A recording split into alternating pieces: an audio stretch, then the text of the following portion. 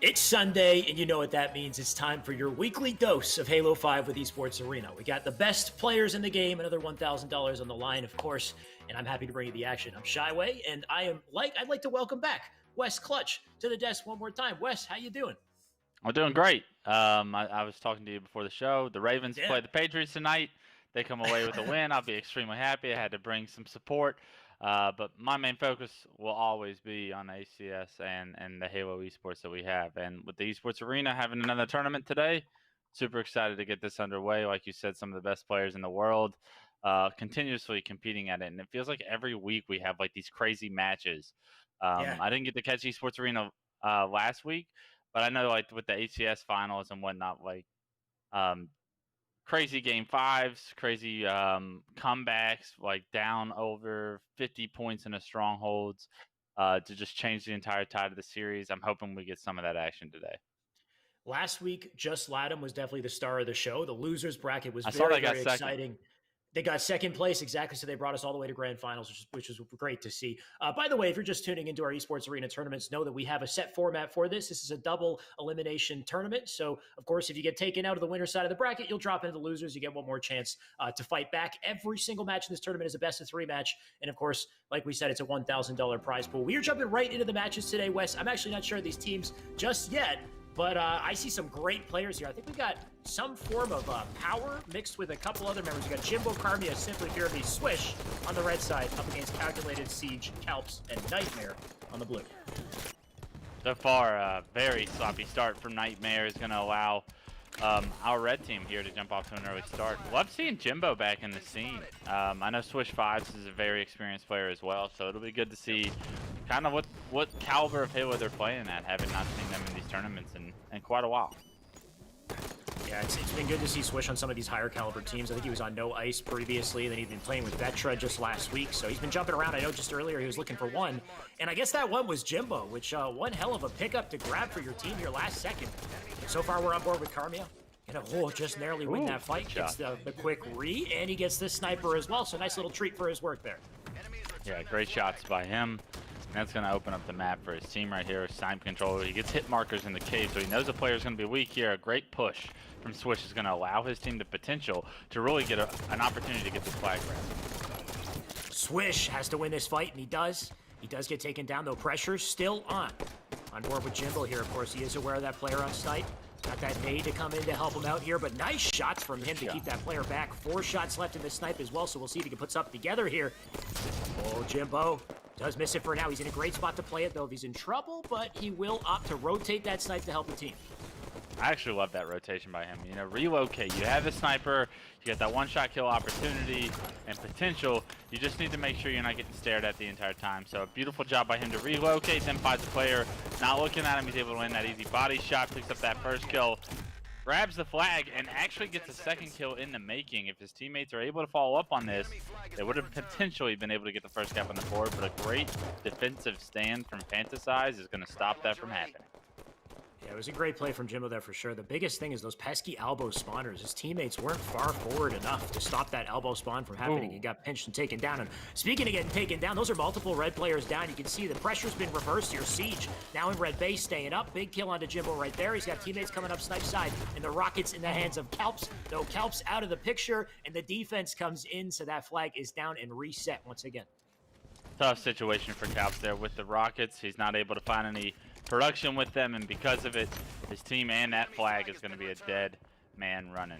The Skadoodle answering the ring of the bell to what we saw Fantasize play defense well, and they play some defense well of their own. Still a 0-0 game as we get about 4 minutes into this game. So far, so good on having some high-level competition against these teams early on in the series. That's what I love to see with these esports arena tournaments is we always got something exciting. We got a double from Jimbo here. Gonna try to capitalize on this. He does leave the stick behind, so great play from him. The snipe is up as well, and it looks like his team is not in position to get a flag just yet, so hopefully they can control snipe side, grab that sniper, and try to turn things around. You can see Calculated just kind of stuck in the base right now. Gonna try to find an opportunity to move up with his teammates when they spawn here, so I like this play from Calculated, but he can't get the finish just yet. Here, he's in trouble. Yeah, and this is going to be an opportunity. Simply, great job getting that pull. This is efficient Halo at its finest right here. If he's able to make it across Catwalk alive, he'd be able to probably turn the corner and still run that. Unfortunately, he gets taken down, and now it's going to put Karmaya in a very tough position where he's going to actually get naded. Did they get a touch on the flag? No, it's a great job by Nate, whomever player that might be. It looks like it was calculated to get that return before anybody could get the next touch. Definitely looked like that flag was out and good to go there through Snipe's side, but somehow Fantasize getting the defense. And defense is pretty much all they've been doing, but this is their opportunity to get some sort of offensive play here. I like this double from Nightmare. He does have the flag out. You can see the counter flag's been pulled, so we might get a bit of a standoff here. His two teammates up on Snipe's side as well, so should be pretty easy for him to get this in the back of the base. I hear some rockets going off, though. That's a massive, disruptive rocket to drop down to get the return right there. Flag on the red elbow. They should be able to seal this out for our first point in the board here. I thought the return was going to come in, but no, Karmaya does just enough to get the touch and punch that one in. They do have 3 dead, so they've got to be aware of the counter cap potential here, and Swish 5s gets a huge double kill to deny that story from happening. Clutch save right there. Nightmare now down out of the picture. Sniper in the hands of Siege, by the way. Got a whiff of that shot. Looks like he's out of ammo, though. He will drop. Still brawls going on in the Snipe side of the map here is Fearme going to stay up in the window. Nice shots from him. He's got his teammates over Silver and Window as well, so an opportunity for a good setup here if they can get their picks, but you can see trades back and forth here, so Fantasize holding on with the defense for now. Love this play by Simply here, actually, to get into the window with those cheeky jumps. Is able to stay alive as the last guy alive on his team. He's going to be able to provide a little bit of pressure. That kill on the elbow opens up so much of the map, and Jimbo is able to peek over his shoulder and finish another player off, which is going to allow Simply Fear to run straight to the flag, pull it off back to the elbow. There is a player that was below. Jimbo's going to actually go down, and with that, I would have liked to see Karmaya kind of run, or simply just kind of run that flag immediately and ignore those players, potentially get it over that hump. And because he doesn't, it looks like the return's going to come in. But great job by Skadoodle to kind of trade those kills out efficiently to where they're not risking too much map control right now. At the same time, it would have been nice if his teammates who were over on Snipe's side made that quick rotation and got the defense on those elbow players so he didn't have to turn around. He can keep running it like you said, but either way, that flag's been reset. Kelp's right now going to try to get this pick on Elbow. Being such a nuisance, though, he kind of spends a lot of time there, gets taken down. Nightmare going to try to do the trick, but he can't do it as well. So big kills once again. The flag is out. Elbow's side. You got Siege who spawned up. He's not overextending. I think he's opted to give that flag up for point 2. Yeah, this looks like it's going to be number 2. Getting punched in by Swish. Great flag run right there. And although they gave up the sniper in order to get that cap, I think that's a well traded off because you haven't seen much life out of Fantasize since the early game. You need to see what they're able to do with the snipe from the cave position. I don't think he's going to be able to do too much as Karmaya actually takes him down, and now he's going to have the snipe in his own hands. Trying to land this shot. This would be a massive kill if he gets it. It almost has the angle. Doesn't get it just yet. His teammate comes in to get that kill from behind. So Karmaya just living up with the snipe right now. In the meantime, Swish going to try to swish this one through the basket, but that snipe, or that flag is down. And it's right in the last links right here. So if anybody can get that re, they can save it. But we'll see if they can pull off this final pull to finish off our game here.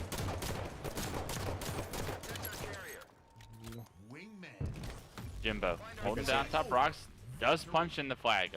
And off screen, that's going to be the last one to go in. And that's actually a pretty dominant performance from Skadoodle right there towards the end, right? I think like for the last 3 minutes, we saw all Skadoodle in the kill feed. We saw all of the control from Skadoodle, and we saw multiple flags go in. It felt like 4 minutes into the game, we didn't see a flag cap, and then in the last 3, we saw 3 flag caps. So a great job by Skadoodle to kind of weather the storm early on and really show some dominance towards the end of that game. Definitely a bit of a momentum swing at the end there for sure. And I mean, it just goes to show the caliber of players we got on this roster. Now, last week, Skadoodle had Vetra on it instead of Jimbo. So Vetra, obviously a great player, doesn't quite have the accolades behind him just yet. He's a young guy. But to trade him out for Jimbo, that's one hell of a trade. I mean, you got one of the best players in Europe to take that spot. On top of this, and this is going to be an interesting talking point that I'm going to bring up throughout the tournament, Wes, is this is a post-Series X world. The Series X is out in the wild, and from what I've heard, from the pros who are using it, is that there's no more heavy aim, is that this is an actual, you're getting an advantage from holding this console. Any thoughts on that, Wes? I've heard nothing but good things. I know a lot of the pros are raving about their experience on it. I think they're all enjoying their ability to express themselves individually with their shots.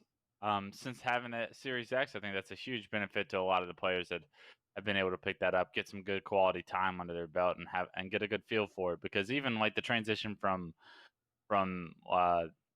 the one to the Series X is going to be difficult if you don't have a little bit of time put under their belt.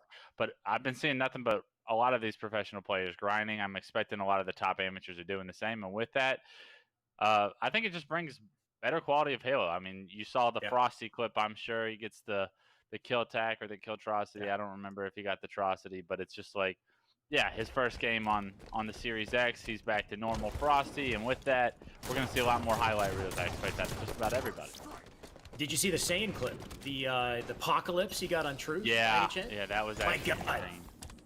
That's the most exciting thing about these consoles being out in the wild is I think it's the level of Halo play just continues to improve. We get to see more out of our best players. So that could be exciting things as far as the plays we can see later in this tournament. But for now, it's all about the plays that this blue team makes to stay alive here. We got Swish on screen. He does manage to get himself the OS to start, though he is down in kills. But the pressure's on from him as he tries to get this player in loop here. Combo comes in, though. Nice use of combo right there, and that does manage to take him out for now. I like this positioning by Carmea real quick, though. He is going to be able to take down the snipe. He gives his life a little bit of an overextension, giving away his positioning for that kill. Probably worth when you get the snipe out of the enemy team's hand. It does look like Simply Fear's got to have that snipe in his hand and has already gotten to do some work with it. Lands a body shot here in the yard. He's just going to immediately look to push this kill, and I actually like this play as well. And his teammate finds another kill. This is a great job by our red team early on into pushing this series to a 2-0. In the meantime, Fear Me can just wrap around loop here. Just going to wait for some information on where these players are. You can see how slow they're playing it. They know he's got sniped. They know he's preying on them. Other two spawn behind him, though. So look at, they're actually linking up with their teammates right there. Nice little rotation by that blue player to get away from Simply Fear Me, make it harder for him to get anything going here. There he is in loop. Shots come in from him, takes him to one shot, and the nade will do the trick. Still got 3 bullets to work with in this snipe here. Just wait for him to plant it. Maybe a backsmack. There you go. Killing spree for Fear Me. 14-9 on the board here, so you can see Skadoodle pulling away once again. Absolutely, and I love what we're seeing out of Skadoodle so far. I'm not quite sure how far this team really can go in this tournament, and there's a lot of questions that they need to continue to answer to be able to show me they can make a great push towards the top 4, towards the finals, potentially, right? I think that they have some individual players that can really play with some of the best in the world. We're going to see if they're as crisp and on point with their strategies and their efficiency in order to get there. So far, they look pretty solid, though.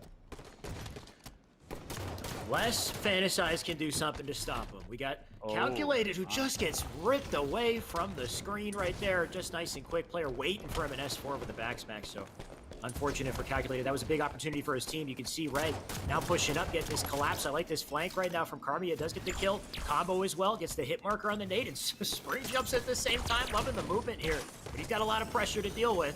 He will have to back down, so nice distraction from him. You can see his teammates coming up through dip side to try to get the cleanup here. Just a 3-kill game, though, keeping it close in our Slayer. Clean movement, like you said. I mean, able to do the spring jump again. Let's show me something. Okay, I haven't seen Shaway do one of those yet in the video. Where does he plan on going next? That was actually pretty crazy. Love this movement by him, and he's gonna be rewarded with the snipe because of that movement, right? Because he's able to traverse the map in that fashion, he's gonna be able to get this snipe and get it out of Fantasize's hands. If he does go down with it, which he might not. I mean, he looks like this is what I would do. Yeah, absolutely. You could just play some dubstep or something to this and just have him traverse the map, and Shaway will clip this out later on. But this is pretty wild. Not too much damage done by him, but he's distracting players left and right and playing his life to a T and keeping the snipe out of Fantasize's hands. So there's a lot that he actually is doing without even having to shoot his gun. Yeah, I know exactly the role that he just played right there. That's pretty crazy to watch. And also just goes to show you how ridiculous bottom mid to top mid is on Plaza. There's so many ways to get up and down. If you're quick and you're clean, even if you're not hitting those shots, you can be a massive distraction. Your team can hopefully pick up the kills as well. Or you can get Siege to pick up the snipe and have his hand at it. We'll see what he can do. He's got 4 shots to work with here.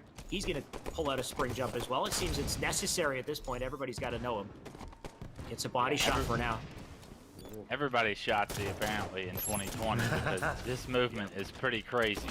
Love what we're seeing out of the young guns, and I love that, like, amateur players are adapting to the movement skill gap and are really like saying, maybe I don't have the best shot, but maybe I can separate myself in other directions, like my movement, like my decision making and whatnot. So that's a big skill set for some of these guys to have, especially when they don't have the shots that necessarily Shotzzy and Frosty have. Fantasize actually taking the lead by 1 kill at this point. We got to jump back into the commentary and talk about this because they are looking to take this to a game 3. Yeah, this is a tight game right now. They just took a 3-kill lead here. Nightmare somehow surviving that exchange. He'll make his way back up to Cinema. He's got his teammates below on dip, so hopefully they can coordinate something. Not in good positions right now. They got to get in the higher ground here, but I like this rotation from Nightmare, though he slides into that fight with poor timing. He does get taken out by Jimbo, and you can't afford to be caught in your animations in those types of situations. That will even up the score. Still got some time till the OS here, but I like the fact that they are getting their trades. They are managing to keep this narrow lead in their favor for now. Yeah, I like this push by Collapses. He's able to take down Jimbo, which Jimbo actually misses the jump. He would have been dead either way, though. Calps able to get that kill very quickly and now apply some pressure towards Snipe. Finds Swish, and if he gets this kill, it's going to open up the map for his teammates to be able to push here. 4-kill lead. Calp's going to try his hand at the jump, doesn't hit it. That's okay, though. He's not under the same kind of pressure just yet. He's got the melee into Fear Me to take him down. So these are big kills right now, passing the 40-point mark. Every single trade is so huge for this blue team. And if they can stop that Snipe from being in play, they can potentially stop any last-second momentum for Red Team. But you can see Skadoodle are set up there ready for that Snipe. Jimbo right now in Cafe going to try to capitalize with his teammate in Yard, but it looks like Swish 5s and Fear Me are doing their jobs well. They get that Snipe side control, and they're in a good position for OS West. Yeah, Skadoodle doing a phenomenal job, but it's this overshield that I'm really concerned about. Who's going to pick up this overshield? And it looks like Carme's going to land a nice headshot. He's got 2 players top yard, and third could have been a possibility, and I believe overshield may have just gotten burned, but at the cost of 3 members of Fantasize go down. So now the game all tied up. Carme still has the Snipe in his hands. The game in his hands as well. It's going to land another nice headshot, and 3 straight more kills go in favor of Skadoodle. When you know the enemy team has Snipe, you can't just peek out Flowers' door. That's the first place the sniper looks. These guys got to be careful. They got to watch their faces. Not only did they make the comeback here, they're now leading by 2 kills. Coming out the window once again, Siege. That's the second time he got shot in the side of the face, my dude. The no-scope in the double from Carvia. Right now. Absolutely popping off. I think he's been the difference here at the end of this game. Carme picked up the Snipe, took the matters into his own hands. And let's see one more. Show me something. Oh, you hate to see that, but a little bit of a reckless push, right? Because now, just 3 kills needed for Fantasize to win this game. They do get 1, but Jimbo gets a kill with the nade. He's going to end this series before game 3, 50-48 Skadoodle. Very close game 2, which is always exciting to see. We very, likely could have seen a turnaround there. We could have seen a game 3. Which is good for, our blue team showcasing the fact that they can hang with players of this caliber. But also, Wes, you were talking about the potential of Skadoodle later on in the tournament, whether or not they have what it takes to be a top 4, top 6, maybe even better caliber team. And now that you've seen that game 2 on Plaza, does that change your thoughts on it at all? The fact that it was so close? See, I think that if anything, it were to deter me from thinking that they're going to beat one of these top teams like KCP or whoever might else be in this tournament, right? I think they're going to have to play at another level. They did win this series. They did win 2-0. They're advancing. They got the job done, which is what matters. But not a great picture to try and do the same against better teams that are waiting further in the bracket. Yeah, I completely agree. Overall, great game, great series. Just taking a quick peek at the scoreboard. Fear Me, great slice from him, 16-14. You know what? We actually don't have time to talk about it. Looks like we're jumping immediately into another game here, Wes. We've got Flyers. Speaking of high-caliber teams, we've got Flyers and Fire and Ice. Both these teams, very high level, go very far in these tournaments. Yeah, absolutely. This is a very interesting matchup here. We have a very familiar names with Flyers. You got commonly Sparty, Straight Sick, and Super CC, and this team kind of underperforms every time I've been able to watch them. Knowing the players on this team, these guys expect to find themselves very far into the bracket. They haven't been able to do so in many of the tournaments that I've seen them compete in recently, so I'm hoping we get to see more so out of them. I'm hoping that they really step it up. I know they've been putting in a little bit more work, and the consistency is something big that I think that will help this team. They're becoming more familiar with each other. They have to be by now. So it's good to see that they currently have the lead. But this Fire and Ice team, no joke. I completely agree. You definitely think, like, when you see these 4 guys on paper, there's no way these guys don't get top 4. But somehow, time and time again, they seem to struggle at these higher points in the tournament here. But and I mean, Fire and Ice, like you said, they're no joke. They're not going to back down here. We got a nice close game. This is, by the way, game 2 in the series, and we're down to the 40 kill point here. So Fire and Ice take this game 2. They're already 1 up, and the beatdown's coming in as well. This is Sparty though on screen, so they're going to try to save this team from getting knocked into losers early here, Wes.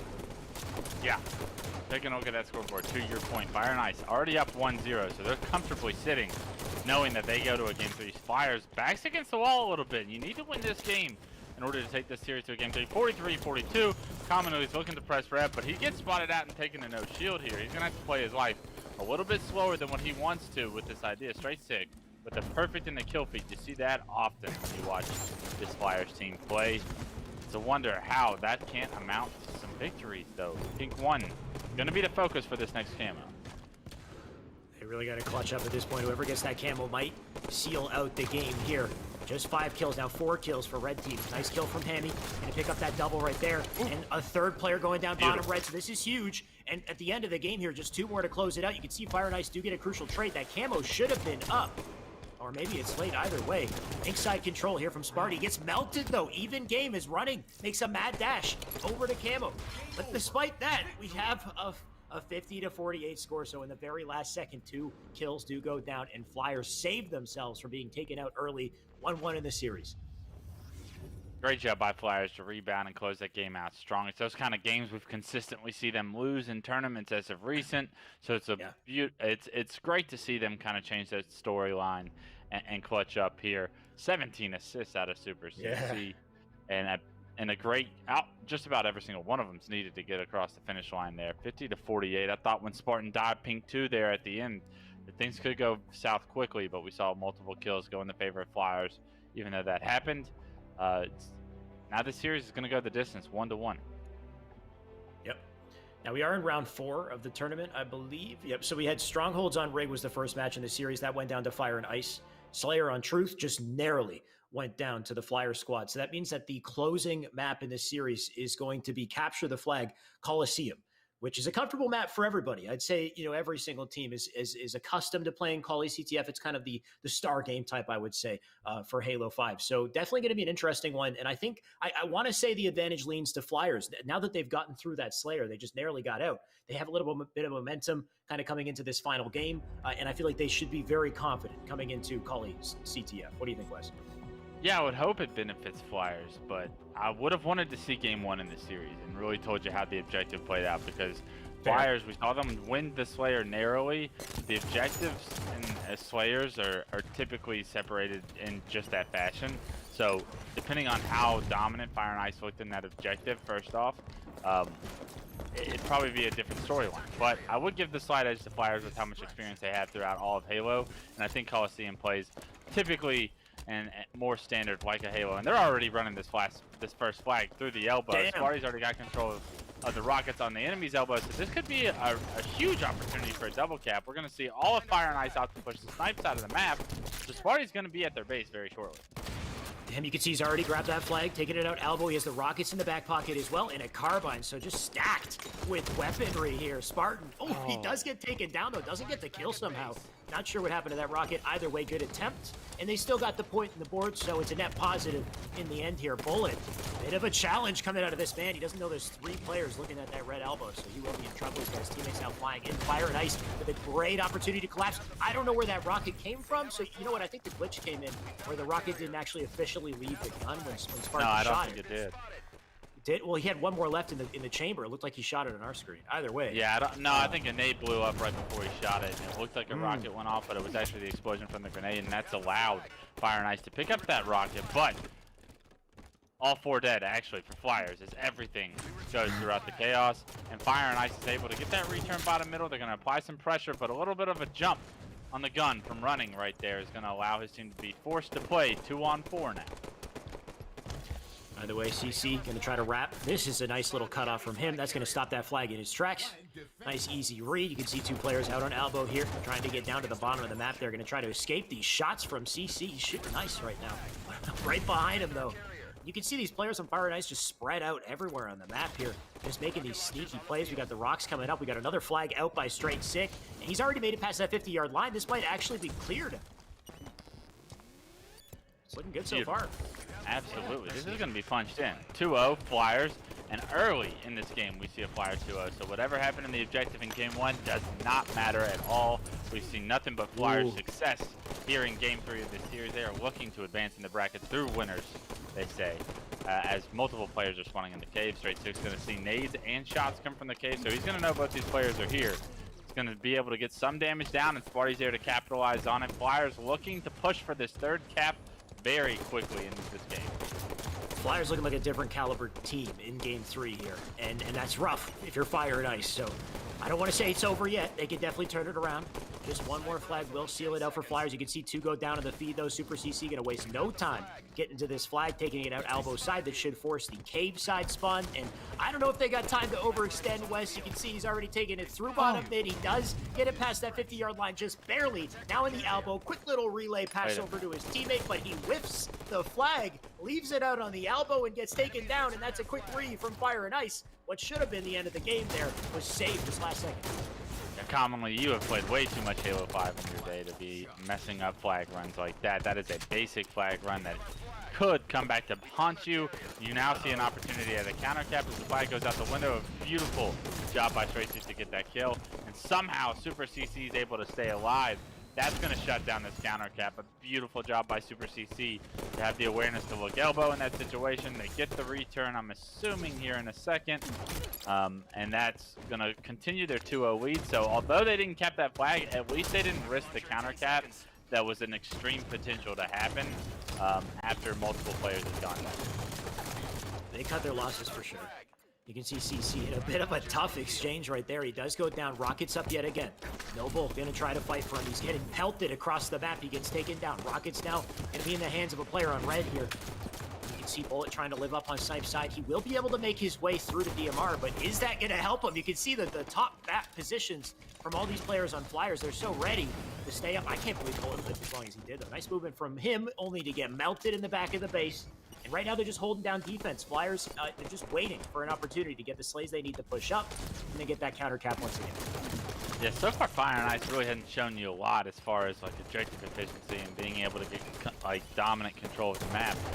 This could be an opportunity for them to get control of elbow, but it's going to be up to Magico now that his teammate has gone down in front of him. He's going to opt to back out and play his life. A great decision by him because I think he was going to end up losing that 1v2. In that situation. He's actually going to double back, pick up that straight sick kill, and running gets one of his own. So 2 fresh dead for Flyers. You want to see them push in.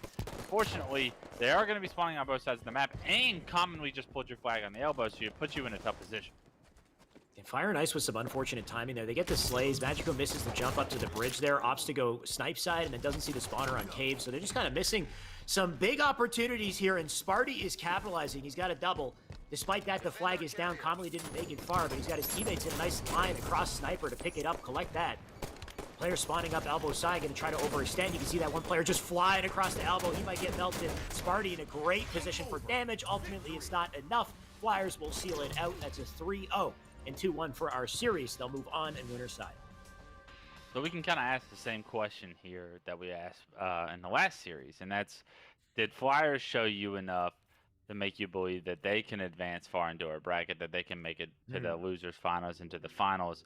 And for me, that was a great game against a very strong team in Fire and Ice. So I like what I saw out of Flyers. I think they're playing at a good pace so far today. I know we didn't get to see game 1, like I said, so I'm hesitant to already check those boxes off. But that game 3 was a dominant performance. I like what I saw out of them. I agree.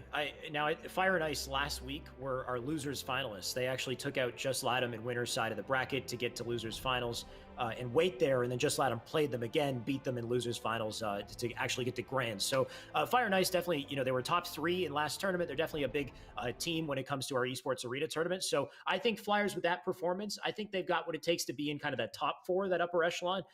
But it all comes down to how they play in other maps, other game types. Like you said, Wes, we got to see Kali CTF. They're great at Kali CTF, but every single top team is great at calling CTF. You take the previously Fung 4 KCP, they're like legends at calling CTF. That's their best map, right? It's everyone's best map. So it's kind of easy to see Flyers play well on that map and say, okay, they're looking good. But then you go back to Truth, and Truth was just narrow. They almost lost the series there, and then they somehow lost in, I believe it was Rig Stronghold. So if not all their game types are up to par, then I don't know if they'll be able to hang at that top level. We'll just have to wait and see, of course.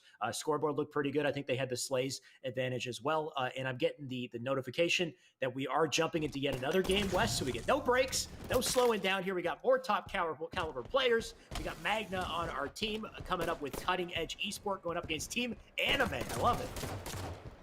Cutting Edge Esports. We see this team very often in this esports arena tournament. Not so, they haven't advanced as far as I'm sure they would like in many of them. So this is another opportunity for them to kind of define themselves and have another opportunity to have their highest placing. Unfortunately, there's some good names on the other side. Eli Elite, very individually talented player. Bomex, a very strong individual player. And Divine Damsel, actually, pretty individually skilled, if you ask me. Everything I've seen from her on that end is very impressive as an up-and-coming player.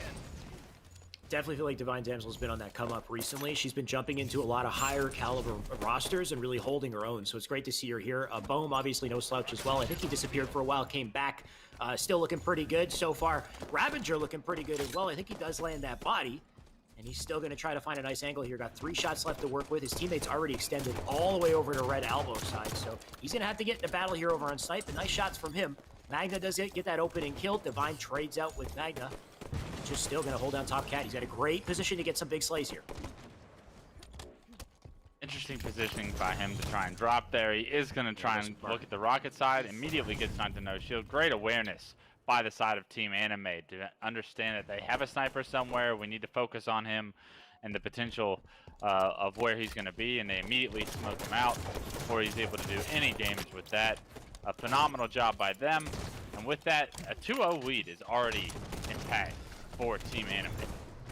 Well, that's the thing, is we jump into these games partway through, so I forgot they already had that advantage here. 2-0, of course, this is still game 1 in this series, so we still got another game coming up here, but another flag's been pulled this time. Eli gonna get the counter, squaring off with Magna. He doesn't get the kill. I was gonna say, my God, if he gets that, that would have been huge. I thought see those 3 players living. I know, yeah.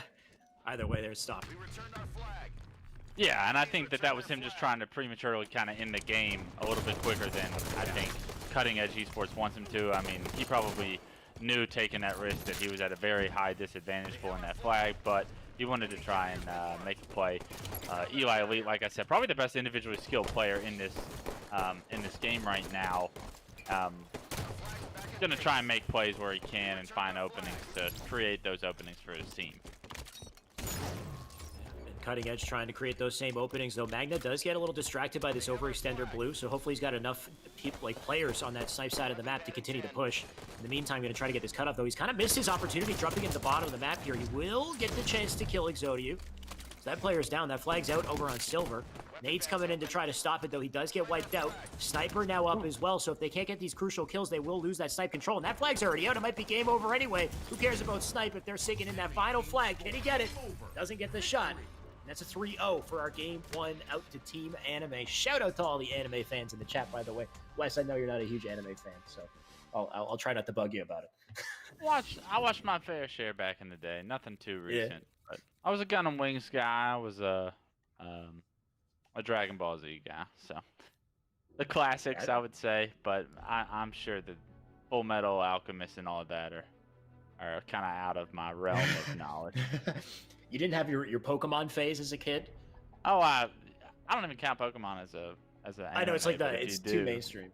Yeah, exactly. I definitely Pokemon, Yu-Gi-Oh. Yeah, I went down that rabbit hole for many years. So I'm low key a nerd. All right, like don't just because I wear football jerseys and I talk sports a lot and eat a lot of protein, pick up some heavy stuff every now and then. Like I got my nerdy side. So I'd like to say I'm this. I mean, both of us we're cast in Halo together, so I feel like the first quality that's necessary to be a video game caster is to be a nerd. So I think we've accomplished that. Thankfully, we're all nerds. Hopefully, you're nerds in the chat too, because it's 2020. Nerds are now it's the way to go. We're taking over, actually. So we're taking over. We are the majority. We're stuck at home anyway. Yeah, we're thriving. Thriving. Let's go. All right. So that does close out our first game. That was at 1-0. Nice and sweet to Team Anime as we took our little sidetrack there. We do have another game coming up next. We have Takedown and Team on Cutting Edge with an opportunity to stop this momentum and maybe get a win under their belts here. Note that Cutting Edge actually did come in top 8 last week, which was a good performance for them. So if they can kind of keep that energy, maybe they got a shot here. But obviously, nobody's a slouch on this red team. So we'll find out. Not sure what the map game type is just yet, but I think it's loading up. So we'll find out in just a second. Or I'll find it for you. It should be Slayer Plaza coming up next. Yeah, I think it's going to probably be the first series that we tuned into set of game types and rotation. So Plaza Slayer sounds about right. I'm not sure if Cutting Edge Esports is really going to be able to take this to a game 3. There was nothing that we saw in the moments that we watched game 1 that showed me that these two teams are like very close, Nick and Nick, and will trade games out. I think Cutting Edge Esports is really going to have to dominate the power-up story and the power weapon story if they want to keep this game close and potentially get to a game 3. Yeah, it's going to come down to that sniper for sure. I mean, I think we see some of the biggest swings. Obviously, the OS very important as well, but I think some of the biggest kill swings are going to come from that sniper control. They got 8 shots to work with. If they set up properly, get that sniper in the right places, get a couple picks there. They can also force a spawn. Something we're seeing at the highest level in Plaza Slayer is to force a spawn in the bottom of Nest and have players kind of converge around from Cafe, from over on Loop side, maybe up on top Yellow. So the moment they come out of the bottom of Lift, they're just getting melted, and there's not really much they can do to survive. So whether or not these teams can kind of get those slays and coordinate, I think is really going to set the momentum going forward. But I think, at this level, we could kind of see anything. We could definitely see some surprises in Plaza Slayer. So as soon as that's ready to go, we'll be jumping in. Could you give a prediction? Do you think it's going to be over here and it's going to be like just a total, like, you think it'll be close? What do you think, Wes?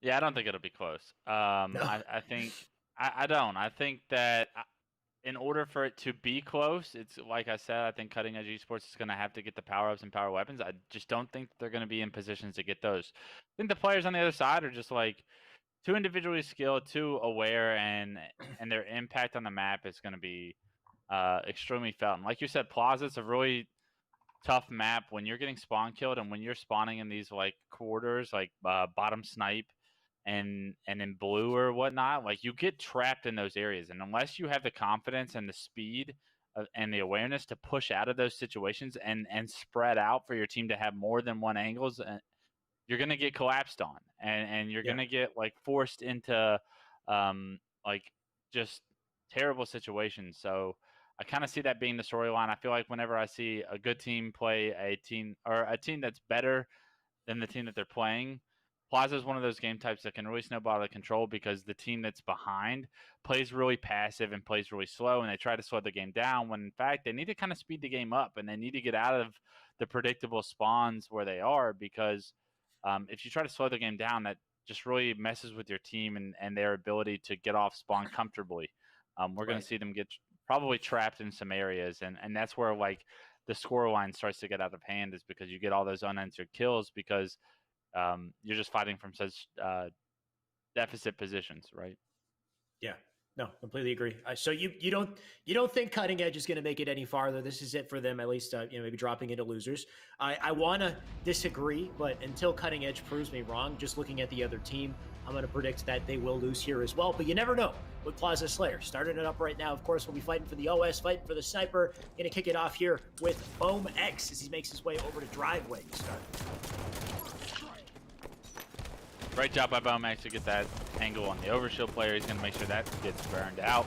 There is another player top middle and another player top snipe. He gets damage on both of these players. Actually, kills one of the players. Thought he was going to get the second. ZI Elite was able to get that one of his own. An early lead for Team Anime, and I believe they were able to get the snipe as well. So this could be exactly what the doctor ordered to take this to just a 2-0 series. And a beautiful no-scope by Exodia. It's going to also project that into a 6-2 lead. So this is one of those situations I'm worried about, right? They're spawning blue, they try to all force in the yard, but they're all taking the same angle, they're all trying to take the same fight, and it's a very predictable fight at that. 3 straight dead, and now the scoreline is 9-2. We have the snipe going for no scopes. Love the aggression by our red team. And now, once they flip the map on him, they're going to be able to flip the map on him again, potentially, right? You see that one player sneak over to blue, so I love that play by that first spawner to get over to blue. If he's able to stay alive, he could stop this snowball from occurring.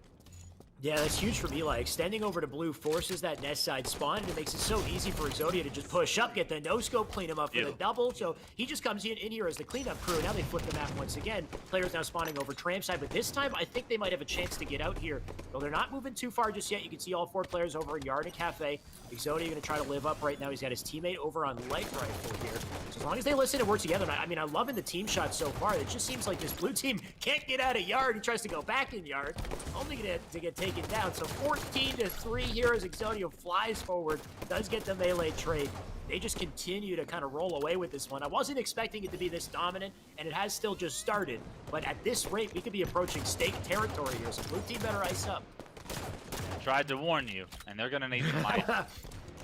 This overshield coming up could be exactly what the doctor ordered for the steak dinner, or for a comeback to try and be mounted, but I don't think that's going to be the case, and it looks like Team Anime is going to be in position to deny this overshield at the very least, if not acquire it for themselves. Nobody, it looks like, on Cutting Edge Esports is there, but Cerebrum actually slides in from the snipe. I don't like the play by Team Anime there. They had 2 players taking the same route for the overshield. No one taking an angle to get even sight lines on the snipe side of the map. It's going to allow Cerebrum to get that overshield and deny it, but a 22-8 score line still remains to be the fact.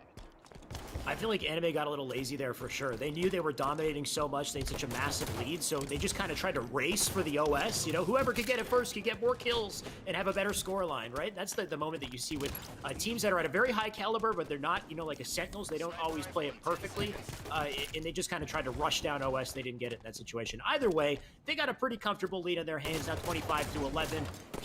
Cutting Edge going to try to creep up just a little bit here, and Bohm trying to shut them down and escape there, but does get tripled. What? Beautiful. How does he get that kill? Nice little reversal there from Bohm. Divine Damsel going to be in a bit of trouble here in Cafe, but things still looking pretty good for Anime. Yeah, things are looking just fine for Team Anime still. A new snipe did come up, and it's going to be in the hands of Bomex. So if we're hopping on board with him, he's going to be actually knocked back by a nade real quick. Does get some hit markers, I believe, on his teammate with that nade. Unfortunate for his teammate, but he's going to be able to sit back here with Snipe and Chill. Nice headshot on takedown. It's going to continue this score line to be at the point of 14, and we just look at the observer mode. You see Cutting Edge Esports all trapped in Yard. You have one player that spawned out. He just actually got killed.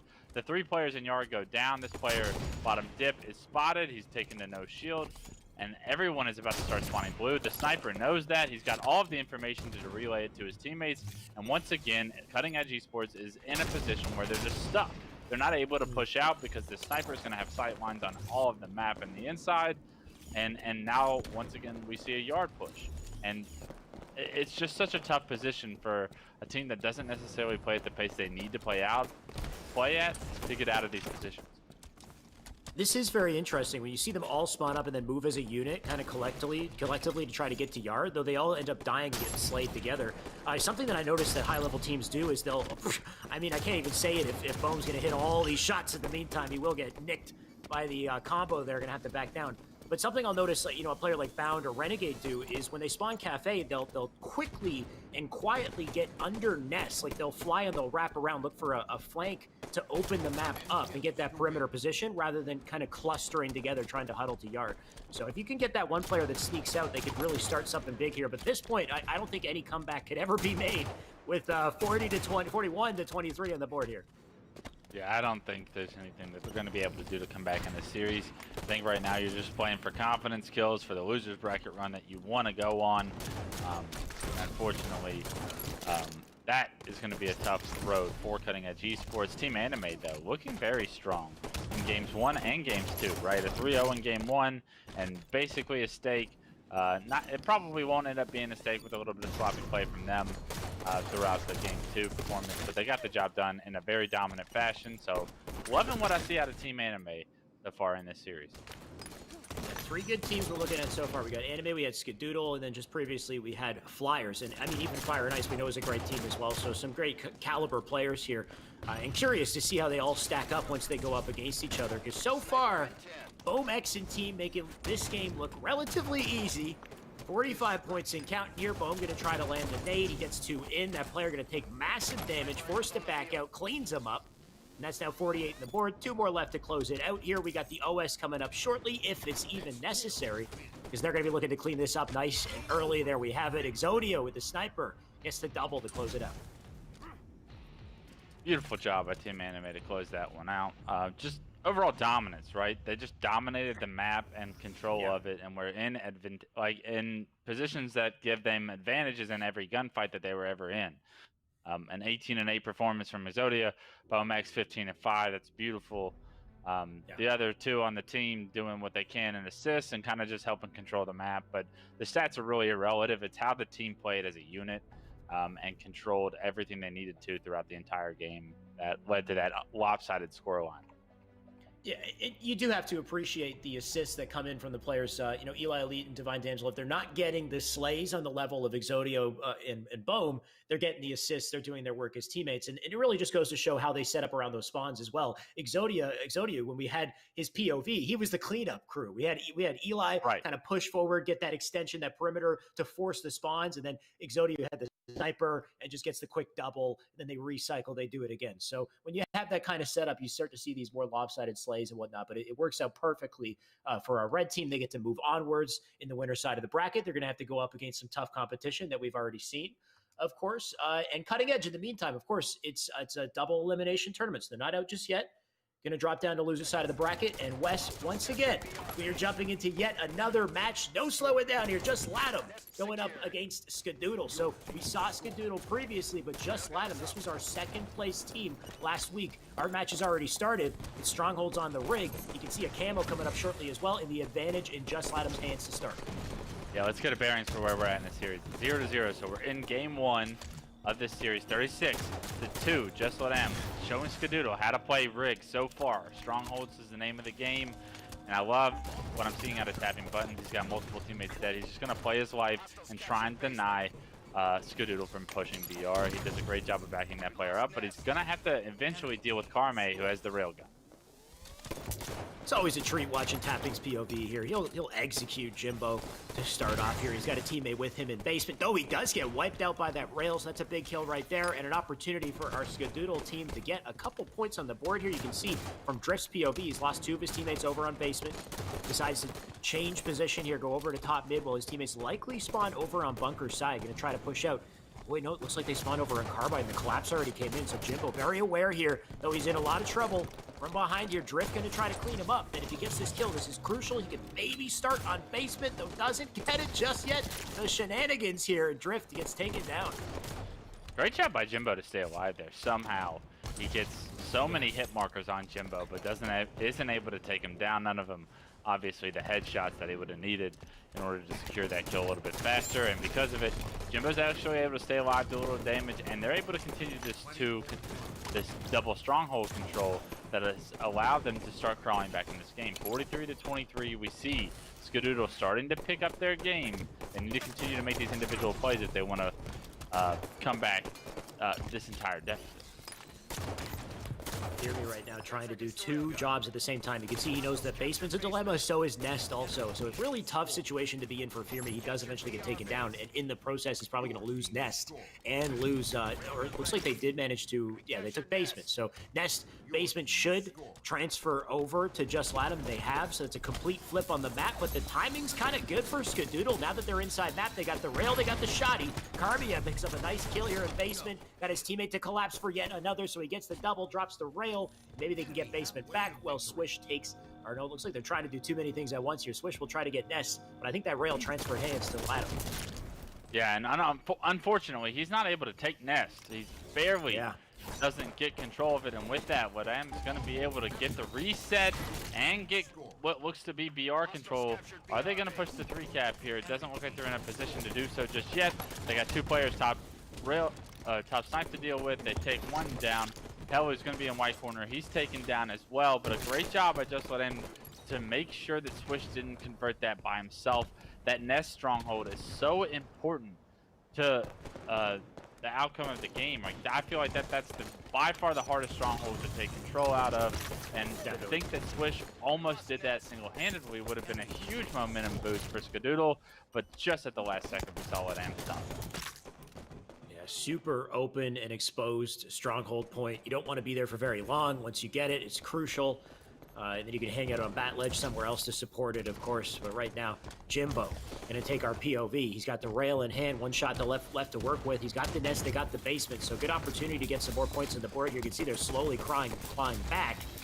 Jimbo just looking for an opportunity. Doesn't need to overexert himself just yet. Needs to pay attention to basement, though, and he doesn't get the kill. It's a big slay right there from Atso. That was a double. Gives him the rail as he flies over to white corner, cleans up Fear Me. It's a big play from him, and that forces the bunker side spawn. You can see them pouring out a bunker, trying to get the BR base, but Latham taking back control of the map yet again. Beautiful job by Just Let Him to continue to waver. The Storm Skadoodle has early on in this game fell behind, and they just continuously are trying to make up for that deficit.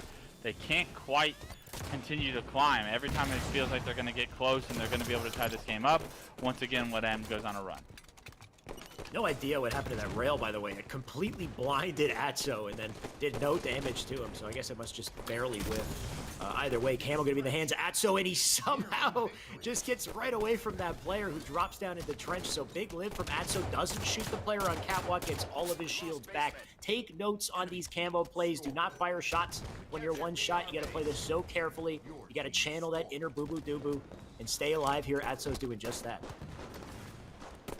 Beautiful job by Atso with this camo so far, just securing nest and making sure it doesn't get taken over. He spots the railgun player. If he's able to take down one or two of these players, this is going to be a game-changing outcome for Atso. He's going to secure the win, I think, with those two kills. I know it's still 85 to 49, but those two kills are so massive for the momentum that Skadoodle potentially could have started. Yeah, Skadoodle's still going to try to capitalize here. They do have Nest right now. If Carmi can stay up, kind of a tough spot. I like his awareness on Carbine. He does see that one spotter, that spawner, this drift right there, though it takes too much of his attention right there. They do manage to get Nest, so that's crucial, but they lose their lives at the same time, so very quickly, just Latham, not going to waste any time. They fly to Nest to take it back. Wes, we talked about how difficult it is to get this point, so you got to love how quick Latham are to capitalize. And in the back pocket of Pelu, he's got a rail, so he's got a potential double kill or some sort of slays coming up here. Doesn't get the kill somehow, and it looks like that cap does barely get captured. Pelu making a big attempt at a play here, but he does get taken down. Doesn't get the melee on the Jimbo, or else that would have been a huge double kill from Pelu. Yeah. But great damage, and his teammates, I believe, were able to capitalize on it. They're still scoring. They got 97 points. It's a triple kill from Drift. It's a perfect shots that are going to give it to him, and that's beautiful from Drift. They get the win off that, and Drift going to be riding high into game 2 after that beautiful perfect that we saw at just the end of in order to clutch this game 1. Yeah, nice play from Drift. I'm used to seeing nice plays from Drift. I think he's just getting started, so what a way to close that game, but a way to also just remind us that, you know, he's playing, he's on Just Latham, and he's going to make some big plays today, because he just went 18 and 10 on that board. I got a quick peek at it. That was pretty much all I got to see before it switched off there, Wes. Either way, I can only guess that Just Latham had a bit of an advantage in slays there. You could tell that they had that map control for the majority of that game, especially with Basement and Nest. In the situations that they lost those captures, they managed to get back the crucial points quickly. Like you had those two players on blue that flew over to Nest to cap it. They lost their numbers in the process capping it, and Just Latham are so quick to capitalize to get those points back. Well, they have the timing to do so. And with those types of team plays, it's the reason why they get as far as they do. They make it to grand finals. At this rate, I feel like, you know, Just Latham are poised to kind of take us through here with another win for the series. Do you think there's anything the Jimbo and team can do to stop that from happening, Wes? Yeah, I think they have the potential to take this to a game 3. I'm never going to count them out. I think that they're all individually skilled. I think this Let AM team is just so strong, and they're so practiced, and I just don't think that I can say the same about the other team. I think it wouldn't shock me if it goes to a game 3. I definitely think that they're underdogs going into game 2. We saw good performance out of them. I don't think that they're playing at their highest peak as of yet in this tournament, but so far so good for them, and I think that they are a league above this team. You talked about how they're well practiced. I think that's the beauty of the fact that Just Latham has been the same squad for weeks now, months now, right? They've just stuck together. Absolutely. They continue, months since the beginning. I think they maybe had one player change. They had Tapping come in a little later, but either way, even Tapping's been on the squad for months at this point. So these guys are so confident playing together. Whereas this blue team, they have just come together today. Jimbo, we know for a fact, has never been with this squad before. He's like, heck, I don't have a team, so I'll just jump in with the Skadoodle guys. So bit of a rough position for them going up against such a well-oiled machine. But it's Slayer coming up next, Wes, and you know Slayer. It can go any which way. So we'll have to find out if they can hold on here.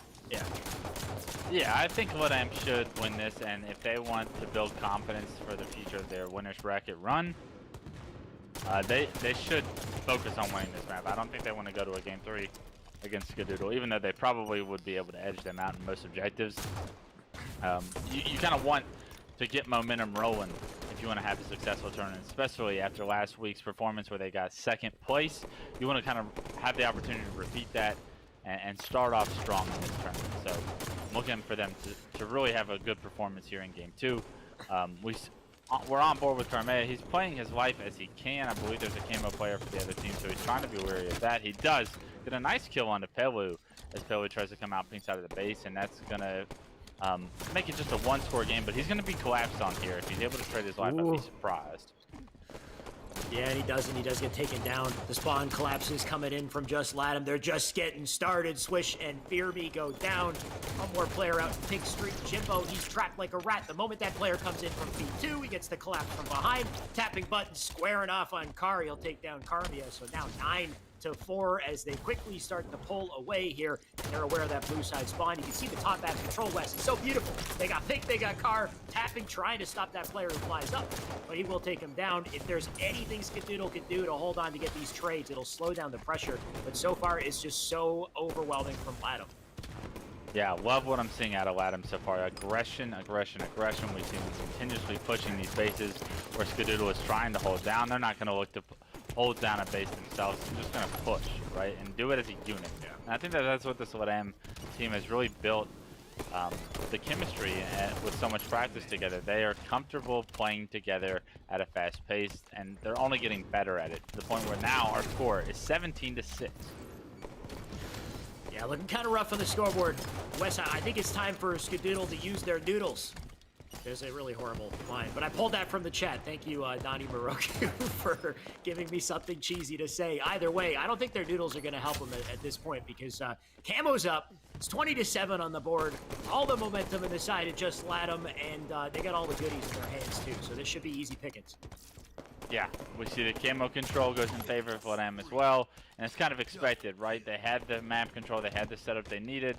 A killing spree for Drift with the double kill with the camo is going to open up continuous map control for his team, and they're going to know these players are spawning away from their teammates, right? This is beautiful. I mean, he's not even having to move. So you want to talk about movement and how it's important. This guy is just sitting top middle picking up kills left and right and center. It's an 18-kill lead, and he still is just sitting top middle with this camo. Hasn't even been shot yet. Probably hasn't even been called out to this point because no player from Skadoodle has even looked in his direction until this point where Swish gets taken down from a beautiful combo. Oh, for a second, I thought he was going to get that kill as well. What an absolute slaughter, though, Wes. My God. He's just sitting top mid, not even using his left stick, like you said, spinning around, getting kills. Fear Me on board here, going to try to do something to stop the bleeding. At this point, a 15-kill deficit they got to come back from. Drift with the nice shots. Simply, Fear Me does back him down, though. You can see some good, damage coming in from these guys on blue, but they're constantly caught with their pants down at the bottom of the map here, dropping off of P2, losing those power positions. Jimbo going to try to make some plays here, collapsing on Tapping. They do get that kill. You can see those players spawning up in red, so maybe an opportunity here for Jimbo to get the ball rolling as he tries to sneak up on red base.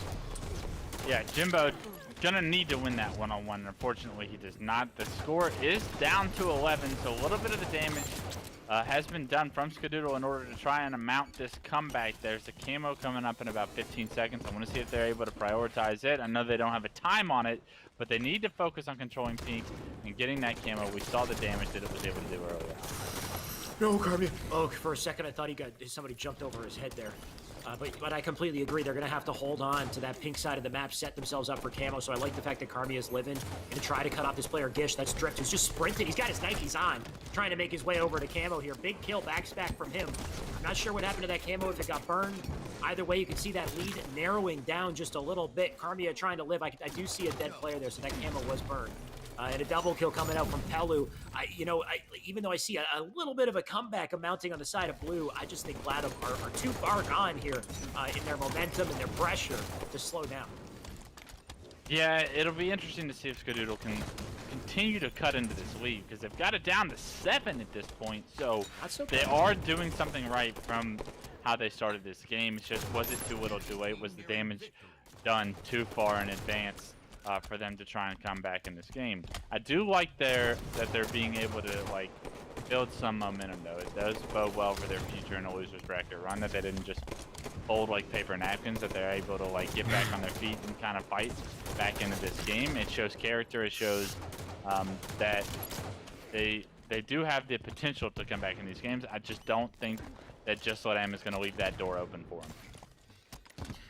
Signs of life from Skadoodle as they try to contest this overwhelming odds, like he said here, coming from Just Let Am.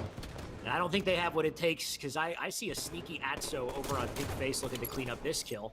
They do that, that brings them to 44. You got a player under red base, another one over on blue base, but Tapping's got that one nice and dealt with, so he's out of the picture. 46-36 at 10, that make a 9-kill lead. But at this point, with only 4 kills left to close out the game, they can fly like they can't lose at this point.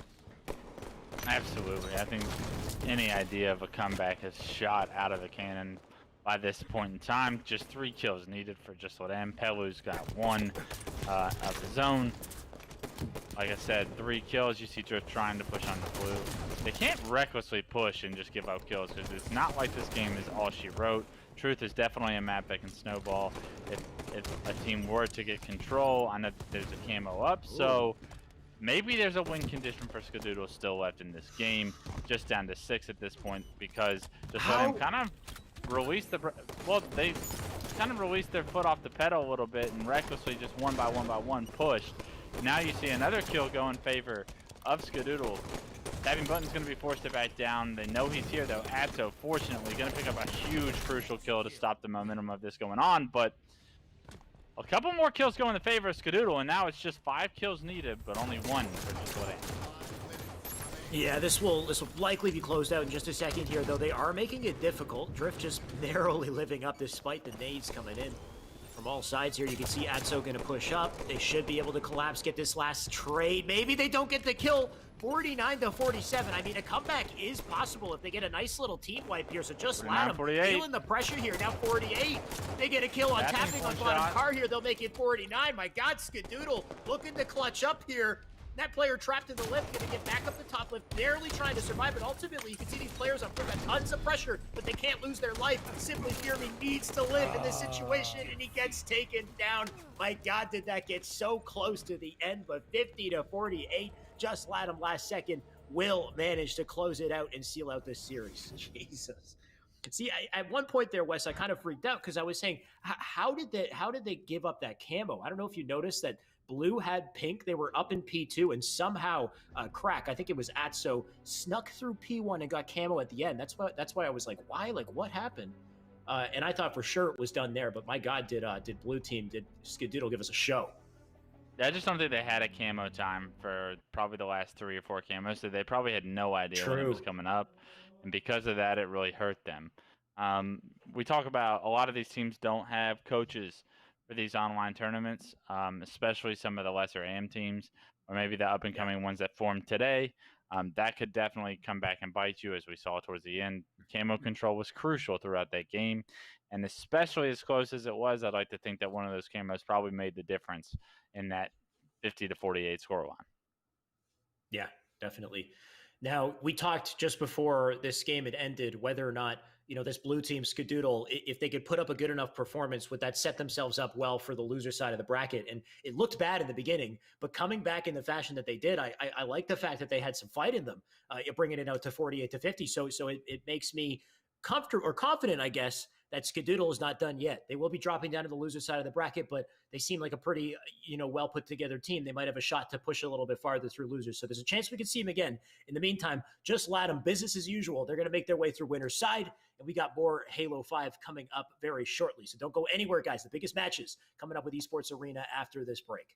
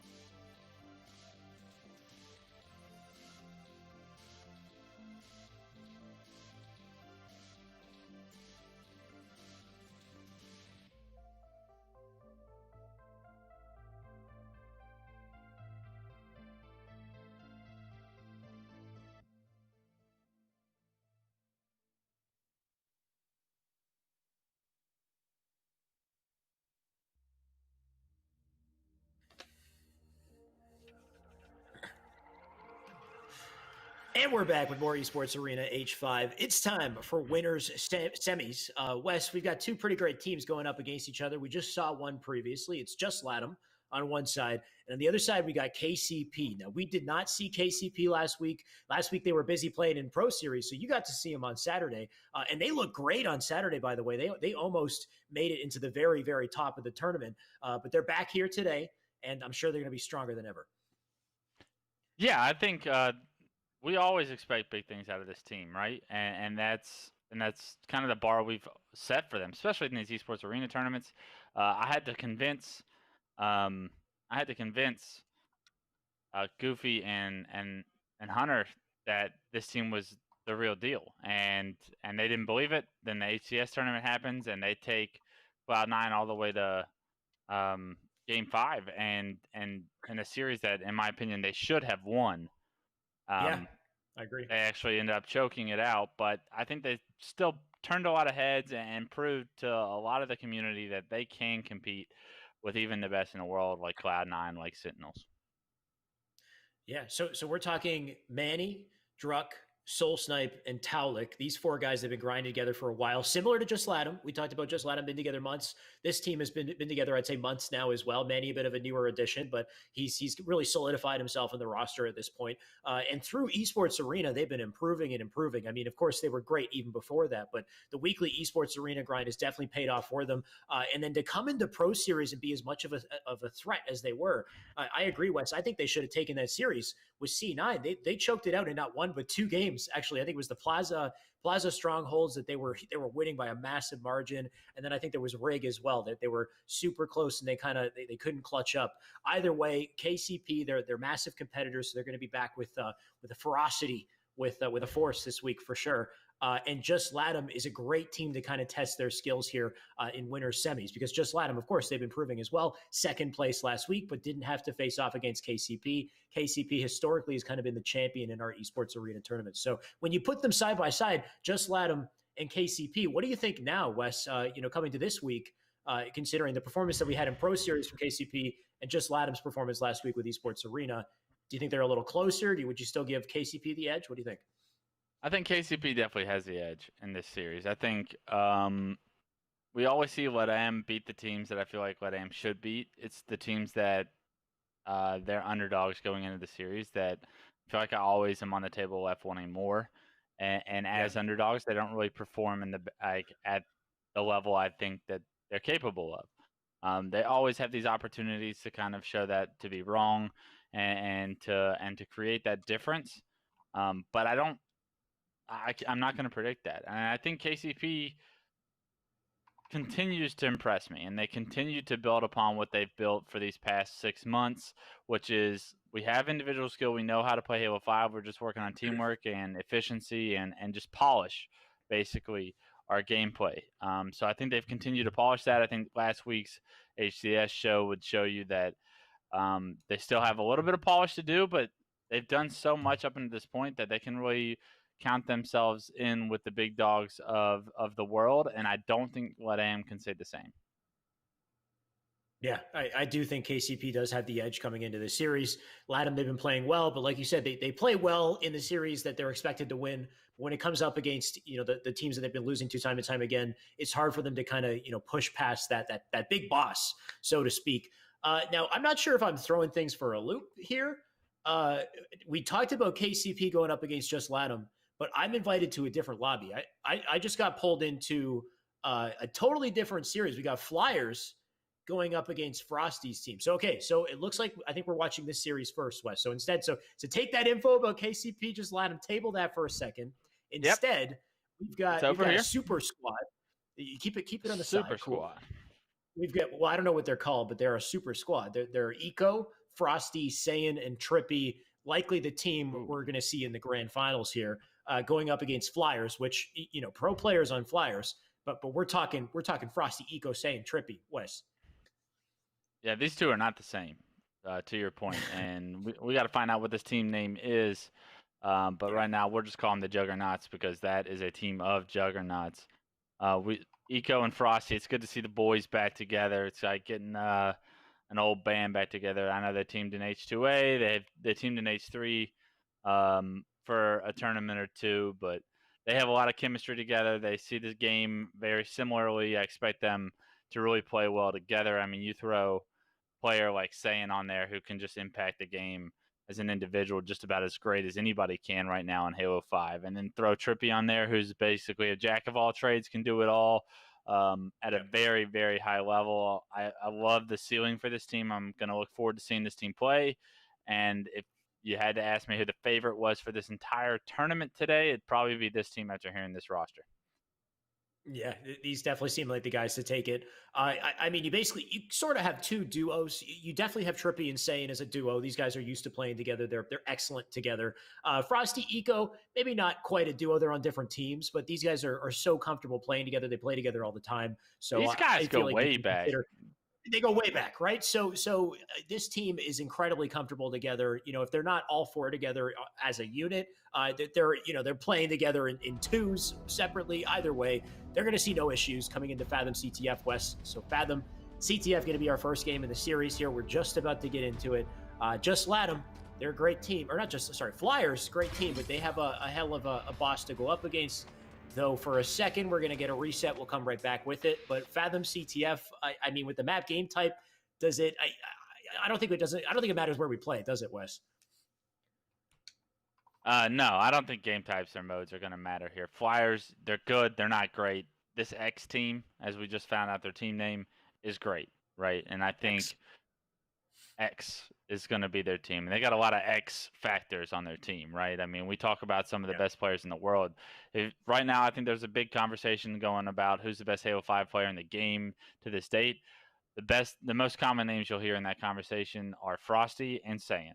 And now they're going to be on the same side. And that's a scary thought to have that much firepower. Then you throw somebody like Eco on there, who's one of the more impactful players in Halo 5. I don't know if we're going to compare him to the level of Frosty and Saiyan as far as like flashy individual plays, but like what Eco does during a game, the efficiency, the consistency that he brings is unmatched just about. And he's always, it feels like he's always, when the game is on the line, Eco's always part of the impact of deciding that game in his team's favor.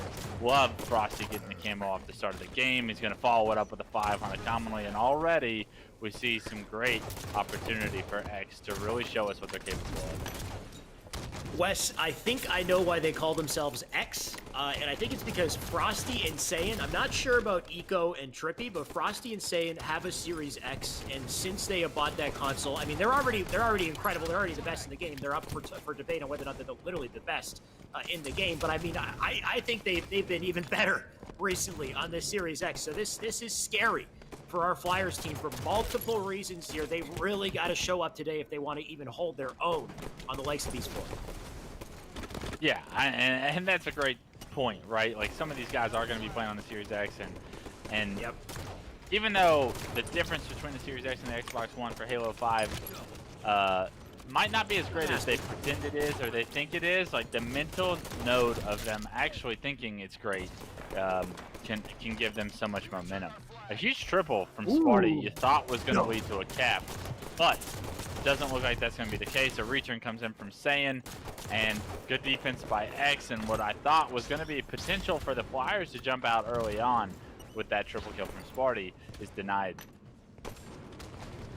Whether or not you got a Series X doesn't mean Spartan's just going to start missing shots. I mean, this guy's a laser regardless, so expect some big plays to come up from him. Either way, Eco going to try to hit some shots of his own, and he does just that. He hits a perfect 5. Going to make his way over through blue court here. And he will have to square off with a player over on this flag. I like this play from him to get back here on a straight stick. Clean this kill up right now. It doesn't get the win, though. He is taken down. GC coming out with that one. That'll stop them for now. And flags out on both sides. That was a huge nade by Super CC, and I believe it's going to potentially stop this flag cap, but it actually turns Flyers flag onto the board. They're going to punch that one in, and that's all because of that nade from Super CC. Flag still out, or this team needs to weather the storm. We see Super CC has also collected the camo and the railgun while all of this chaos is going on. So Flyers actually getting the better of X early on in this game. I know we kind of counted them out already in the series, but they got a lot of individual skill too. So these players are playing well. If they're clicking, if they're giving power-ups and power weapons, they're going to be able to do some damage here. CC just has to live, and unfortunately he doesn't, though. That's a spree that he got before dying. But he does get ripped off the map. Connolly goes down too. Trippy now up on the silo. Nice little setup spot. You can see those players spawning on elbow because he's standing here. But he does kind of walk his way over through porch. Gonna try to play sneaky. He gets taken down to no shields, though. He's got Saiyan flying in to take the brunt of the damage here, and Saiyan gets a huge kill. Frosty with one as well. And this is the type of collapse that you need to see from our X team to get a nice, comfortable flag out of the net here. And they do just that, Wes. I think this one's going in. You do have one overextended as Tyler. That's Sparty trying to get in there last second. If he can stay up, he can stop things in their tracks. So Sparty making a big play with those nades to slow Trippy down. But is it enough? Big kill, though. Sparty on the defense. He does get the re, so Flyers upset a cap opportunity yet again and are pulling a counter. Sparty with the huge plays. Absolutely, and that was all 4 dead for X, so there's no way they're going to be able to stop this one before Sparty throws it in the window. And 2-0, Flyers jump out early in this series and show they have what it takes to compete with this X team early on. I mean, Wes, you and I, we're talking, you know, it should be almost like an easy series for Team X with the level of play that we have on that squad. But, I mean, for a second, I think we doubted Flyers. We doubted their capability, and I think that might have been the bad play here, so far at least. 2 flags on the board. They're holding on. This game definitely isn't over yet, and Ego does have a rail, so things could turn around real quick here. Yeah, this railgun control is going to be key if they want to come back in this game. 1, Eco able to find some success early on. 3 dead for Flyers right now. Eco spots the last guy bottom middle, and Sparty going to win that one-on-one. A crucial, pivotal one-on-one for Sparty to win. Could potentially be the opening his team needs in order to stop this cap. A second kill comes from Straight Six. Gets the camo. Does he stay alive? No, but a great attempt and distraction that he's able to lay. Does look like the flag gets punched in, however, for X. So a burn on the camo is all Flyers can really reward themselves with that situation. Saiyan ends up with the railgun at the end of the day. So a good job by X. So once again, get the power weapons and try and amount this comeback after being down early 2-0 in this game. They are definitely an amount in the comeback. I mean, they got 2 slays on the feed. You got another one coming up in the generator. Guarantees silo spawn. And Just Saying is completely aware of that, though he doesn't get either of the kills. Those players will overextend. Going to try to get the cutoff over on BR here, but Saying he's still preying on him. Still holding down that angle. This is the great escort defense coming out from Saying. Even if he's not necessarily getting the kills, look at, there's the shots coming in. They keep that player back. That gives them 2-2 on the board. The pressure's still on for X as they're warming up. The momentum on their side here as well. And Saying finally sinks that rail into a target. So things looking pretty good for X as they tie up the game, and they got that map control back. Love what we've seen out of X so far after being down 2-0 in this game, right? We've seen a lot of resiliency out of them. They've been able to weather the storm. They've been able to get control, start focusing on those power weapons and the power-ups, and it's turned them back into this game as it's tied 2-2. Now Flyers, having been up 2-0 in this game, you need to figure out a way to get your feet back on the ground and get some map control, because right now Eco Smith has the potential to rain some terror from top middle. A great job by Straight Sick is going to get that kill, but Straight Sick needs to play his life here and maintain this map control for his team, because this game, still neck and neck, is going to be next cap win. Yeah, definitely still a close game. Got some good pressure coming in from Blue, but Trippy looking to stop all that. He doesn't get the double, though. That player will back off. 2 big kills do stop that flag in his tracks and gives Frosty an opportunity to get back to top mid. Start to lay in the damage here. The scary thing about players like Frosty is the moment that team starts to go ahead, like the moment Flyers gets that advantage, which they did early on, I feel like a player like Frosty would be like, hey, wait a minute, what's going on here? Like, then he would start to focus up, he'd start to clutch up, you know? So I feel like X are only just getting started. Insane showing us that. The camo's still up, though. Yeah, if you go up 2-0 against this team, you need to be able to find a way to close this game out. Flyers has found themselves in that situation. They have allowed X to crawl back into this game. Having it be tied, you want to see Flyers close this game out, because if they lose this game, that will be very devastating for any potential momentum that they could have built throughout the series. Having had this game won, basically, like, clinched earlier on in this game, you have to wonder what they're going to be able to do to close this game out. They try to push into the base, but Saiyan and Trippy are going to deny that. They find a 3rd kill on the Sparty. They've got the flagpole they need, and that's 3 currently dead. Commonly's taken down to no shield. He's actually taken out. The spawners are going to be nowhere to be found as Trippy jumps into the window, punches it in, and the reverse sweep in game 1 is going to be the storyline that X leaves us with. I do respect the fight that we saw out of Flyers to start that game, but in the end, it just looked like business as usual. The moment that X get the ball rolling, you can just see it on the feed, Wes. They get that round of slays. They just capitalize. That flag goes out. There's just nothing that team can do to stop it when you've got 3 dead like that. I think commonly he was the last line of defense, and he got taken down there in the end. But it's just a scary situation when X gets that ball rolling. Like I said, now speaking of scary situation, take a look at that scoreboard. Frosty with 20 kills there, the only man to get to the 20 kill mark. Though relatively close score lines overall, I'd say. It's not like they're very lopsided one or the other. So that's nice to see, which makes me think the Flyers can definitely contest this team, but can they take a game off of them? They got to really fight, and it looks like Cauley Slayer is going to be next in the series. Which we know how Slayer goes when there's snipe on the map and you got Frosty on one team, Wes.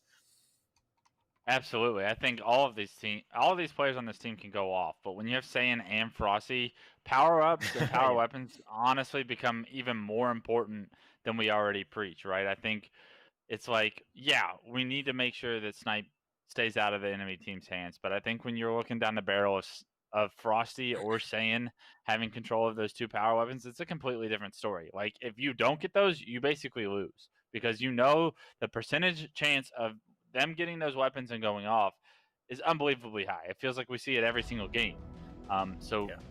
Getting them out of that position entirely is a win condition for our Flyers team. We'll see if they're able to do that, but the deck is heavily stacked against them. They are going to have to not only grab the weapons, but also like either go off or keep themselves in a position where they can very easily play that weapon and get it right off the map right away, just to shut down the momentum possibilities we can see here. Because Frosty, he's already starting to cook. He sent a nade over to the snipe, but didn't launch it, but he's got the snipe in hand. And Wes, we talked about the percentage, or what is it, just the consistency that these guys have when it comes to landing shots, to making plays. And Frosty looking for the first blood here, sniffs one out over on the pyramid, but Saiyan gets to him before he could. You can see now 5-2 on the board here, so the early lead in the favor of X, and Frosty looking for spawners. Yeah, Saiyan gets the rockets, Frosty gets the snipe, and a 5-2 lead X early on. You can't write a better picture if you're an X fan for how this game started off. I don't even think Frosty shot his gun in the last minute. He hasn't needed to for his team to have the lead. Yeah, Frosty 2 shots out of the chamber, 6 shots left to work with. No dice just yet, but he's just getting started. Nice and patient. I like how he didn't fire that shot until he knew he had the guaranteed shot here, or the angle that he needed. Right now, he's having some trouble just finding that opportunity. You can see 2 players over on the maze, and they are trying to chow him through Fountain. So Frosty with a nice rotation here gets behind the teammate, back out the elbow, and now resetting the situation where he can look for angles, look for some prey once again. New spawner out an elbow. Doesn't spot that one. He's right up on the top of the map on rockets here. Cheeky spot to be in. You can see his teammates getting all these slays. And he does have awareness of that one player over on Snipe's side, but ultimately no opportunity for Frosty yet. His team's playing so well. Yeah, and he's... Look at the confidence that he was playing with. For him to stand all the way out on top rockets like that, like you can just tell he's just oozing confidence. A beautiful headshot on the player from this angle with Cave. Knows he's going to get pressed by a top rockets player. He's got the confidence to no-scope this player. Does he have the skill to do so is the question. Going to opt to back up, try and play his life. He does get away with it for now, but there are players that look like they're going to be pushing. Good job by Frosty to land 2 body shots, though. That really keeps some pressure on to this Flyers team. Both those kills get cleaned up from the looks of it. And with that, Frosty's actually rotated all the way from top rockets back to blue elbow, and then all the way to red cave. He's been no shield what feels like this whole time, but somehow, some way, Flyers finally take him out. But that's got to be a really frustrating experience, right? Like, how much focus did they have to spend on Frosty throughout that entire sequence in order to finally take him down? It's wild how long he does stay alive, and the way he just kind of weaves through everything. Like he was backing up that entire time. He just went backwards through the entire map for that rotation, and just narrowly dodging things, getting the angles that he needs to land the body shots, do the damage to help out. I mean, despite the work that he put in, though, it is still a 5-kill game, and CC did put that last shot to good use. So there is a shot here for Flyers to make some sort of a comeback. We got that new sniper coming up as well, though. And it looks like our red team is in position to grab that yet again. So Frosty gonna go for round 2 with the snipe, Wes. Yeah, and I think to your point earlier on, like Frosty just backing up, even though he's weak, he's just taking these angles. He's just so aware, right? Like he knows these players are spawning red. He's got the individual skill to hit the no scopes and the shots. But yeah, his patience and his awareness are just so unmatched. I think that's what really makes him the special player that he is. 2 more body shots you can add to the list. Neither one of those kills do get finished up, it looks like, but it's going to stop Flyers' ability to advance on the map for that time period where their shield is down. And because of it, it's going to allow his team to freedom a beautiful back of the head headshot on the straight 6. He's starting to land these shots as well. He said, no more body shots for me. I got to hit the head. A 10-kill lead for X right now is doing phenomenal things for their ability to advance in this bracket once again. And I love the play by Eco to get out of dodge, go back down snipe. Actually takes 2 players down and no shield, takes 1 with him before he goes. And I mean, CC will take himself. I don't know what happened to him right there. He just dropped off the map and died. So unfortunate for him. Trippy does try to get those rocks. They go down in center. Kevin Eco spawns up. Perfect position to grab those rocks and keep them in play. Frosty back up in that cheeky spot once again, looking for prey below. Gonna find him in straight 6. Shots go in. Can he clean it? He gets the trade with a perfect kill. So good stuff from him. Flyers definitely not making this easy, but you can see X pulling away as time goes on here. Now 36 to 25, an 11 kill lead. We got Eco with the rockets in the back pocket, living up on DMR here, looking for more opportunities to keep this lead extended. Yeah, and Eco still has 1 rocket in the chamber for his access, right? And I think when we talked about the win conditions it was for Flyers to try and take this game too, to make this series go the distance. We talked about power weapon control. We have seen nothing but power up control in favor of X. And because of it, that scoreline is going to be heavily lopsided towards X as they look to close this series out. It is kind of wild to think about it like that. Just Flyers, as great as they are, not a single player on Flyers has had a power weapon for more than 5 seconds in this game. You know, and at one point in the beginning, maybe it was a little closer, but that's the reason why there's just such a dramatic difference in score at this point. It's not only the fact that they're hitting their shots with these weapons, it's how efficiently they cover those weapons, they grab them in the situations that they need to. So, I mean, well, they have better weapons. Just, you know, yeah, they got better weapons, but I mean, when they don't have the weapons, it's how they set up, it's how they capitalize when those weapons come up, you know, to pick them up, and then you just kind of keep the onslaught going forward. Either way here, we got less than 5 kills left to close it out. That backsmack from Eco brings us to 46. That's Connolly trapped underneath red base here. Eco looking to clean that up as well, and he does so with perfect shots. Nice little reversal from him. Gonna be closing this one out in 3 kills. That's the thing, is you know Saiyin's gonna land perfect shots as we see him get 1 in the kill feed. You know Frosty's landing perfect shots, but when Eco and Trippy are able to kind of perform at that same level, just paying attention to the kill feed as Frosty picks up 2 with the snipe before the game ends, just to prove that he was gonna pick up the 3rd snipe of the game for his name. It's just such an overwhelming task to try and beat a team like this when they're all playing well, and you see even Eco hitting those perfect shots is going to make that mountain even taller, that task even harder to achieve for a team like Flyers. They're going to have to be bouncing to the losers bracket. We see X advancing in clear dominant fashion. A little bit of a storm they had to weather in game 1, but we saw that reverse sweep, and ever since then, I think that momentum can carry them a long way. Definitely. And what's nice to see on that board as well is we had a lot of Frosty love in this game. We got to see a lot of his POV and how he was making some nice plays to stay alive, to do damage that he needed to. But when it came down to the scoreboard, it was Trippy going off in the end. I'm assuming Trippy was kind of the cleanup crew in this situation, going 16-6 in that game. So great performance from him. Of course, we expect great performances from the players on X. So they continue to dominate in that fashion. Now, it looks like we are jumping into another series immediately, Wes. Just want to let you guys know, Flyers, they're not out of the tournament. They dropped down to losers side of the bracket, and we know they're a great team, so they definitely got a shot at making a comeback through losers. But in the meantime, Wes, we had talked about this just previously. We're getting that series now. We're getting Just Latham going up against our KCP roster. I am making an attempt to get to Observer, but I think I might be stuck here. I'm in the game, but you know what I'm going to do is I'm going to try to leave somehow. You know what? Give me a quick reset on the app, and then we'll come right back in. Either way, we got a Fathom CTF coming up next, Wes. We got KCP going up against Just Latham. This is the other side of winter semis. We kind of given some thoughts on this series previously, but any updates you want to give before we get into this one? Yeah, I think LATAM is going to really have to be playing well to compete with this team. I think KCP is bound to meet X further on in the bracket. I'm looking forward to those two teams playing, so I don't want anything to ruin that.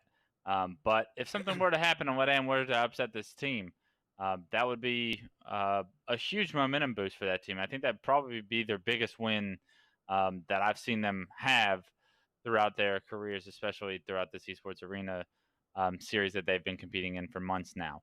I think they're always close but not good enough, and I kind of expect that same storyline to be the case. KCP, I'm looking for them to almost leave a dominant fashion in order to show me that they have what it takes to beat a team like X later on, which I know that they're more than capable of. Honestly, I think it's kind of, I don't know if I want to say lucky for LATAM, but it's a good thing that LATAM ended up going up against KCP and not X to get to this point, right? Because for LATAM, I feel like they're as great as they are, this is a great jumping off point for them. This is a pretty closely matched team that they've gone up against time and time again in Esports Arena. And now that they've come in second place last week, they can really kind of flex their chops, see if they've improved at all up against this KCP roster. If they can take this team, the momentum it gives them going into that next matchup with X would be huge. So it'd be pretty exciting to see how this one turns out. But Fathom CTF is our first match of the series, just like last series, Wes.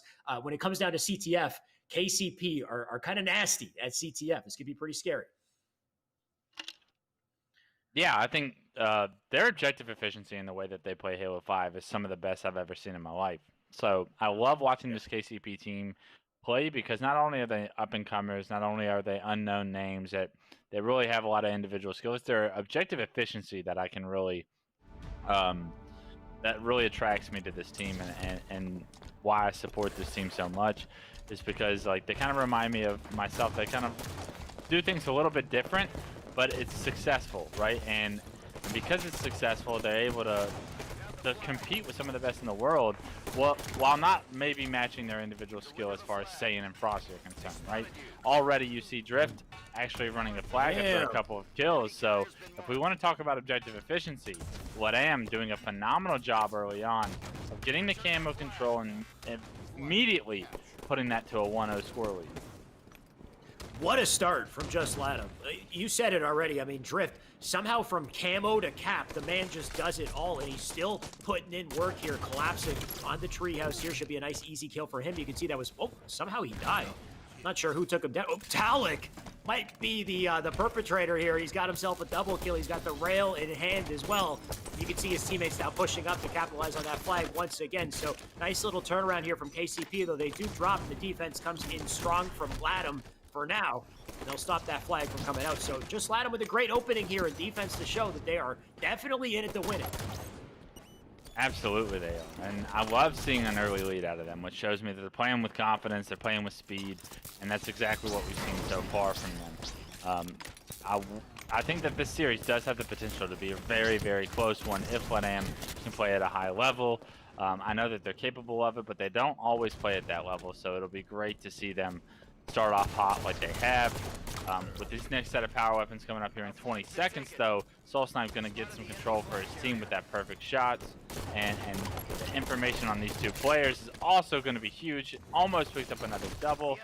Unfortunately for Talik, he's not able to capitalize on that because there's a player behind him, and Atso picking up a huge kill that could potentially read the railgun control here in a second. Yeah, Talik had to watch his back there. He just came into courtyard, spun around, got backsmacked.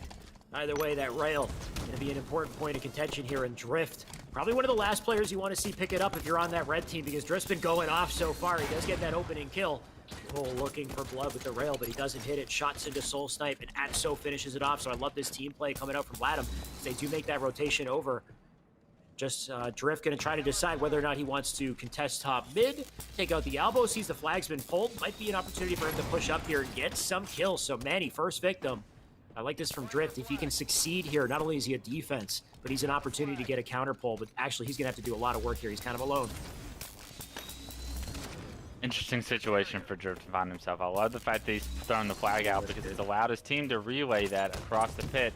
But now that Drift is still in the base, he's got a decision to make. He's got that rail gun, and he does get spotted out by Druck here. Druck going to be stuck by himself on the silo. Is going to get pushed by this railgun player.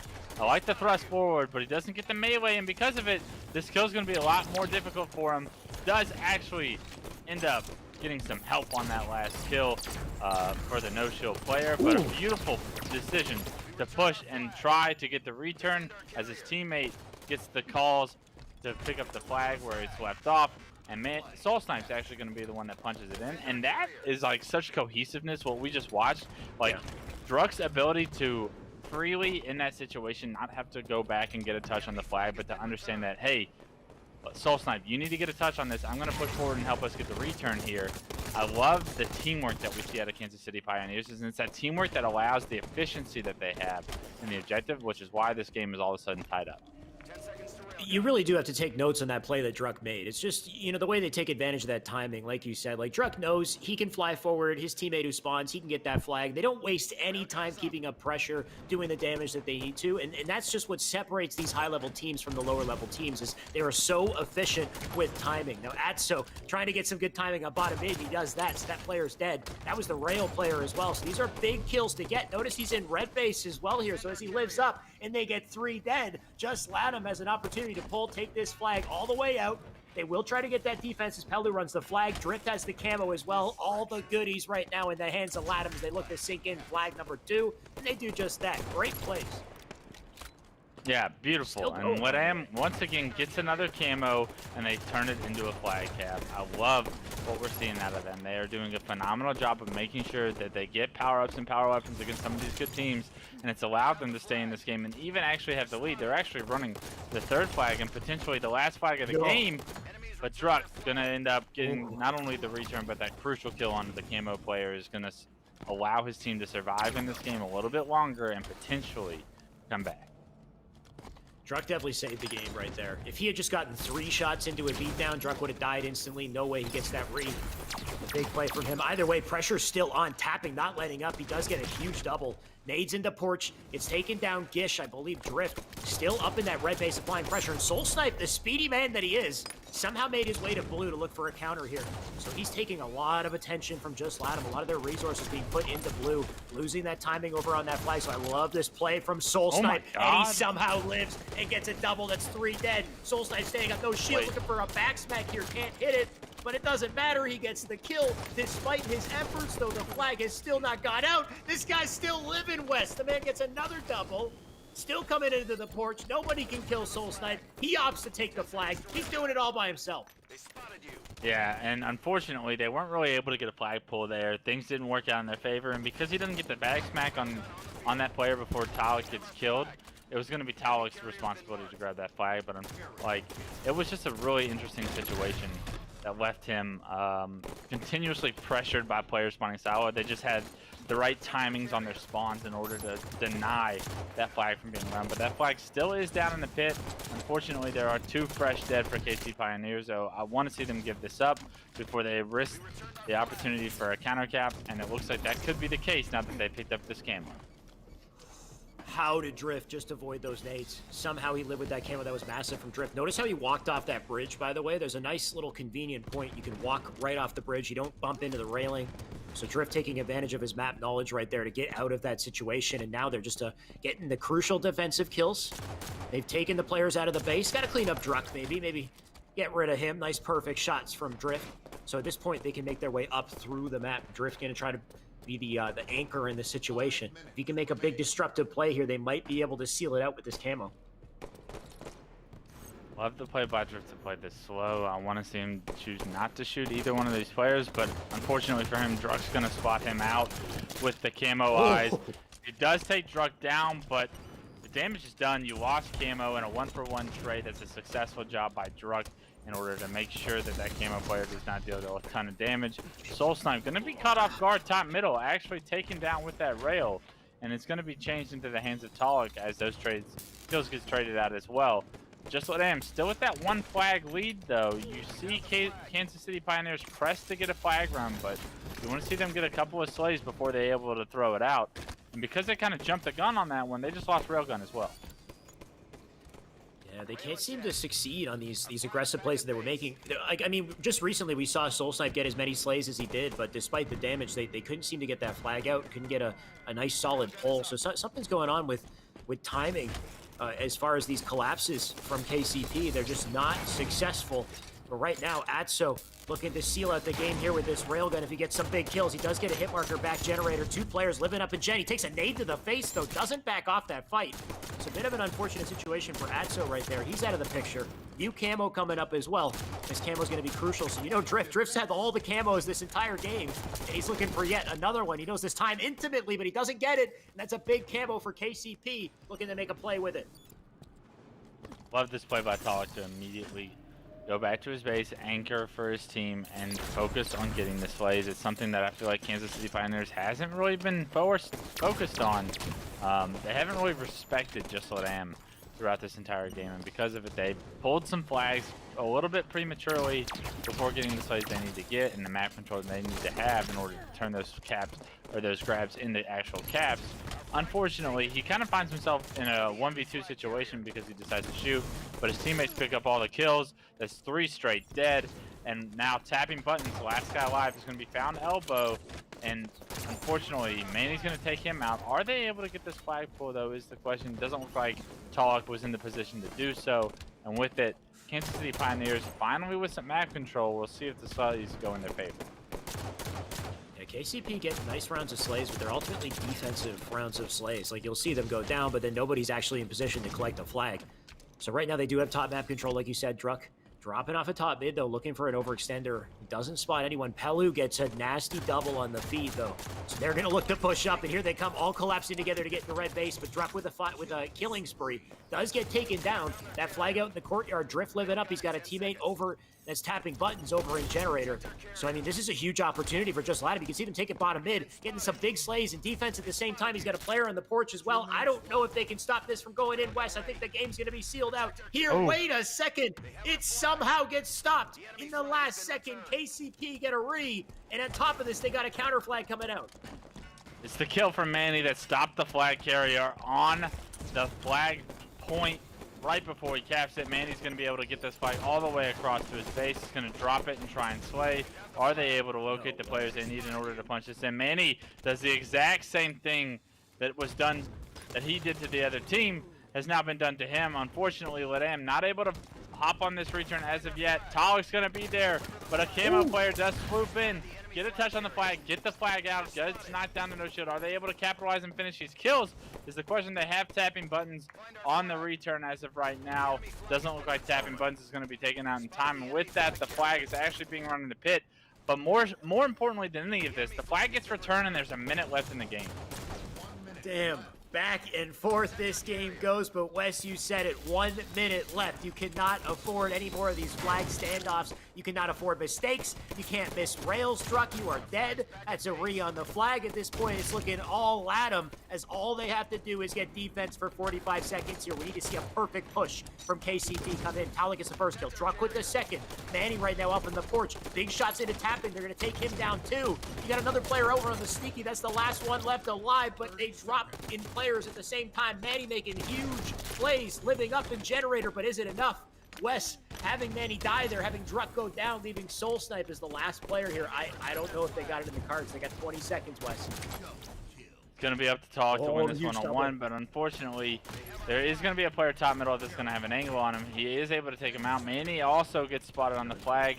Manny cannot get the flag out the window, and with that, that's going to close the door on game one. Just Let Am actually winning game one against Kansas City Pioneers. This could potentially be the upset we've been waiting for from this team.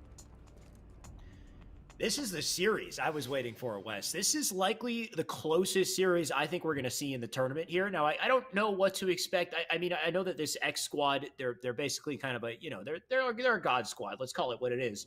It doesn't mean they're impenetrable, but when I think of the series that are going to be the closest, that are going to be the most exciting, I feel like this might be the one right here, Wes. So exciting so far. That was a hell of a close Fathom CTF. Of course, it is a best of 3, so we could definitely see a hell of a lot of contention here. But my God, when we look at the scoreboard, we look at the slays. Just Latham outslaying for sure on this board. So, I mean, they won, but it was so damn close despite the slays that they got. Does that tell you anything about objective efficiency here, Wes? I think it was just an overall good game by them, right? I think it was just overall well played by Just Latham. I think Fathom Flag is one of those game types that's difficult to. It's difficult for some teams to kind of get a grip on sometimes, and I think Latham did a phenomenal job of having control of the camos and the rails when they needed to. It was really the camo plays that stuck out to me from there and that allowed them to really play some efficient objective. And I think they capitalized on the control that they gave themselves. So good, efficient work from them, as well as great defensive stands that gave them that game 1 performance. Well, let's see them carry it into Slayer. If they win this game, Just Latham will move on in the winner's side of the bracket. Of course, if they lose it, we will go to a game 3. It's going to come down to the snipe, the rocket control as well. Atso going to make his way over to rockets. You can see his teammates going to go for snipe side. And it looks like he does get those rockets for free. So everyone in KCP opting to go for a snipe side push. And let's see if Atso's decision to get those rocks pays off. It looks like it does. Just Latham with 3 big kills. Snipe goes down, doesn't toss it off the map. Atso trying to save it. I love the stabilize there. He's got all the goodies now. Yeah, great start for Just Latham right here. They've got both power weapons. They have a lead. They have map control. And unfortunately, they just threw it all away. Druck able to kill that player and take both power weapons into his own hands. A beautiful job by Druck to continue that aggression, catches that player off guard. And with it, it's going to kind of slow down any momentum that I thought Just Latham was going to be able to have. Yeah, Atso went for the selfless play there. He dropped the snipe to give it to a teammate, but in doing so, it almost seemed like they kind of didn't have positioning. There was a bit of a frenzy that came back when KCP just flew back into snipe. And I mean, Soul Snipe now has the sniper, though he does get a double. That's off there. That's been taken down for now. Druck with a big pick as well. So they very quickly kind of even the odds here, 8-7 on the board. That snipe's going to change hands, and now Talik has an opportunity to Blaine to come. Talik needs to go off with this snipe, needs to create some separation between the scorer line because Kansas City Pioneers does not want to lose this series and go into a loser's bracket situation. They want to find themselves playing against X in the winners finals, and we'll have to see if Talik is able to make the plays to take this to a game 3. Fortunately, they do have a 2-kill lead, but unfortunately, his teammates seem like they're giving up a lot of the map right here, and he's going to be forced to relocate. Misses an easy shot on the Pelu, but Soul Snipe is there to help him finish that player off. And with it, the lead is extended to 4. Rockets are coming up, but more importantly, Talik's still in control of the snipe and the map. And great positioning from him as well. He's contesting those rockets. Anybody who tries to contribute, he can take down, though he does whiff his shot. Got a player over window, player up on rockets, hit somebody. Right now, he's under a lot of pressure. He does change the angle. I like this. So sneaky from him. He hits that surgical shot. So great play from Talik, looking for another. That player does narrowly escape. I think that will... Oh, they haven't got the rockets just yet. Tapping buttons in such a rough position. He gets blamed by Talik. That was the final shot in the snipe. Now 18-15 here as KCP look to pull away, but that rocket launcher still up. They're going to be fighting for that in just a second. You can see them waiting with bated breath. Nobody wants to fly up to it just yet. It'll be interesting to see who finally makes the mistake to go for those rockets, but it does look like Manny goes down, and with that, I believe that's going to open up the map for tapping buttons to pick up the rockets. We see it in observer mode. He's got rockets in his hands. Talik rotating towards the elbow. Does he know this player is behind him, though, is the question. You see in the kill feed, Tapping's already found some success with those rockets. And with it, it looks like Ladam's in perfect position to get this next sniper, but Talik, having pushed bottom middle, is going to have an opportunity to kind of try and upset that. Talik's totally disrupted everything with his bottom mid push. He also picked up the ammo in the snipe. Going to try to rotate that out through the maze, and he does manage to do that. So get a quick reload on it. Reposition himself, looking for blue elbow side spawners. But right now the fights are still going down over on the snipe, so he will change his position here. You can see 3 blue players over on snipe. Gets the killing spree. Oh, doesn't clean up tapping buttons right now, and that might bite him. You can see those players pushing through snipe, so I love this rotation from Talik. He's got to get the hell out of here. Good job by Talik to get out of dodge there. Does get nicked by a nade. I would have loved to see him go elbow instead of trying to sit in this window. Doesn't find the player top catwalk. Doesn't have the timing to spot that player before he drops down. The game all tied up 25-25. These teams are playing at a very even level right now, and that's a big advantage for Just Let Am, right? I felt like the question was always going to be, can they rise to the occasion? It looks like they've been able to do just that in Game 1, and in Game 2 they find them in a very similar situation. Yeah, just one kill separating these teams. Snipe still in the hands of Talik. He's got a full snipe to work with, though he's taking pressure from Red. Gonna knock Pelu down just a little bit. But now he will get taken down. So this is a big opportunity for Just Latham. I mean, Talik getting kind of caught with the sniper there. KCP in a lot of trouble here. They do have the rockets, though. Big plays coming out to stop this pressure. Tapping with the kill on the feet. I think that sniper has now changed hands. I'm not sure if somebody grabbed it on Red. I don't see it on the overlay just now. I think Blue might have it. Either way, Pelu trying to live here. Gets taken down, Tapping with a big kill as well. Still an even game back and forth, and that sniper is going to be so damn crucial.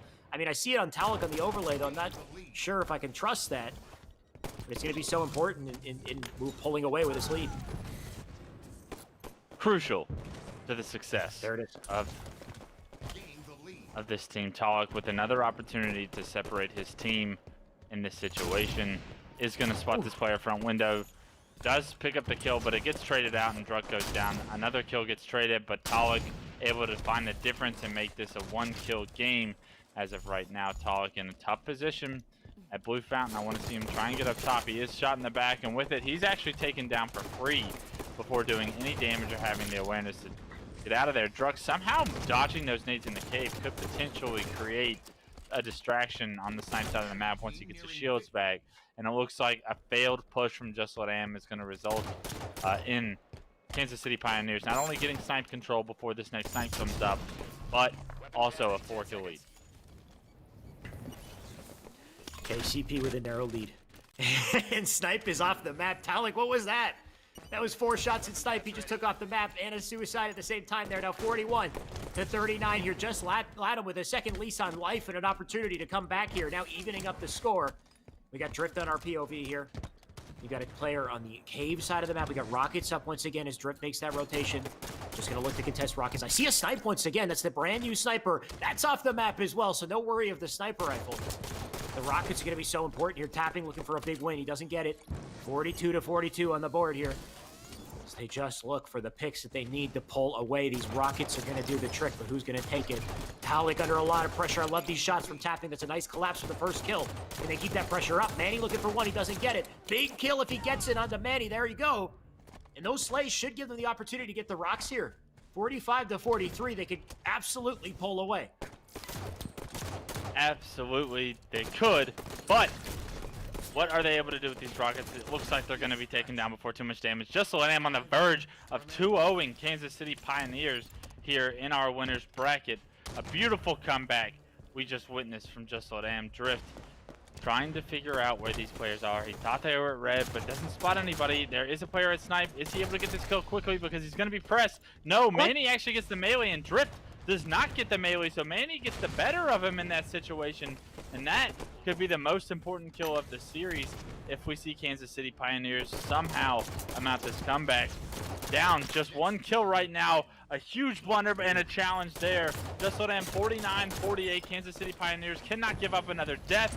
It does look like they're going to be trying to push into Blue Cave, but Tapping buttons gets a kill on the Druk and close this series out. Kansas City Pioneers gets taken down, and that is the biggest win I have seen Just Let Am have in their esports arena careers, maybe in their Halo careers overall, and hopefully that momentum can be something that they ride to potentially their first title.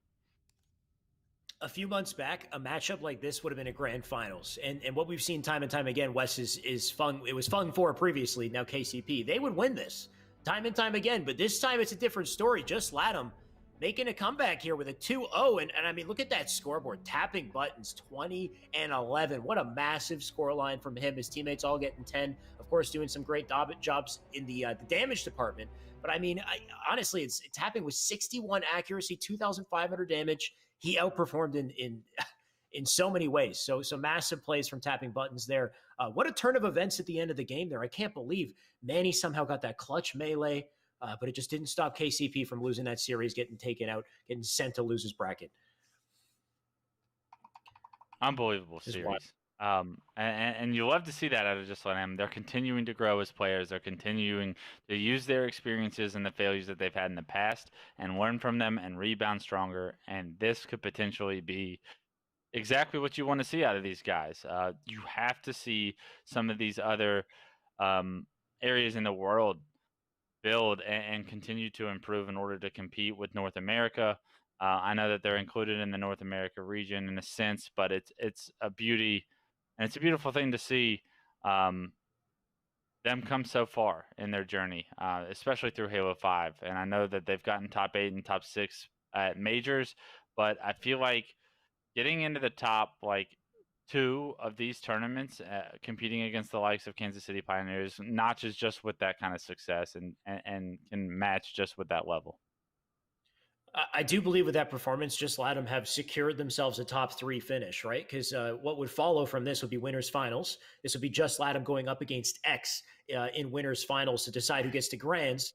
And then, of course, the losers or winner finals will drop down to losers finals, where the worst placement they can get would be 3rd place. So just Latham already showcasing how incredible they are as a roster. They've got a great performance here so far. Next stop in their journey is going to be winners finals, and they got one hell of a competitor. We got that X squad with Frosty, with Eco, with Trippy, with Saiyan. So going to be one hell of a matchup, and you don't want to miss it. So stay tuned. We'll be right back after a short break.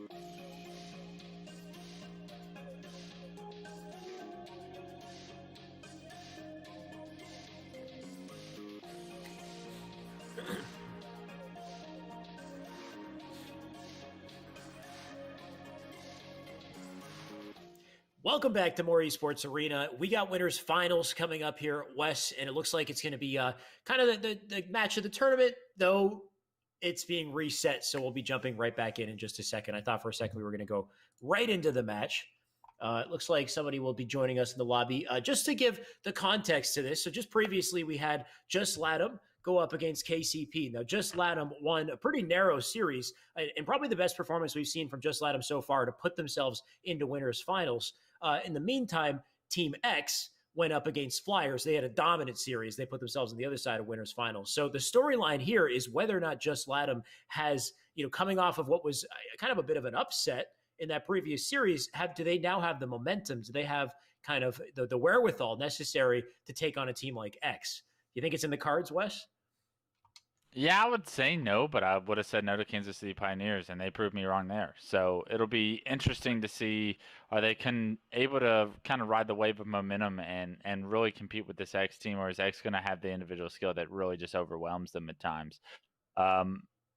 We'll be left asking those questions until we get into these games. It looks like we are going to be hopping into game one fairly shortly, and with that, a lot of these questions are going to have answers very quickly, in my opinion. Early on in this game one, I'm looking to see how does LATAM do just off the break, and then are they able to control the amount of power weapons that they were against Kansas City Pioneers against a team like X that we know will be focused on getting these camos and the power ups or the power weapons as well throughout this series. Does look like another one more time reset of the game is going to be in order as they start it up and then they quickly decide to end it. So continuing to buy time until we jump into game one. We did get a peek at the map and game type, though. It looks like it is going to be Truth CTF to kick off our series here. And something, Wes, that you said you were looking for is how these players capitalize off of their opening start, which on Truth CTF is so damn crucial. Any of the CTF game types, if you get a good opening strat, that could be a flag cap in the first 30 seconds of the game. So this is going to be something we're definitely looking to see. Of course, in the meantime, you've got the combo, you've got the camo to fight for as well. So very curious to see how they split their resources to try to take control of camo, try to maybe get an overextender to come in to try to grab that flag and get some early work done in a situation like this. Because I can only expect that Frosty, Eco, Saiyan, and Trippy, the moment they get any form of opportunity, they're going to capitalize. They're going to be very efficient. Yeah, we know these guys on X and how strong they are as players. It's just a matter of what I am literally individually being able to keep up with them to an extent. I think the pace that X is going to set is going to be fast, but what I has seen fast from Kansas City Pioneers, we've seen them be able to kind of weather that storm. The bigger question is the individual skill to me. Are they going to be able to win enough gunfights to stay in this game? Especially when you got somebody like Eco hitting all of his shots. Look at that kill feed. That's 3 dead already. Drift does get 1. So that's a nice defensive kill for him, but you can see Drift is just caught in the window there. He's the only line of defense. He gets taken down quick. And look at the setup already coming into play. He goes up on top mid, but he's aware of the car spawners. Does elect to leave it, though, and keep the pressure up as they try to get this flag out the pink door here. So that does give LATAM an opportunity to maybe get an overextension in if they're in trouble. Because right now you can see Frosty, he is already running that flag through pink side. Takes it under the base, being chased down by Pelu. Cleans him up. That's a huge kill and great awareness from Frosty to do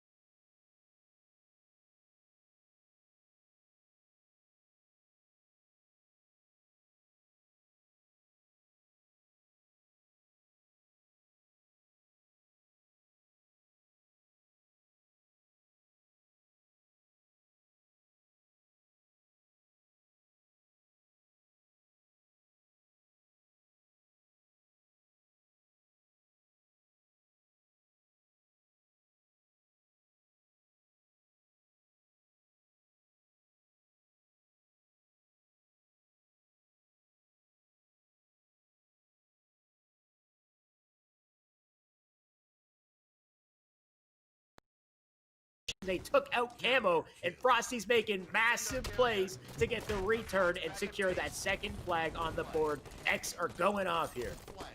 Yeah, so far, just about everything you expect to see from X. Aggression, dominance individually, and opening up the map for their team to really expand on the plays that they're making. Love to see the aggression out of Frosty there. Not necessarily focus on the camo, but understand if Ladam goes for camo in this situation, that's going to be an overextension on their part, and I should be able to get the flag returned if I win a one-on-one, and he does just that. Gets his team to 2-0 lead.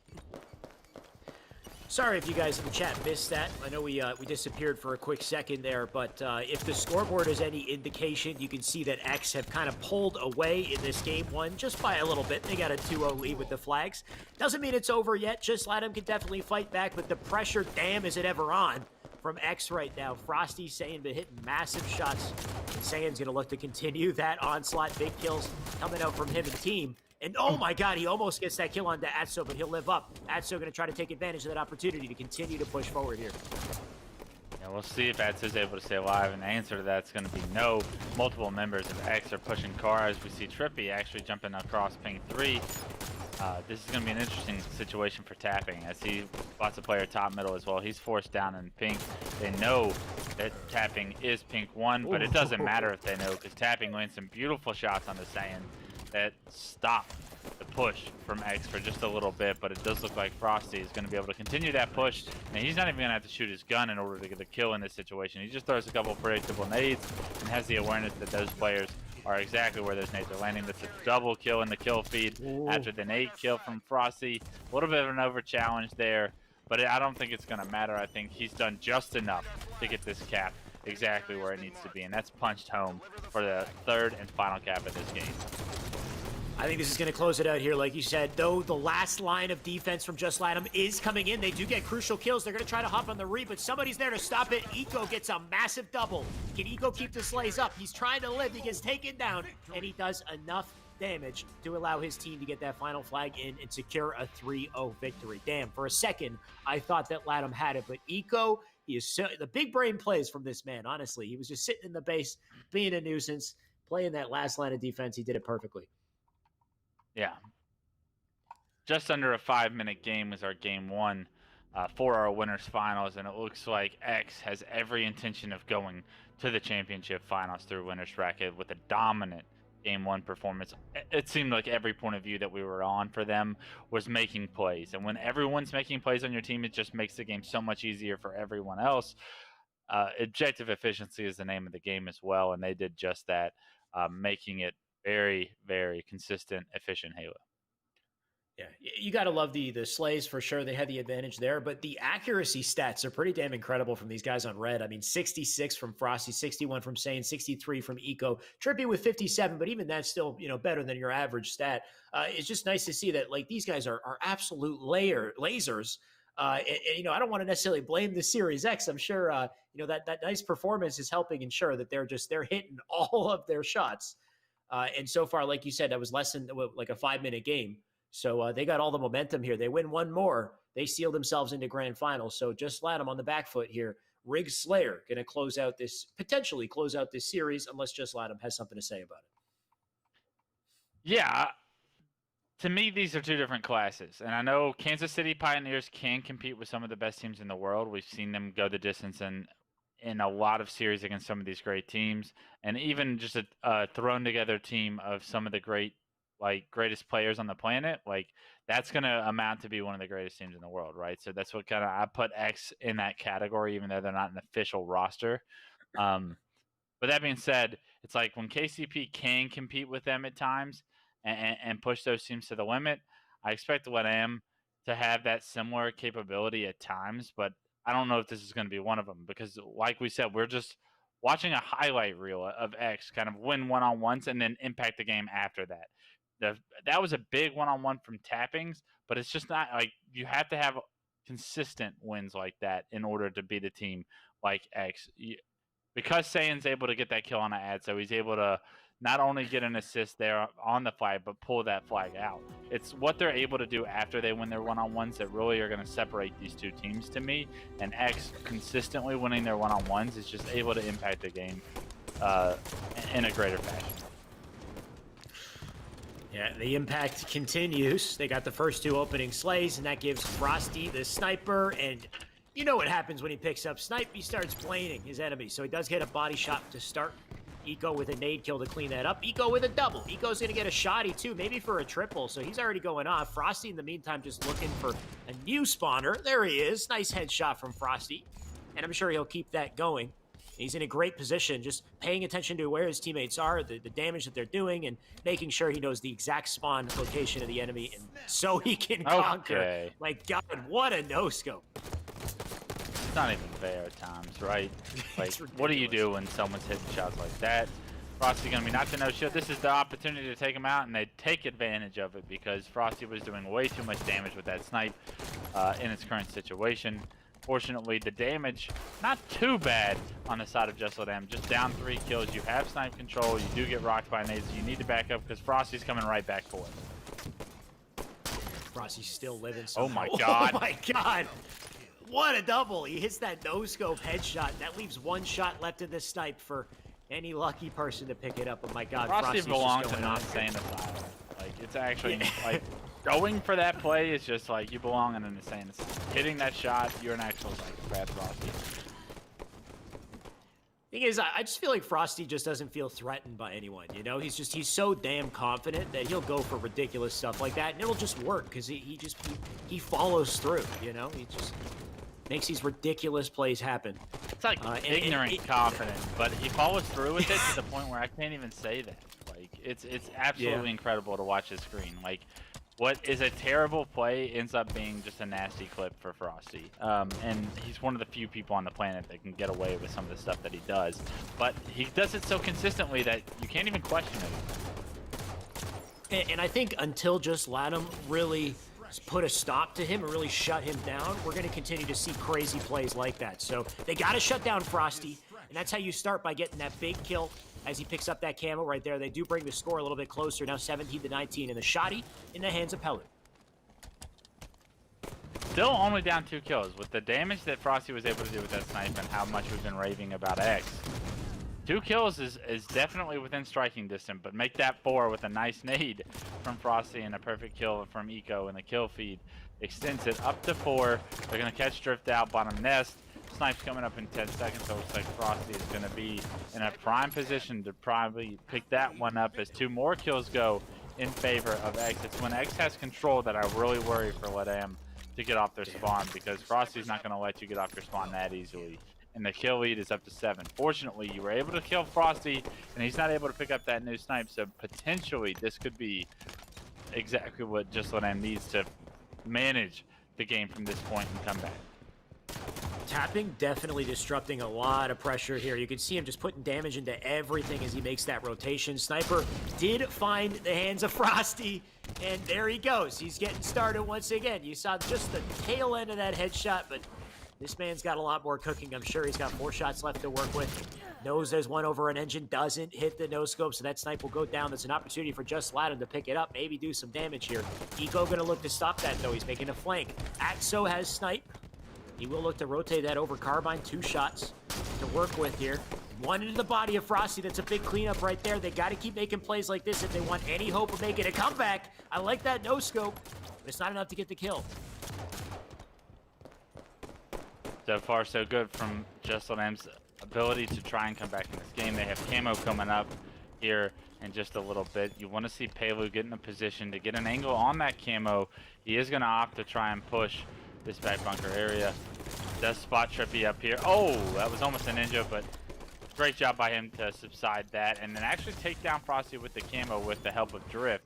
And that makes it a 5-kill game. If they're able to take down Saiyan with no damage being done, it could be huge, but Saiyan actually gets that kill. A little bit of a sloppy opportunity from Pelu right there, but just a 4-kill game, so Let Am doing a great job of keeping this game close. You can see more slays coming up, though. Now a 6-kill game. Frosty making his way to tower. 2 enemies in tower. Drift, the first one to put shots in. Trippy does get the finish off. How is he getting these damage? Like, did he not land a single shot on Frosty there? He's just hitting him with the BR, keeping him back. Like, I don't know what happened right there, but Frosty's just so damn accurate. And People can't seem to hit the guy when he's strafing here. Few spawners over on Carbine. The pressure's still on, and what was once a 4-kill game is now very quickly out of control, Wes. Make it 10 kills. Yeah, when you thought LATAM could keep this game within striking distance, it's just one set of rotations that X needs, one setup that they need in order to really expand upon their lead. They turn it into a 10-kill lead, to your point. They have spawners back bunker, and they're looking to be aggressive on them. They find 2. They're going to trade that one out as well, and this game is going to be all she wrote. 3 kills to go, and X will advance to our championship finals. X making quick work of everyone in this tournament so far, Wes. We knew they would make it to grand finals. We knew they had, they have the roster necessary to dominate, but when you see it actually play out and just how damn talented they are, it just does seem like they're a tier above. Of course, game's not over yet, though it is very close. Just 2 more kills left to close it out. Frosty looking for 1. He will get the kill. And that's same with the others. So that's a 50-40 score line to secure X into winner's side of grand finals. Something I think is going to be the kind of the storyline of this tournament, the thing that we're most excited about, Wes. I think it's the losers bracket that's going to be most exciting in this tournament at this point, unless something crazy happens when we get back to grands. It looks like I think X that's is easy way to say. too strong. You got to make that statement before the tournament, not after the winners bracket's already subsided Sure. and no real interest being had. But I think we did see some excitement in winners bracket. We saw LATAM upset KCP. I think that was a major upset. I'm looking forward to seeing, is KCP capable of making it back to the finals through the losers bracket. Having lost to LATAM, they're going to have a longer road than they're typically used to going through that losers bracket. So that's going to be an interesting storyline to watch as we watch the losers bracket unfold. Is KCP playing poorly today, or did they just get upset by a very hot LATAM team? Yeah. So KCP, just LATAM, definitely going to be the story. But in order to see that happen, KCP needs to get there. They got to fight their way through loser side of the bracket. There's some pretty good teams they're going to have to go up against. I know we saw Fire and Ice earlier. We saw Flyers earlier as well. They've been playing pretty exceptional. So going to be some hot contention, some hot battles coming up in our loser side of the bracket. And that's what's left of the tournament to look forward to. So stay tuned. We'll be right back with losers matches as we find out who's going to make it to that grand finals position. We'll be right back.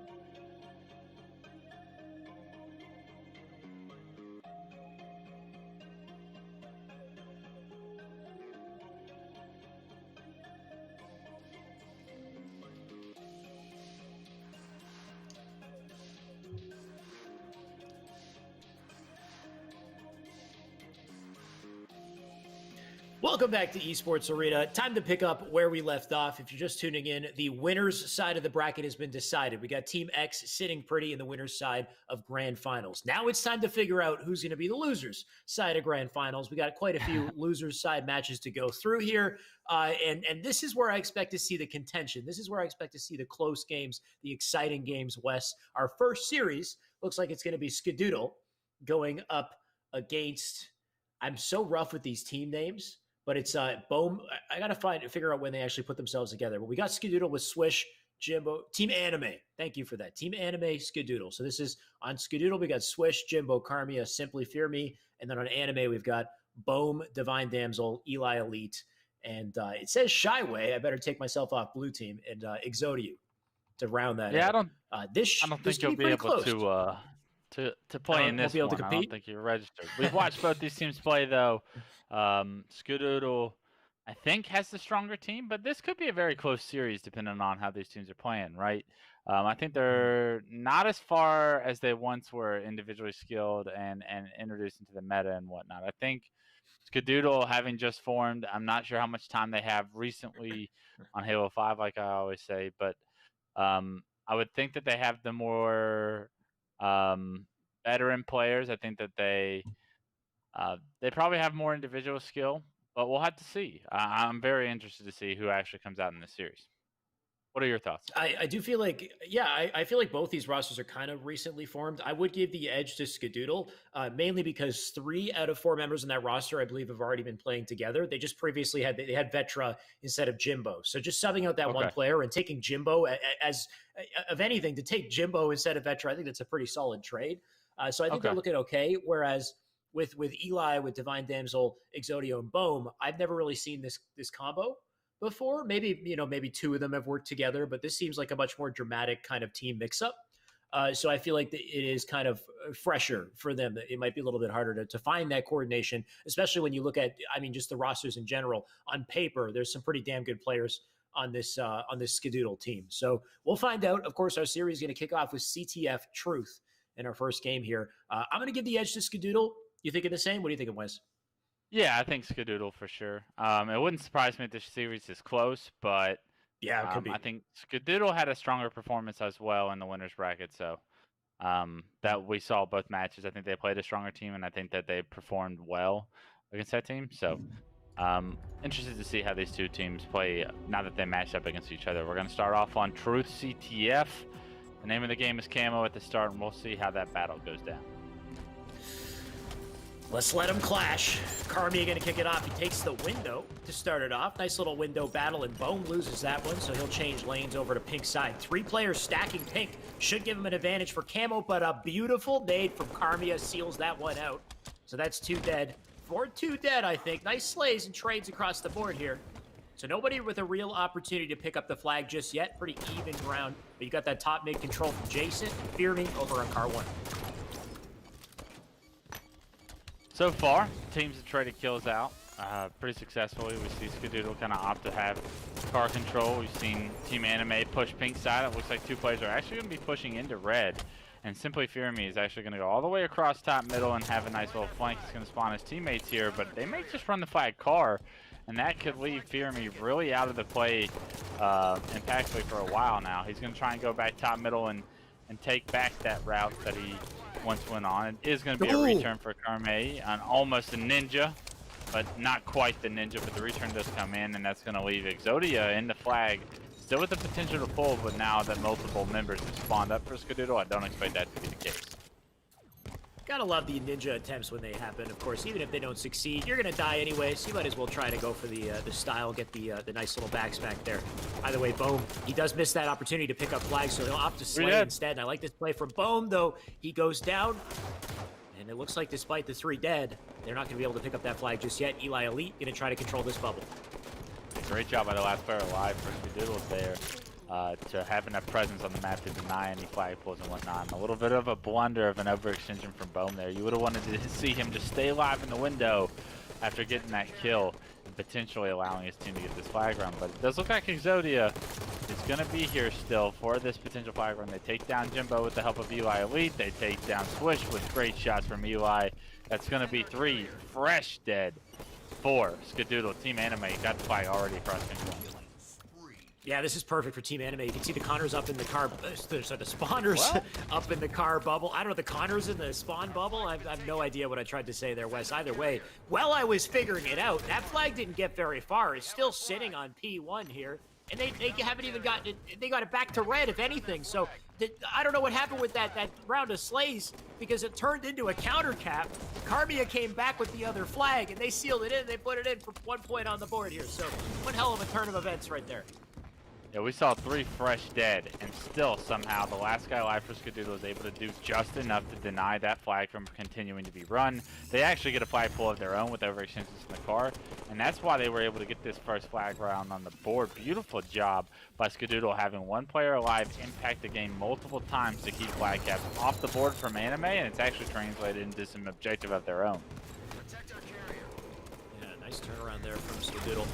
They're still keeping that pressure up. Top mid control from Carmia right here as he drops into bottom blue, cleans up that kill, does get taken down, but flags out. Eli looking to capitalize right here. He's taking it back to blue base. I love how quickly he made that transition. Eli Elite wasting no time getting that flag to blue and evening this game up. We're at 1-1.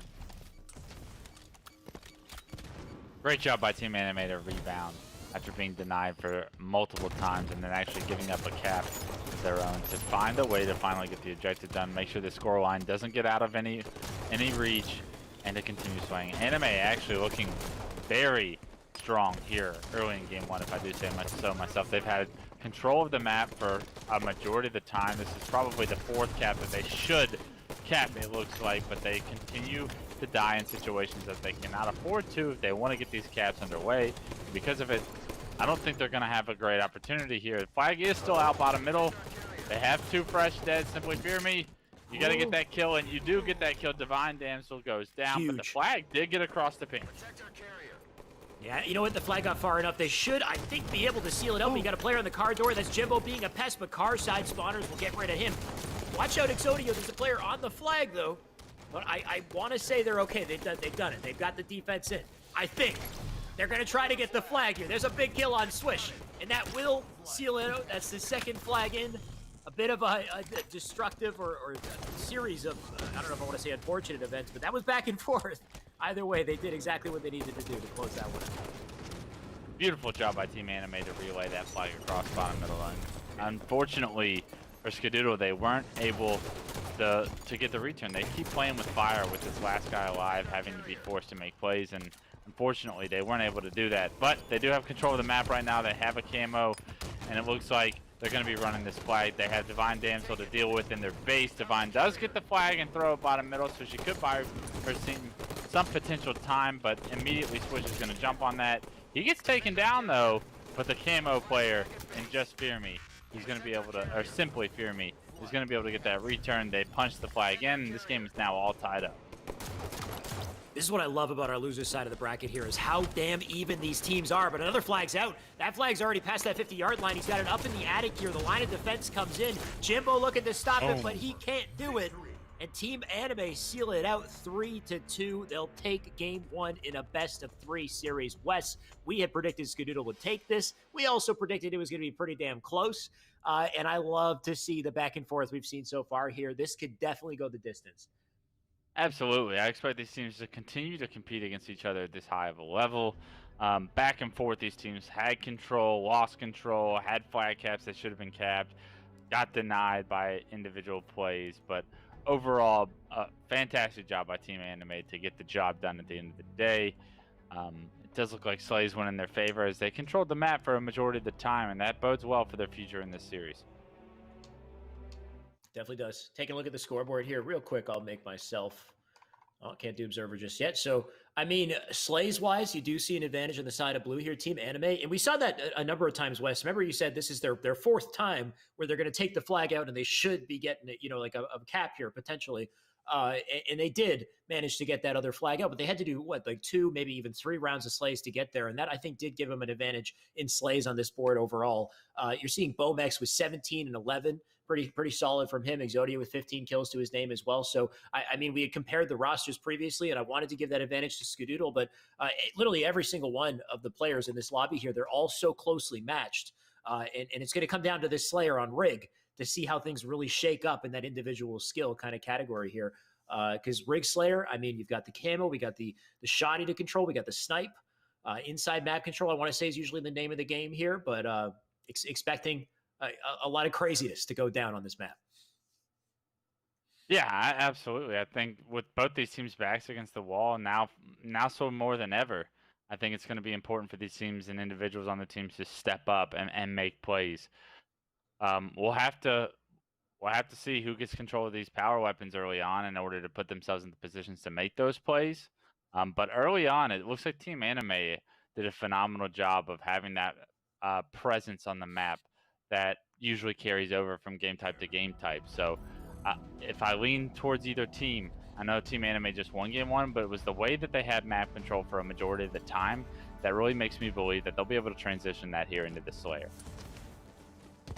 I mean, winning that game one is so massive, too. Just not only setting the momentum, but it's a best-of-3 series. I mean, you just won half your series right there, so puts him in a good spot. Swish right now looking to capitalize, though, and he does get a good opening kill, and it looks like it gives him a free opportunity to... What the... Is he trying to be a nice guy for Jimbo? Is that... Or he's just going to get a late camo. Okay, interesting turn of events there. Hopefully he lives with this camo, and it looks like he will. But ultimately, we got a slightly late camo to start, and Swish knows that time. Great job by Swish to secure this camo and get away with his life there. Carmea's going to have control of the scatter, looking for the snipe in anyone's hands, and it doesn't appear to be in anyone's hands as of right now. Unfortunately for our camo player, he's lost multiple teammates, and that's going to leave him in a really strange situation. He's able to find Divine Damsel, tries to get back to where his teammates are spawning, is spotted out, taking under no shield, but immediately kind of doubles back. I like this cheeky little route by him. They're not going to expect him to be here quite as of yet, so if he's able to catch a couple players off guards, he might be able to open up the map. Yeah, Switch definitely pulling out the moves, but ultimately wasn't able to find the battle there in the last, like, 20 seconds. So Camo's now out. He does have tower side control, knows his teammates are in a fight. Long haul, nice collapse. This should be an easy double for him. He gets it.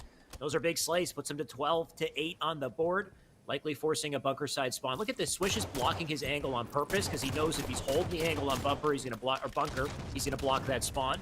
So even just looking over to tower and just covering yourself, covering that sight line, you can still keep that spawn open. And look at this collapse coming in. Bunker spawn, such a horrible place to spawn. If you can lock him down, should be a nice little round of slays here. Jimbo does die. Swish gonna look to clean up Kyle right below him. Nice back smack on the Divine Damsel. That's a spree and a double on the bone. Great job by Swish to keep his team in this series. They now have a 7-kill lead. Just decided to throw the stick at the start of the fight, and that's going to end up immediately being punished. A phenomenal job by that player on Team Anime to open up that side of the map. Unfortunately for him, though, 3 of his teammates go down, including himself, and with that, an 8-kill lead for Skadoodle. They want to take this to a game 3. They're definitely locking down these spawns. They had 2 nice, like, spawn waves where they were completely in sync. They were on top of Nest and Bunker back-to-back. Jimbo right now has the shoddy, so he can make some big plays with this. We know that camo was slightly late, though I'm not sure who grabbed it or if it was burned. Either way, Jimbo's going to play this slow. I think he's looking for camo or something. He's going to drop into trench. Just going to try to get his way around here. I think camo might be right behind him, preying on him, but his teammates coming clutch. That's a big save right there. That should be camo off the map as Jimbo gets taken down. Sniper in 10. Great job by Team Anime to cut into this lead so far. It's a 5-kill lead. They got multiple players flying by bunker. If they play this correctly, they shouldn't give up too many lives. Unfortunately, Divine Damsel is going to go down, and that leaves the player on screen in Exodia to go down as well in a tough position. Now Eli Elite going to have to back up, wait for his teammates to spawn, and then try and fight back for map control. Looks like they're going to try and force the Nest side of the map, but Simply Fear Me is going to rush out on the catwalk. He gets taken down to no shield, but no one's there to finish him. I like this lane change from Eli Elite. Kind of flips the dial on it, though. He does get pushed from behind, though. He's taken out. Carmia now on screen. Those 3 players are up in front of him over on engine side. Shoddy from Jimbo seals out 1 here. Nice defense from him. 28-21 on the board. New bunker spawner. That's Kate. She's in a rough spot. You can see a foe get right behind Jimbo to try and stop him from getting that spawn collapse, but ultimately it doesn't help. That was a spree for Jimbo before going down. 6 kills separate these teams. Exodia with a nice double. So they're trying to turn things back around here. Exodia's got to get out of this situation, though. You can see players outside, players up on engine. Nice shots from him as he backs up to stay alive here just at this midpoint of the game, is still relatively close between these teams, and a camo coming up shortly. Camo coming up very shortly. It's going to be able to probably dictate the end of this game, right? I think this next camo, if it goes into control of Team Anime, they're going to have the potential to crawl back in this game. If they don't secure this camo and they give it up to Skadoodle, it could be all she wrote, and we're going to look at a game 3. So both teams fighting for the middle of the map right now. It doesn't look like either team can really say they have focus on it, but that camo's got to be gone by this point. I could try to take a peek, see if, oh, Jimbo actually has it. If we can find him, he's over on engine. So Jimbo could make a big play with this camo. He's staying up with it so far, and you can see red team does have that lead, 35 kills to their name. As Jimbo looking to make it 36 here, he does wisely back down, though, loses his teammate Firmi. Karmia with the pickup on his damage. Swish with a kill as well. So big slays coming out here as they try to pull away. Jimbo gets ripped off the field of play there from Eli. So nice melees coming in to stop that camo before things got too bad. Great job by him, and Skadoodle with that kill is going to extend their lead back up to 5. They get this kill top rail. That's huge. It's up to 6 now, and they look to be aggressive on spawners, potentially back Carbine. Doesn't look like anyone's going to be there, but then that's enough information for them to know that they're spawning nests and probably overextending towards the bunker. I love this by Karmia. Karmia just going to keep up that pressure. Does have bless you, by the way, Wes. I gotcha. Shoddy coming in. That Shoddy goes down in E1. Still a 6-kill game here. Simply Firmi on our screen here. Going to try to extend that. You can see that player. That's Kate trapped over on BR base. Nice nade from her, though. Going to back off Simply Firmi. But good that he's staying alive here. They're making themselves such hard kills at this point in the game. It is so crucial that they do this. If you can get a trade here, Firmi going to continue to live. Leave that player one shot. Swish going to look to pick it up. You got to love how well this team works together to capitalize off the damage they're creating. Skadoodle really pulling away here in the last links in the game. Yeah, this has been a different Skadoodle team. They've been aggressive, and they've been pressing the spawns of Team Anime just about the entire game. It's gotten them in this 11-kill game. And although we have a bit of a blunder there, falling off the map, it's not going to matter too much as long as they're able to close this game out. Only 4 kills needed. A couple kills still go in the favor of Team Anime with Eli Elite picking up a couple of kills of his own, but it's about too little too late in a sense, right? This next camo is coming up, and Team Anime is able to secure it, so you can't continue to give away free kills if you're Skadoodle, but you got to think that Team Anime's looking at a game 3 already. We got to switch over to Bohm if we can, by the way. Bohm has snipe and camo, so if anything is going to swing this game, Bohm, it's in his hands right now. He has to make a massive play with this. He still has 3 shots. Lands one in the body. Nobody really available to pick up the damage. And at this point, 49-41. I mean, how do you make this comeback, even with the resources they have? Whiffs that headshot, which would have been nice. Does get the next shot. But ultimately, it's not enough. 50-43 to close out Game 2. Skadoodle, overall, showing they were the better team in that Slayer, I'd say, Wes. They definitely had the advantage throughout. They held on to the lead the entire game. And at this point, they've tied up the series. It's going to come down to our final match. Yeah, and as predicted at the start of the series, we thought this would be a very close series. And these two teams are pretty evenly matched, so Game 3 feels about right and how I thought the series would go. The Divine Damsel, unfortunately, dropping a 6-16 performance. She's going to need to be able to pick that up in order to get her team across the finish line for Game 3 and to advance to the losers bracket. But now both these teams, with their tournament lives on the line, have an objective game type to worry about. It's going to be an exciting one. No idea what it currently is. If you can see the map and game type loading up, let me know. I will let you know as soon as I see it. I don't see it just yet. What I could also do is check the. Oh, wait, you know what? It's gonna be Slayer. Or sorry, it's gonna be Strongholds Plaza coming up next to close out the series, which should be a nice tight one. Yeah, I am looking at that scoreboard as well.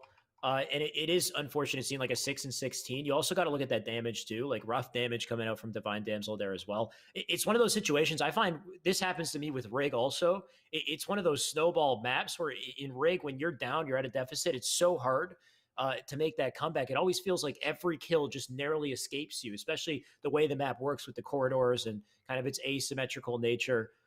So definitely a tough one, but hopefully they can bounce back, because they're going to need to. You're going to need that coordination in Plaza Strongholds coming up next year when you got the camo, you've got the shotgun to take control of. Just a lot of important resources on this map. Yeah, I think this is a great game type, though.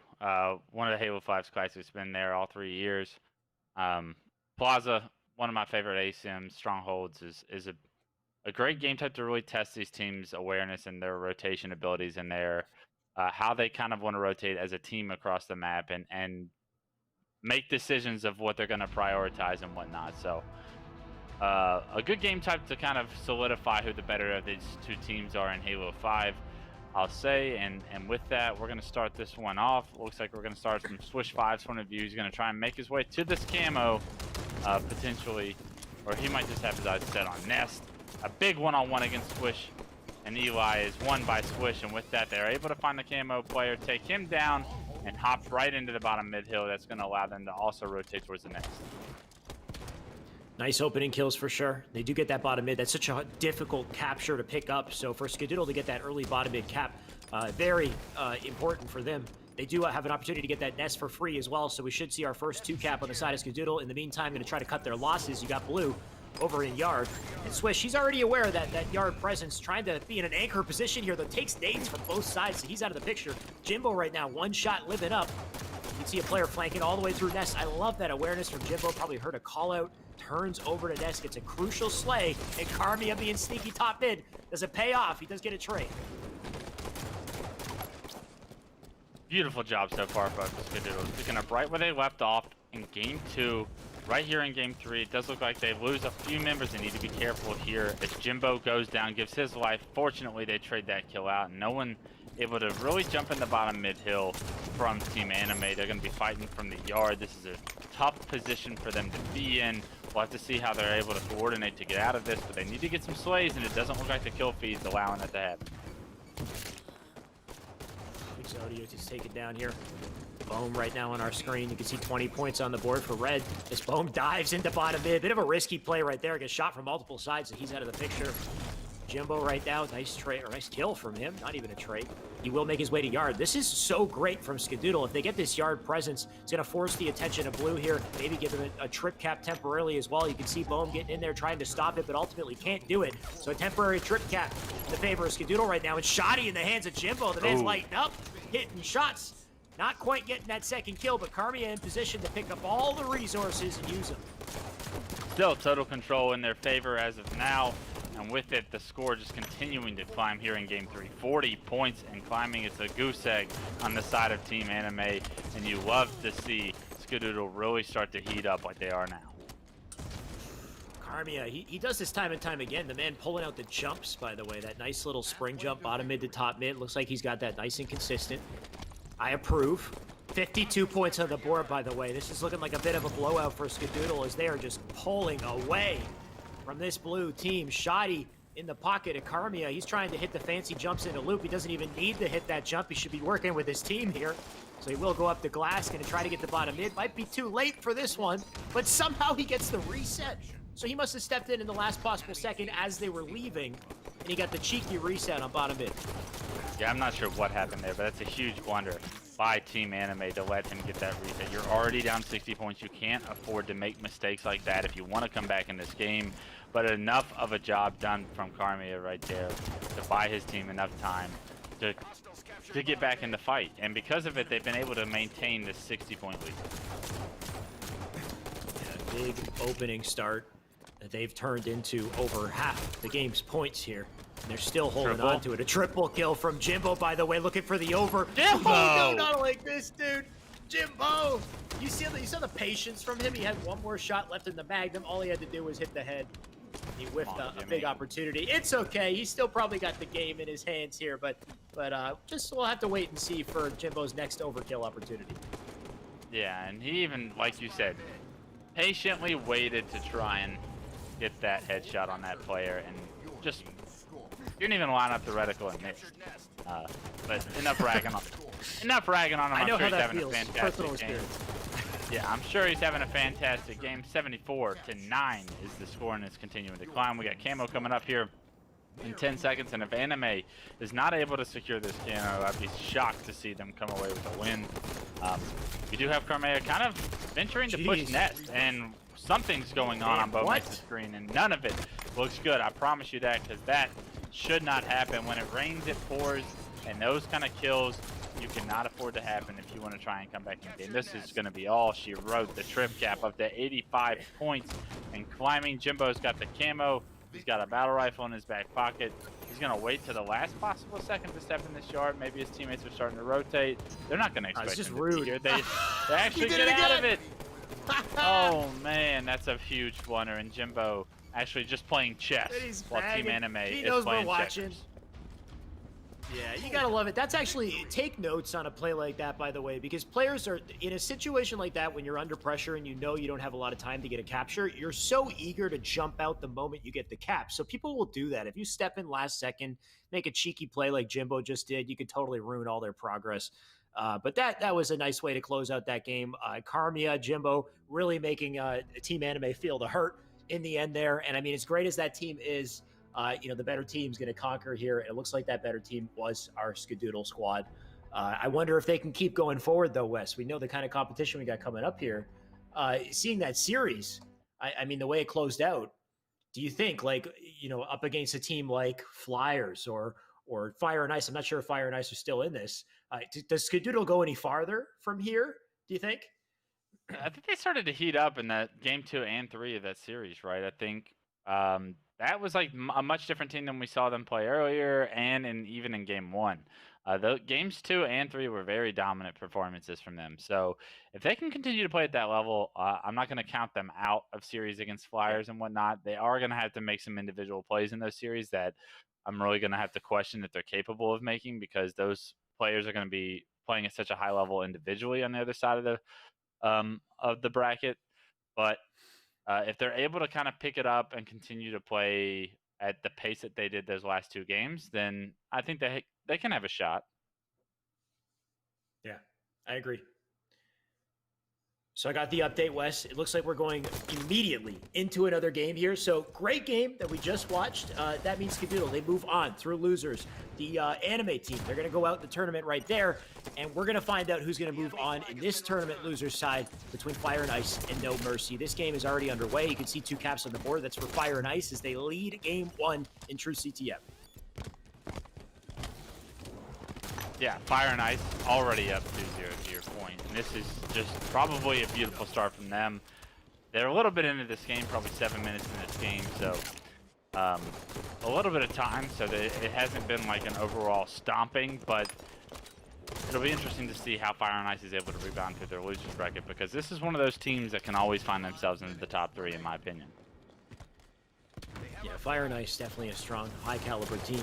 Some great players they're going up against, but I don't know if they can hang at this point. You can see the flag going out once again here. I actually think it's Johan taking the flag out, going to try to get a counter here. Nice shots from him. He does get that kill. That's 2 slays so far.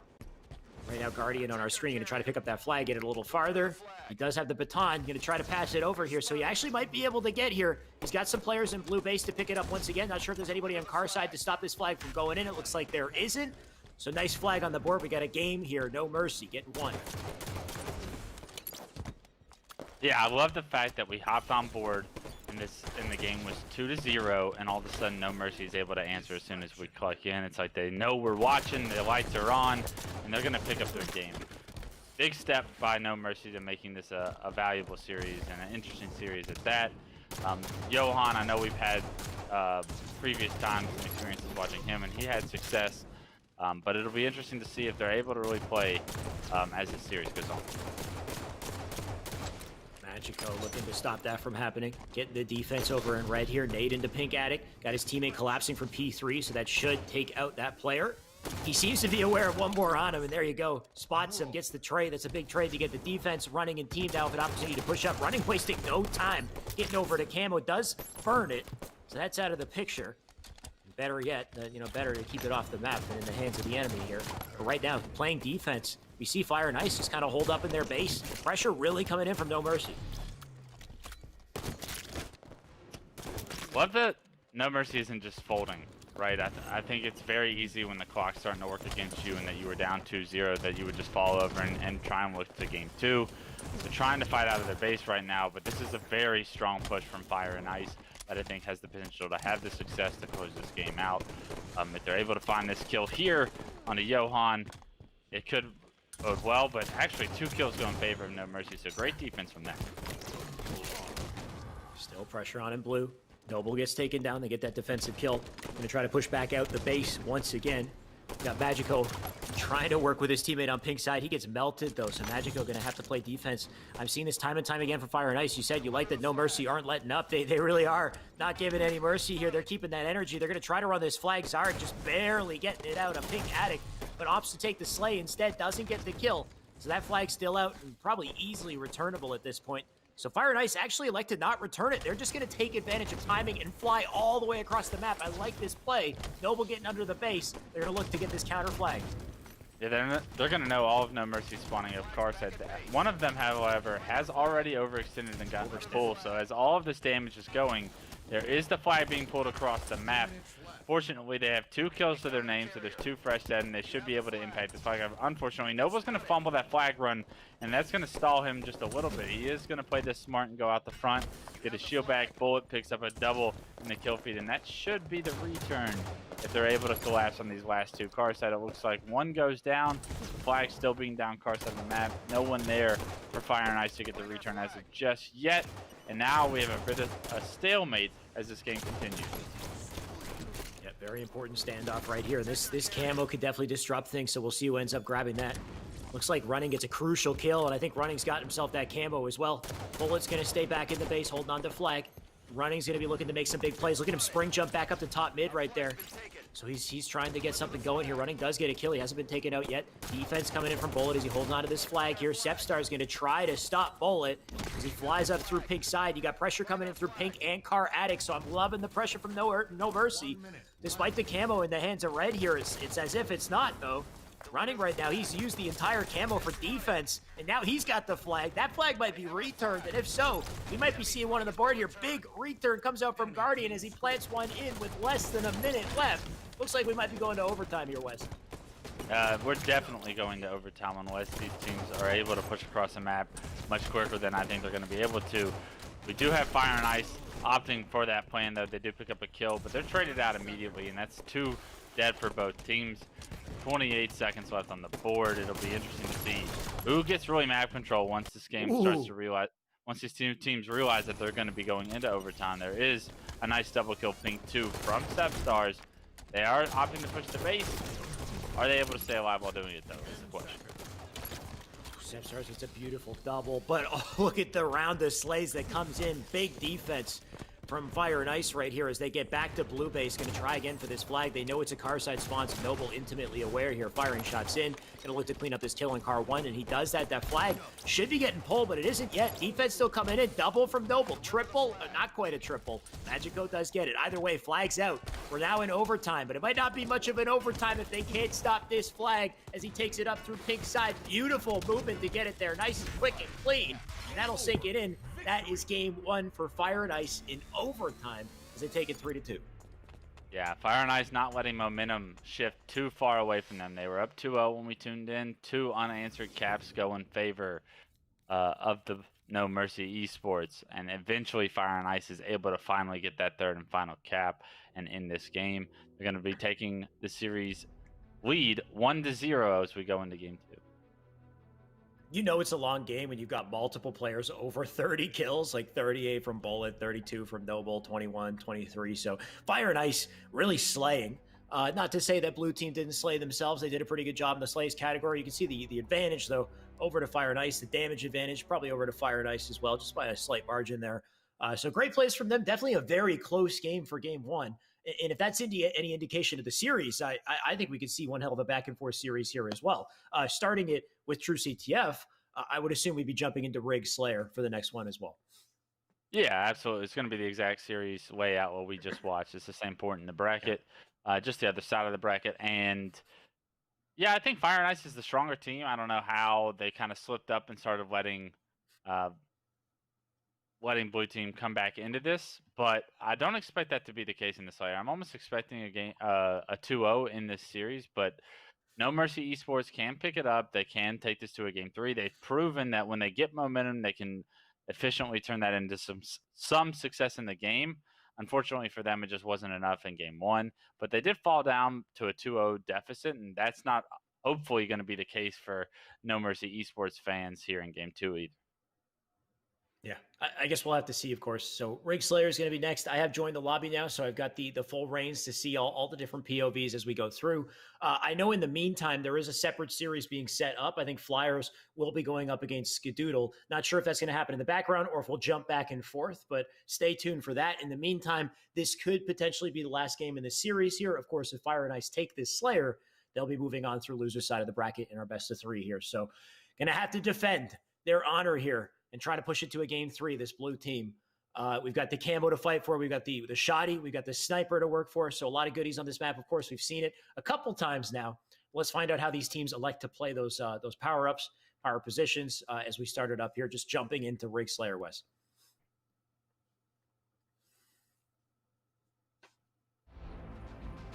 There we go. Game 2. Here we are. It's going to be a battle for camo, obviously, at the start. We're going to hop on board with Magico early on. There's going to be a player in the sewers that he's going to potentially have to worry about, but that player's actually going to go all the way around and have his teammate actually go sewers. Interesting little starting strat from No Mercy Esports. They give up the camo in an attempt to compete to kill the camo player. They do get a few kills to start the game off, and it looks like a 3-1 victory early on for them. But camo and snipe go in the hands of running, and with that, that's going to be one headshot to Zark's face. Big kill, though, to take out camo and snipe right there. No Mercy with an opportunity to pick up that snipe, maybe get a couple slays of their own. I can see the shoddy in the back pocket of Guardian. Is a full shoddy as well. So a lot of damage you can do with that if you can find the opportunity. Right now you can see inside map control for blue. So great little setup here forming. They got the snipe, they got the shoddy, they got all the goodies here, but don't lose him just yet. Flanker tries to come in, that's running. Yoan doing a good job being aware of him. He calls that out. Teammate takes him down. Another player flying through engine side. Got the shoddy. He's coming in hot here. Yoan gonna try to stop him. He does get a body shot. Not enough to get the kill here. So very quickly, Fire and Ice fly through the back of the base. Manage to pick up those power weapons. They're gonna try to set up this setup here. Yeah, I think Fire and Ice needed that in order for this game not to go out of control early on. Great job by Bullet to sniff that player out on the bat ledge. He's going to try and be aggressive with this snipe. This is a little bit of a risky play, but a nice headshot is going to give him a killing spree, and he's going to fall back. I love this by him. Reposition, find another headshot, and Bullet absolutely going off with the bullets that were in the snipe. But now that he's out of them, we're going to have to see what he's able to do with this pistol. Does he know that there's this player bottom nest? It doesn't look like it, and because of it, he's going to get caught with his pants down with a thrust forward, and that player's going to pick up a free kill and have the ability to sandwich the rest of his team. And it's also great play from No Mercy to flank through. This is something we saw Fire and Ice do just previously, is when that team has inside map control, you'll see players opt to go low and flank through E1, flank under nest, try to get under behind enemy lines and make those destructive plays so they can catch players with their pants down or get these nice shoddy kills like Yoan just did. But Magico, well, all the action's going down. Magico slips away with the camo, and that's big from him. An opportunity to make some good plays here.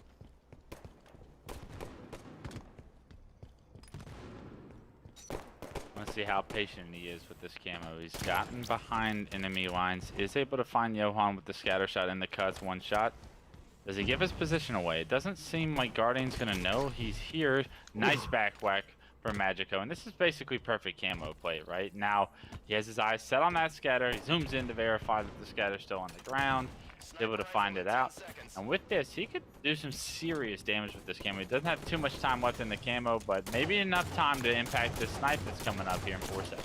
Sniper's up. There's a lot of good damage in. Teammates in good positions to clean them up. Final shot of the shoddy goes into Guardians, so that'll seal it out. That's 22-19 as Magico and team make it 23. Gonna try to pull away here. That snipe comes up. It's in the hands of Noble. Noble gonna have to defend himself alone for a little bit. Teammate flies in to help him out here. You can see they're now spawning up on Car's side, so great live from Fire and Ice. They gotta try to rotate that snipe out and stay up with it so they can get some big kills. So not quite sure what's happened with it.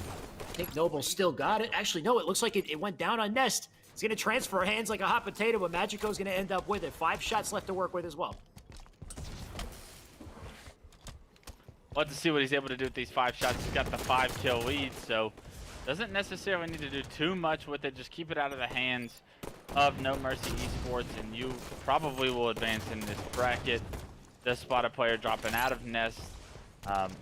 That's some solid damage, and his teammate's able to capitalize on it. So I like his ability to change from the snipe to the pistol and realize that he can help his team with the pistol much easier than doing too much damage with the snipe.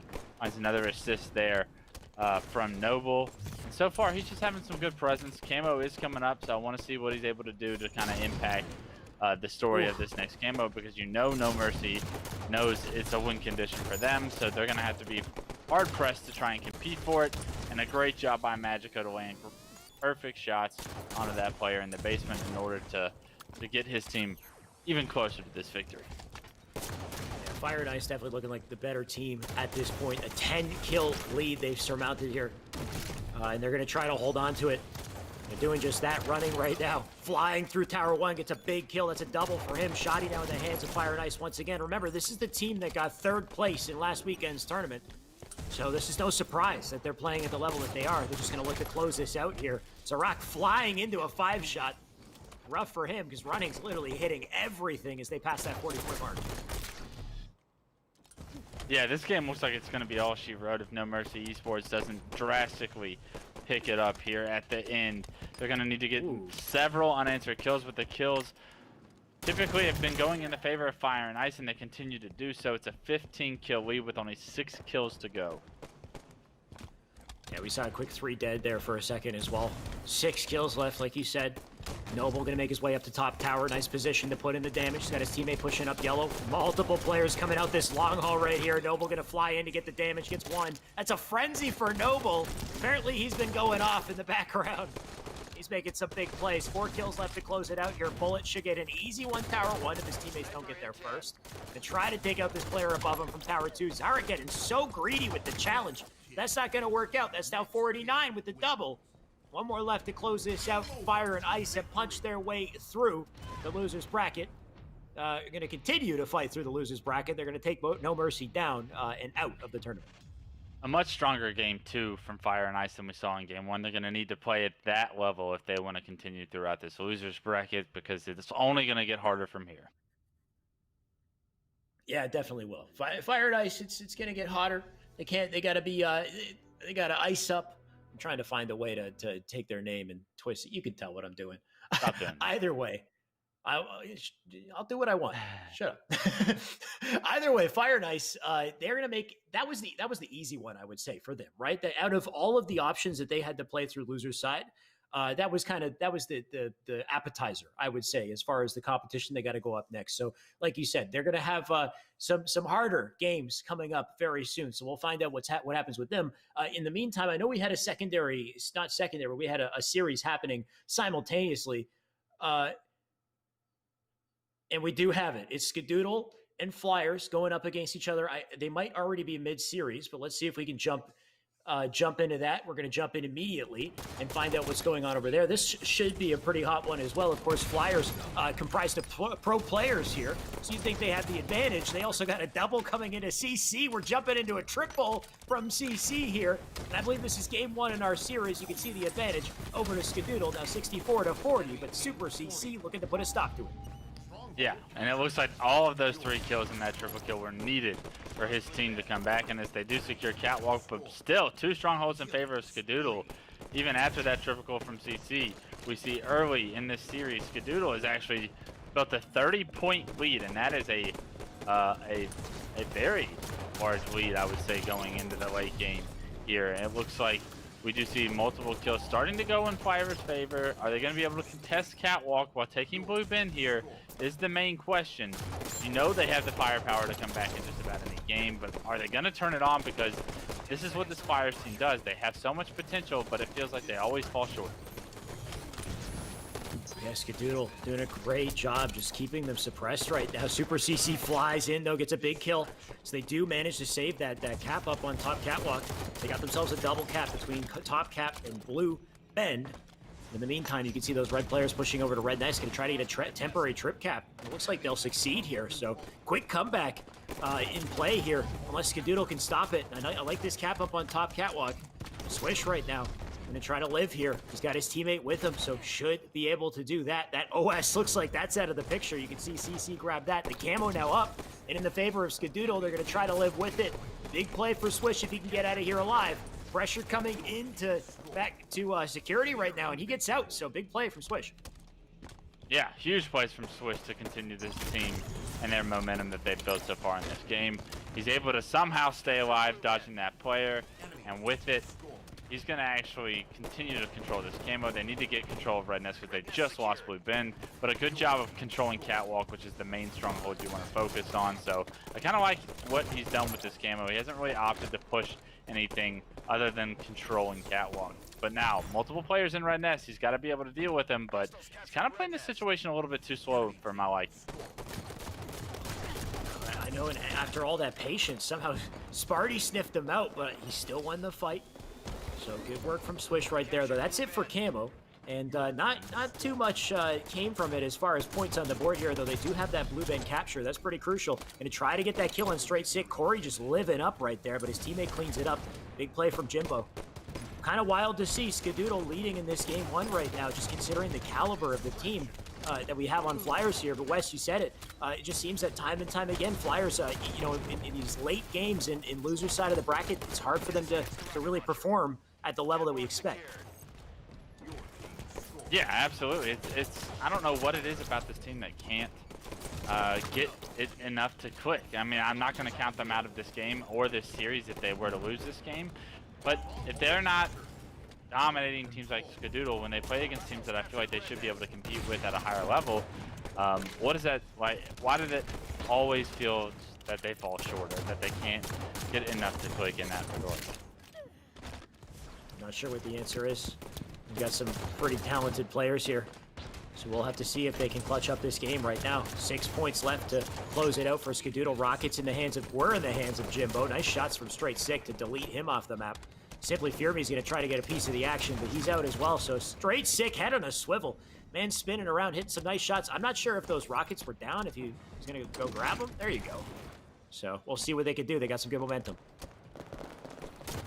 All they need is to control these two strongholds. If they can find the slays in order to do so, they'll win this game. They'll create this comeback for themselves, but it does look like Straight Sick's going to make his way towards Nest. He's going to spot this player on the catwalk, forced to take himself down to no shield by shooting that rocket, but it's a good decision because he was getting shot in the back and would have lost it if that did not happen. And it looks like we have multiple players jumping into the catwalk. 94-94, the Flyers have come back in this game, but are they able to get the slays they need to keep catwalk control? It does look like they've gotten the trades they needed, but continuing to stop the encore of this catwalk stronghold. It looks like they've done it.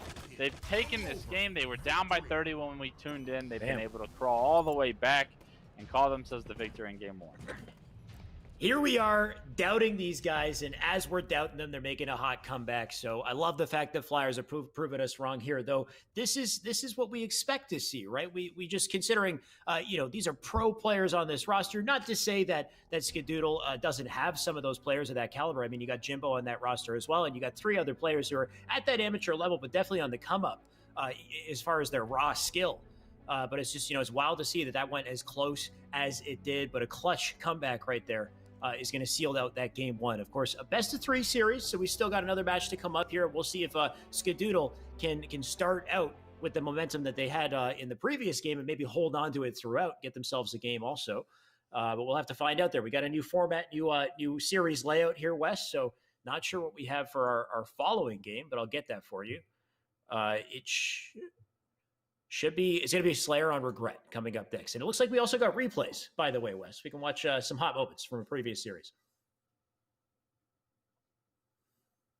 Beautiful job. This is immediately when we tuned in to see Super CC get this triple kill. And that was pretty much the momentum-changing play, right? Getting control of these rockets and then overtaking Catwalk. It felt like they kept Catwalk control for such a long period of time.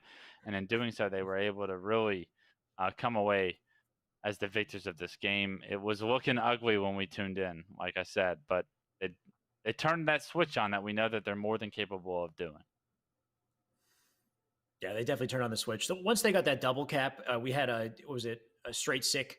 We were on his POV. He had the OS. He flew into Blue Bend, got 2 big kills, picked up the rockets. That was kind of the point where they really started to seal it out.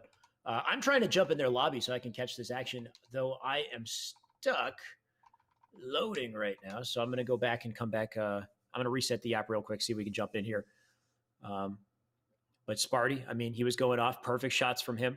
And I'm used to seeing nice shots from Sparty. Honestly, it took him a little bit, but now that he's been playing this game for a consistent amount of time, he's been back for a while now. He's really kind of getting back to that top level that we expected to see from him, back in HCS. Yeah, Sparty's one of the most individually skilled players in the world, right? You kind of expect his slaying prowess to really stick out, especially amongst the lesser tier teams when he's not playing against Sentinels and Cloud9. So you got to think that he has the ability to really take over these series as an individual, and you almost expect him to do it every time. Completely agree.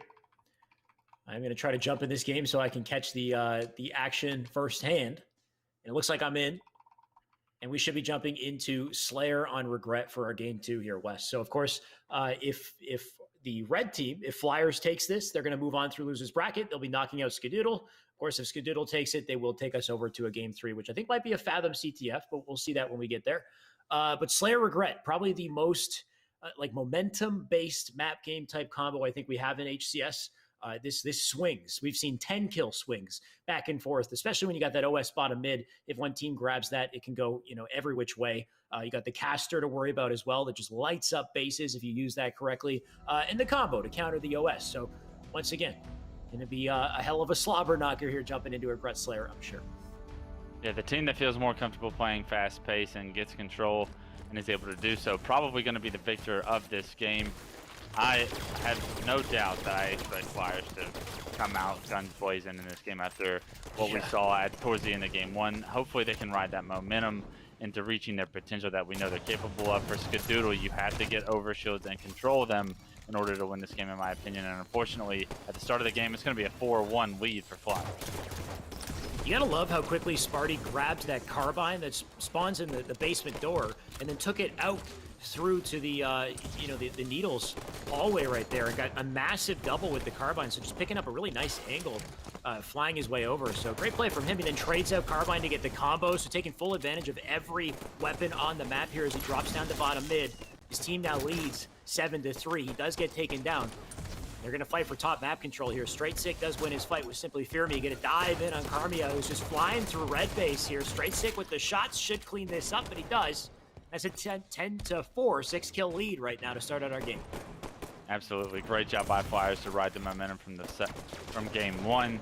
We'll have to see if they're able to continue that throughout this. It'll be super interesting to see if they're able to kind of play at that pace that they ended game 1 at and roll this game 2, what they're capable of for the rest of the tournament. That's what I'm kind of excited here about. For Skadoodle, I almost feel like they've reached their potential, right? This is about where I would put this team in the bracket to get knocked out. And unfortunately, they are playing a much, what I would say, more veteran squad in Flyers. And I think that for them to try and create this upset at this point in time, they're going to have to really step it up individually. Because since we've tuned in, we've seen all Flyers the entire time.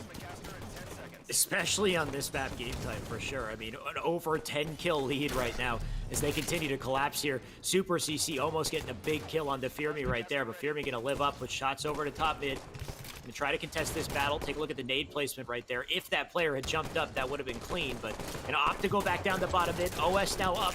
Looks like Skadoodle might have got it. That's in the hands of Karmia, so Karmia going to have to make some quick individual plays here and try to capitalize. That Plasma Caster's up as well. Karmia, no, he gets trapped in between two players there and just melted instantly. Yeah, unfortunately for Karmia, he's not able to stay alive in this situation. That's going to be something like, that's a blunder. You can't just give away free, easy kills to the other team. You need to use the map control to your advantage. You can't afford to trade kills in these scenarios, especially when you're down 10 with your backs against the wall. Commonly showing you how it's done. Gets the kill, gets out of dodge, gets a shield back, gets another kill. That is a recipe for success. Gotta love the roof bounce, spring jump to get up to the bridge and then cleans up that player on the bridge. Now connecting it into this nice sequence here, hitting his shots. Nice little drop back clamber up to the top carbine there to trick Swish for a split second. But he does end up going down. Swish trying to live here, does get taken down. Still a 10-kill lead on the side of Flyers. CC dropping up in top mid. Slays across the board here as we see trades. Not many players can stay up long. That's kind of the name of the game with Regret Slayer, is such a smaller map. So it can be kind of chaotic at times with Sparty. I love how slow he plays this. Holding the angle. Shots into Swish 5. Big kill right there, but 2 more up on top mid will take him down. And the trades are nice, but still a 9-kill game. Yeah, the trades are nice, but you have to make up this deficit at some point, because as you continue to trade kills and get closer to 50, the harder it's going to be in order to come back in this game. They got it down to 7 at this point, make it 6. Beautiful job by them. They do give up a Jimbo in return, but Karame is able to trade that one on as well. So now they're starting to gather momentum. They're starting to have the map control they need and pressure the spawns in the way they need to in order to make up for the deficit, similar to what we saw Flyers do to them earlier. 5 kills is not a lot, Regret Slayer. Especially if you get a nice little base collapse here. Does whiff the combo. The player's going to back down to toilet. I love the reticle placement there as he drops down. Does get shots into CC, but not effective here. Straight Sick flies forward, getting a big kill. Now looking for Jimbo. That's all the damage he needs to close that one out, too. Now 35 to 28. That OS has been up, and it's in the hands of Sparty. So all the goodies on the side of red here as they just look to close out this game in dominant fashion. Fear Me stuck under blue base with 4 players on him. Not too much this blue team could do at this point, Wes. I don't see him making a comeback. No, I think they lost all the momentum they were gathering, right? You saw it get down to 5 at one point, but no more than that. And with it, we've seen the kills that Flyers needed to do. Beautiful job by Flyers to slow that situation down and then eventually get out of it, right? I think that's what you have to do in a game like Regret, but it's not an easy thing to accomplish.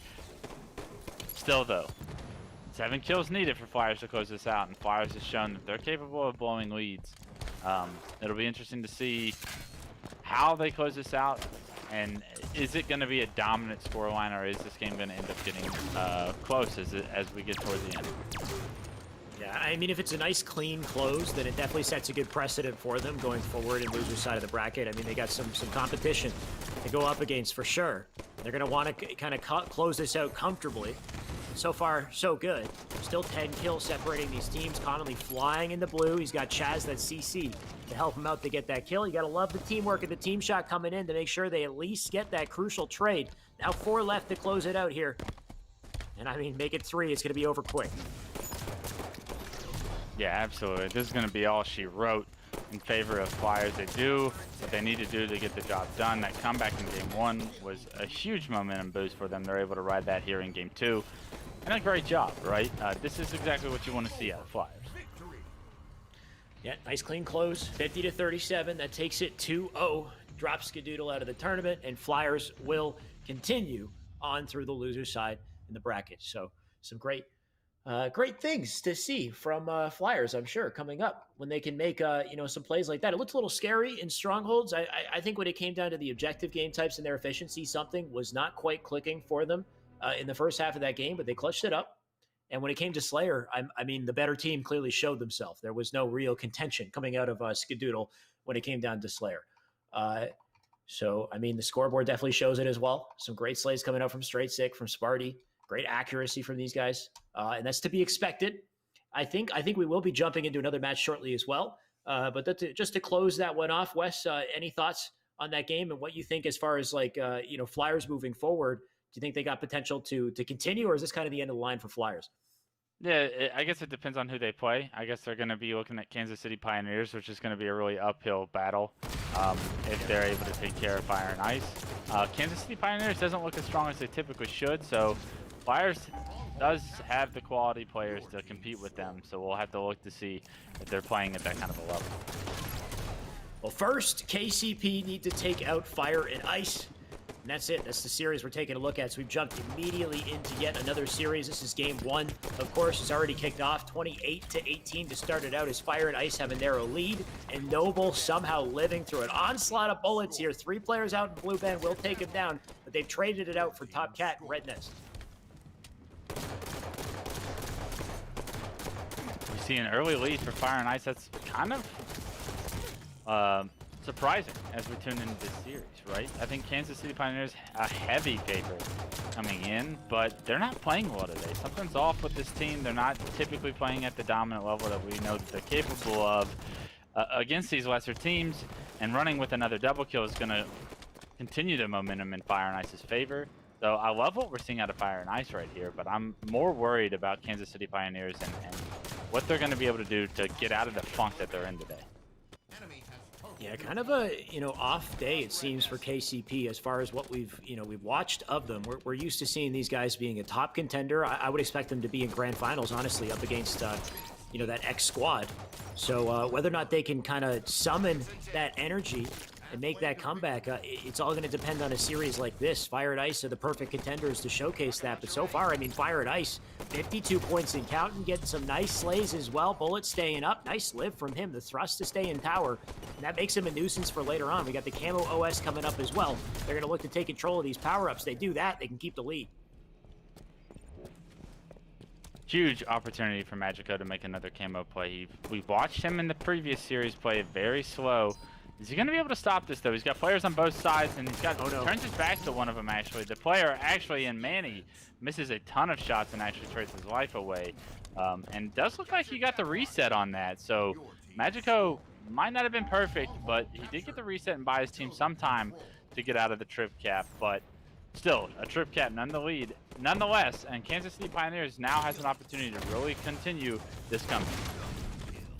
Damn, that was sick timing from Druck, by the way. He gets a double kill and a patient wait for that final shot to close out the double kill as well. They do eventually get that nest, so they're stopping the bleeding just a little bit here, but the two caps still being held by Red Team. 35 points and counting as they try to claw their way back here. Manny going to make a wide rotation through security. Got a player off the face and that's running with a big kill, though. His teammate with him to help out. Soul Snipe, though, in the meantime, taking advantage of that timing to try to get Red Nest, but they're going to square off in a 1v1 here. Big win in that 1v1 if that player lives. That's a temporary trip cap once again. So KCP playing so efficient in the situations where they lose slays, they lose power positioning, then they just wrap over to another hill and they get the capture they need. Yeah, they need to stop the bleeding. It's already done enough damage for Kansas City Pioneers to come back into this game. Unfortunately, they don't have an answer to stopping this bleeding as of yet. They get the kill top, catwalk. Can they get the stronghold? There's two players that are weak inside of it, and they're getting collapsed on right now. We see Manny jump in there. He gets the reset, and unfortunately for Fire and Ice fans, the lead now goes in favor of Kansas City Pioneers. It's starting to snowball out of control. This could be a triple stronghold control for the rest of the game, right? We haven't seen an answer from Fire and Ice yet. They're in Red Nest, but Rockets are going to be able to deny that. They're going to get the reset on that, and with it, they're not going to get Red Nest. It continues to snow.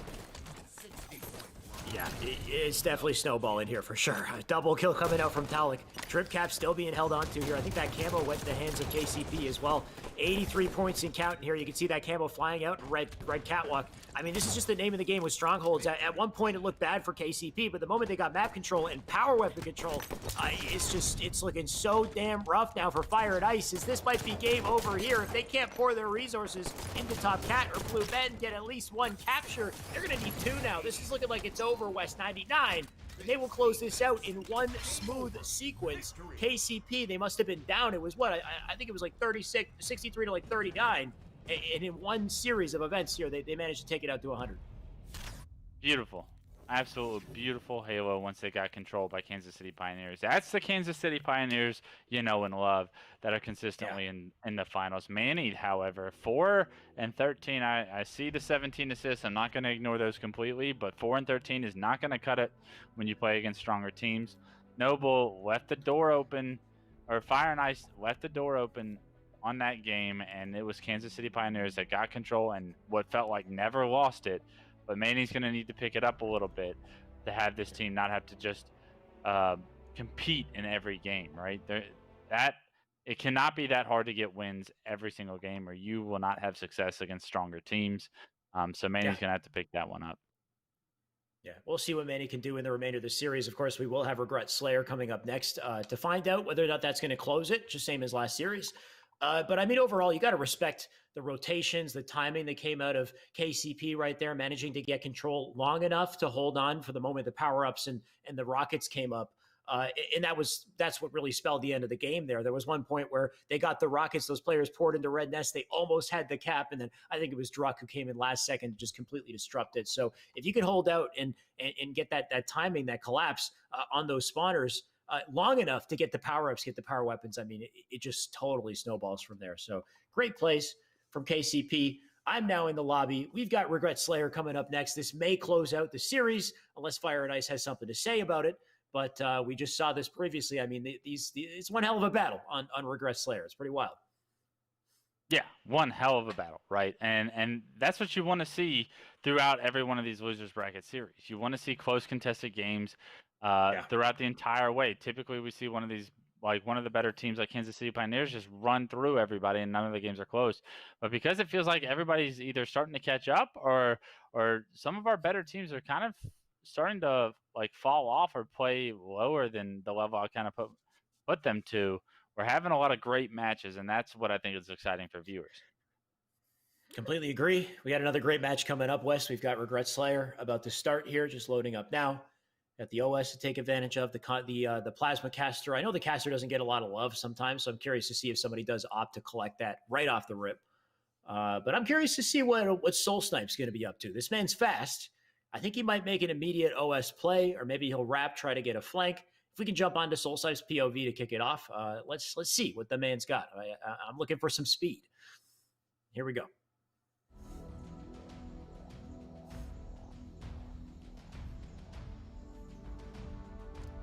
Go for a West. Interested to see Kansas City Pioneers and how they start this game. Are they going to be able to finally click and get onto the Kansas City Pioneers that we know and love?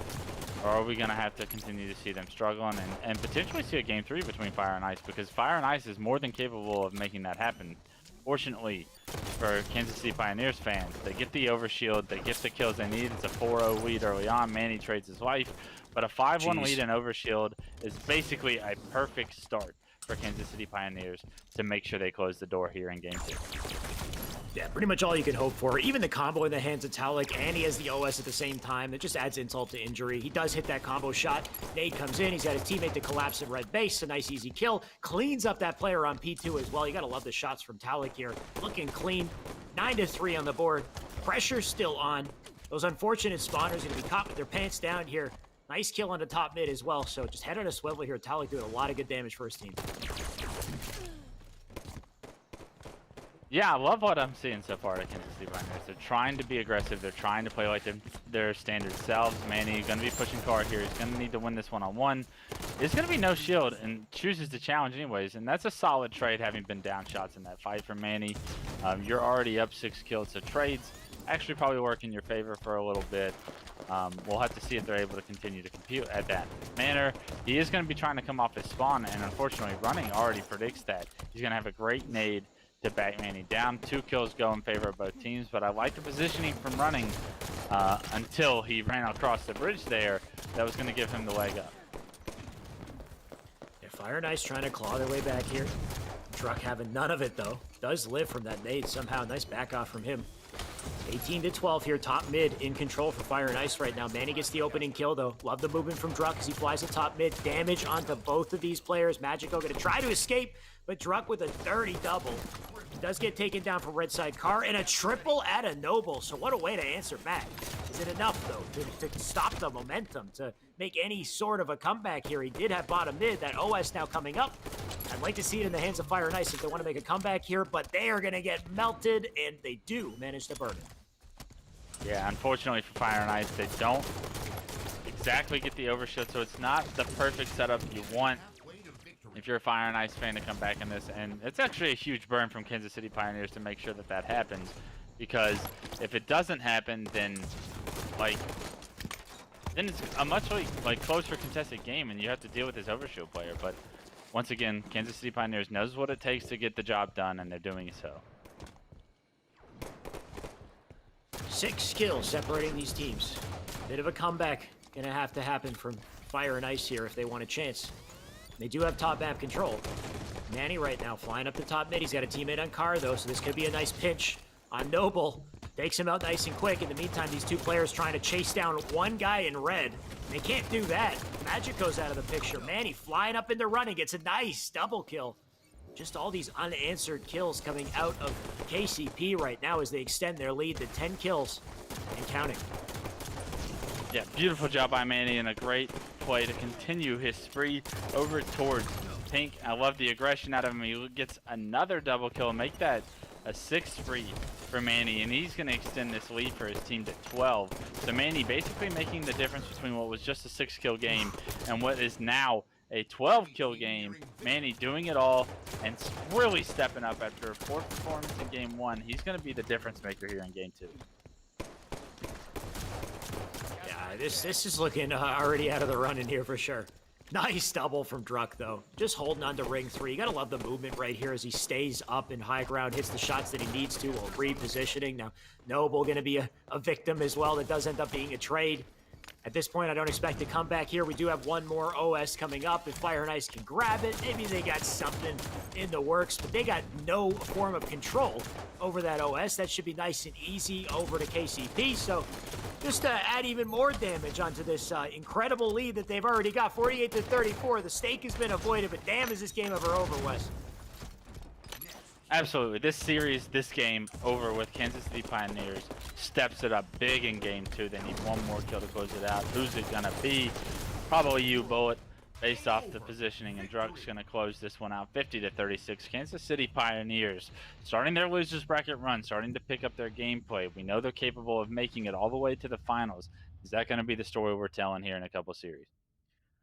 Well, Wes, something you said you were looking for in the last game was for Manny to do his job as a good teammate and get some slays. And it looks like he did just that. He went 14-8, so great plays for Manny. Druck definitely led the board, though, 17-9 out of him with 10 assists as well.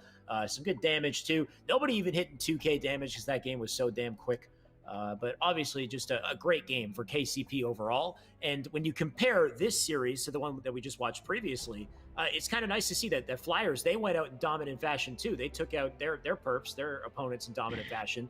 And the same thing has now happened with KCP. So these two teams are going to have to square off, Wes. Going to be Flyers, KCP coming up next for sure. And great plays, I mean, or great performance, I guess, from Fire and Ice to get as far as they did. But that's the end of their tournament life for now.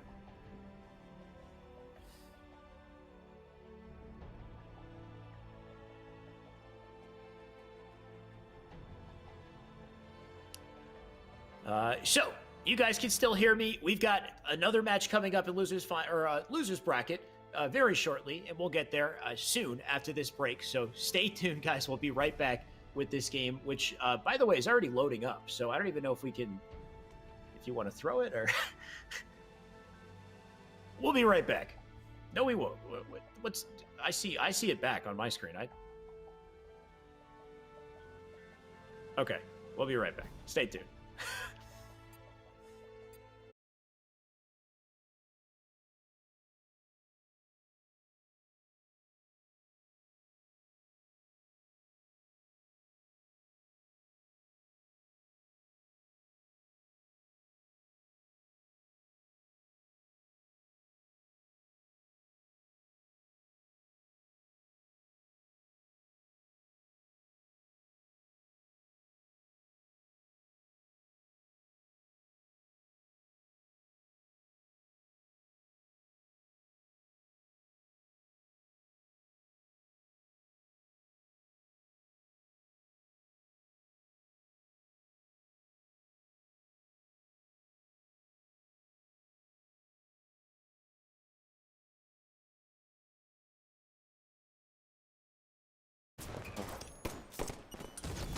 I believe we're back in the game here. This series has already started. This is winter semis at this point. Flag's already out, by the way. It's about to go in. So this might be a quick game 1 here. But Kali CTF kicking this off. Of course, Fire and Ice going up against KCP. Though it is 0-0 on the board, so don't be tricked by the overlay. They're just getting started. Going to try to figure out who gets flag number 1. Yeah, Kansas City Pioneers looking to continue their losers bracket run. We just saw them come off a nice 2-0 series where they came back in game 1, had a dominant performance in game 2. It's already starting to swing the momentum in their favor here in this series. We know Flyers has the capabilities to compete with Kansas City Pioneers, but this feels like it's always the team that they lose to, right? This is like where Flyers' road typically ends in tournaments, so I'm looking to see if Flyers can play to the level of Kansas City Pioneers once again in these tournaments, and we have to see as Kansas City Pioneers already running a second flag in Super CC. The flag player is right below you. You do stay alive, but are you able to make a play? The answer is no. There's going to be 2 fresh dead, and with that, that's going to be a guaranteed second flag going in. Definitely a rough way to start a series if you're Flyers in this situation, because KCP, far and away, Cali CTF is their map, their game type, and I mean, you're seeing it. Third flag's already out. It's out front right now. They are so damn quick and efficient when it comes to Cali CTF, so Flyers, they have a one hell of a threat to try to deal with in game 1 here. And if anything, I'd say just do what they can to cut their losses, to contest these boys so that they don't get too much momentum and just snowball this thing. Because Druck right now, he's got the Rockets trying to get some Hail Marys, but he'll be picking up that flag, potentially closing it out here. I think it might be over, unless... Absolutely. Druck punching the last flag in. It's going to be a 3-0 game score for Kansas City Pioneers. The bread and butter of Coliseum flag is the strongest game type. And with that, they're going to take this series 1-0. You love to see that. This is the Kansas City Pioneers you know and love. Damn, do we have no goose? I was looking if we had the potential geese here on the scoreboard, but commonly does get a breadstick, goes 1-5. That was one hell of a fast game. Also, just considering how far we are in this tournament, I mean, this is late tournament, and we're seeing a game that's 2 minutes 45 seconds. Just goes to show how efficient KCP are when it comes to Cali CTF. They're disgusting on this map game type. You can't even really think about the slays here. Nobody even broke 10. I mean, Manny went 6-3. But just great teamwork, great coordination. Seals out that game nice and quick. Wes, in game 2 will be Plaza Slayer, which is already loading up. But damn, does that ever give them some momentum?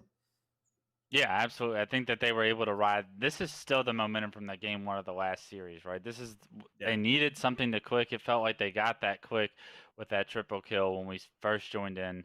I believe it was Super CC. And since then, they haven't really looked unstoppable. Like, they haven't looked like they have any flaws that we saw from them in Winners Bracket earlier on. This is a great performance from them here in game 1. I kind of expect the game 2 to continue to go in their favor, right? We know Flyers has everything they need in order to take this to a game 3, but it always feels like Flyers leaves us wanting more, so I'm not sure what would change that in my mind. Well, it's time for Flyers to ice up. They got to do it now or it's not happening in this tournament. 1-1 on the board right now. It's a super even start, but the OS in the hands of Sparty, the snipe in the hands of Straight 6. So Flyers with big opportunity. You just got to see him capitalize. Nice shots on the Manny. Does end up being a trade here. That sniper is going to come down to Straight 6. He's got it in his hands. Let's see what he does. Right now he's under a lot of pressure, though. And that's out of the picture, so we'll see who grabs that snipe to keep it in play. Yeah, 2 down for Flyers, so it looks like it's going to go in the hands of Talik as we look at these.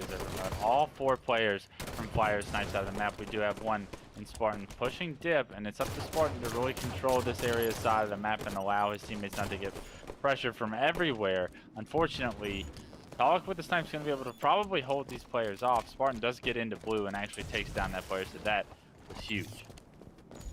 Great work grabbing the snipe, rotating it. Just keeping it away from the enemy team. Talik looking to pick up some opportunities here. Right now he's under a lot of pressure. They're going to rotate up to top yellow. I like this transition here. He's going to have to, just look multiple directions here, though. Sparty tries to push up. Nice spree there. Does go down. That sniper's going to change hands. Manny looking to make a flank. CC with the sniper now. 1 bullet left.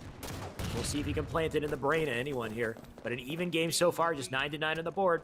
As we get closer to that OS coming up in less than 30 seconds here. CC, big kill from him. Gonna receive some pressure here over on the light all. But he's gonna try to rotate his way out for now. Yeah, you would have wanted to see him stay top yellow there, but a beautiful no-scope on the Manny is gonna allow the opening for his team to kind of continue map control, and Sparty's gonna pick the double up off that. So great job by Flyers, kind of start stepping it up here in this game. They're starting to use teamwork, make some individual plays. That no-scope's really going to swing some momentum, as well as Spartan's ability to follow up with that double afterwards. That could turn into a cam or an OS.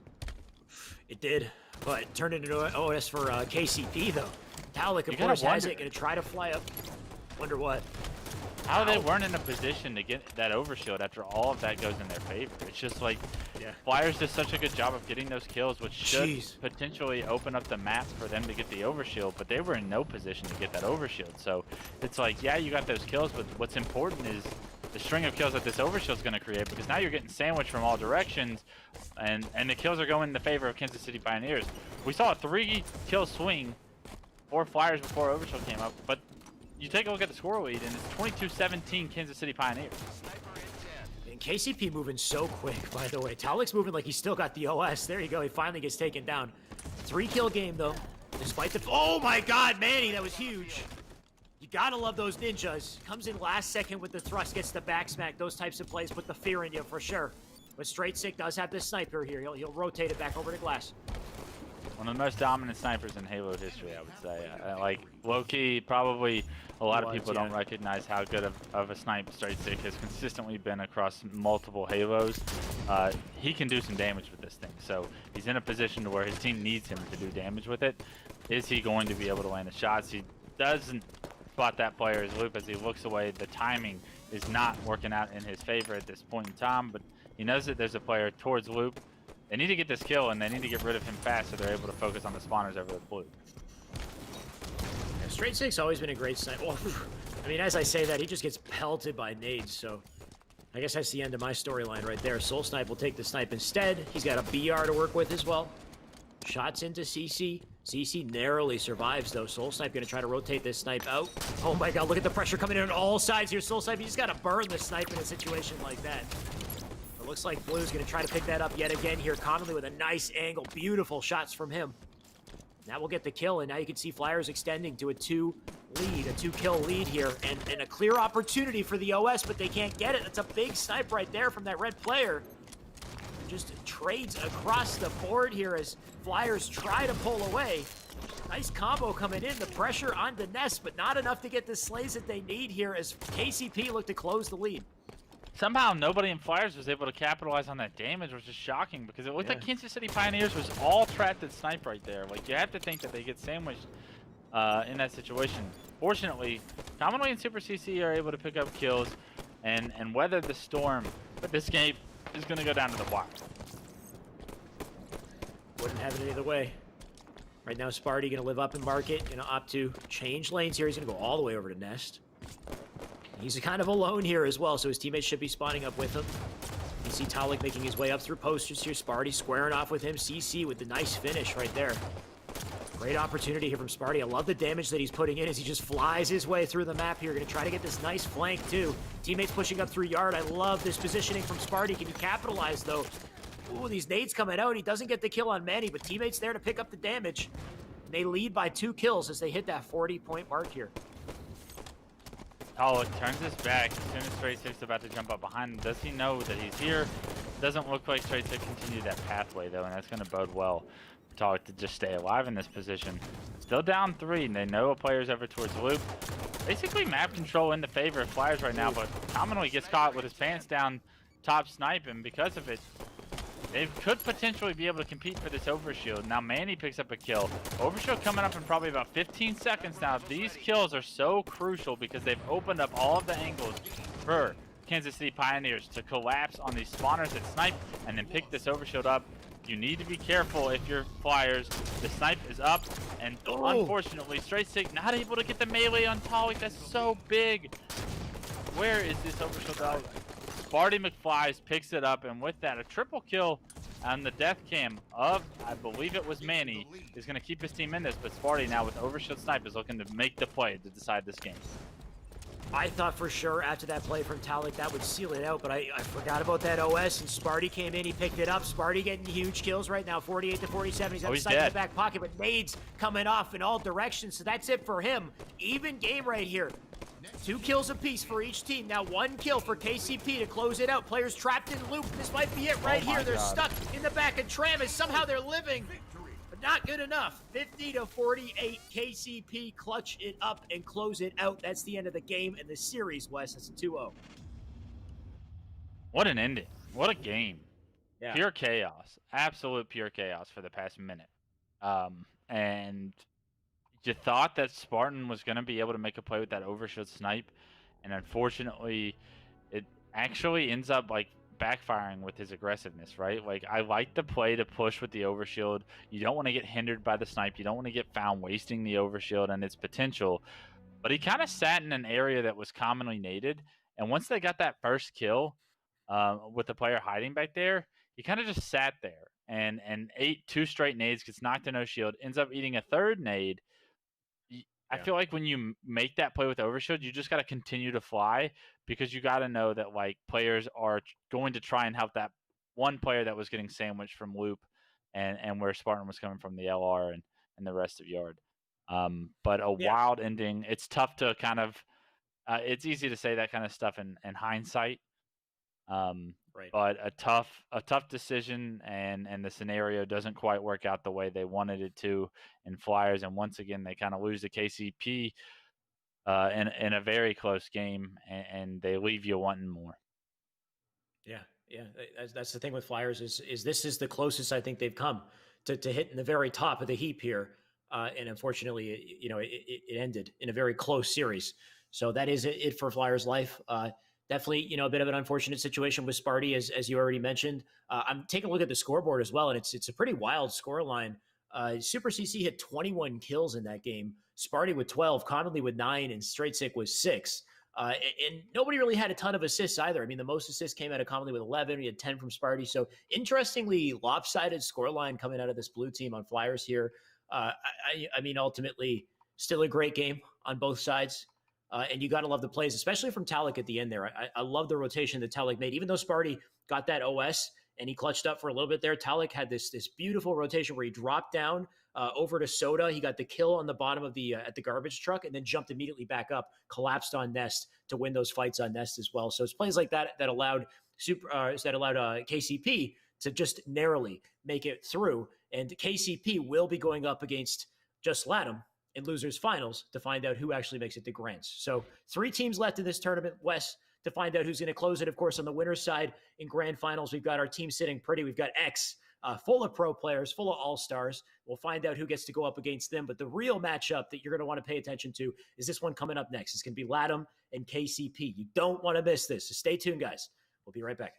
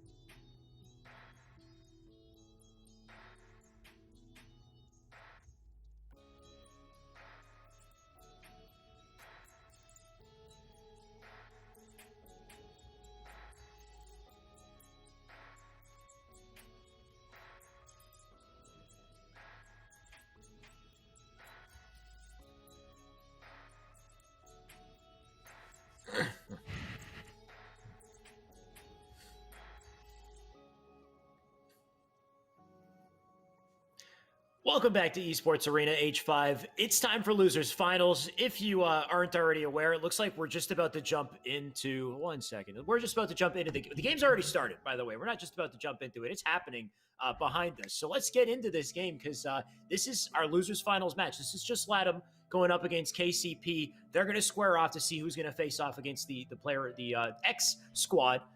Winner's side of Grand Finals. Right now, 27-11 on the board here. Rig Strongholds is the first match we're watching in this series here. We're on POV with Drift.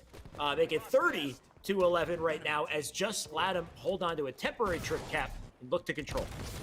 Yeah, we called it an upset when LATAM won in the winners bracket, but now these teams match up again. Already LATAM up to a lead. LATAM having some great elo under their belt for the day. It's really refreshing to see them continue to be able to improve on a week-to-week basis. But here's a trip cap for Kansas City Pioneers. We've seen the damage Kansas City Pioneers can do with a trip cap in their belt.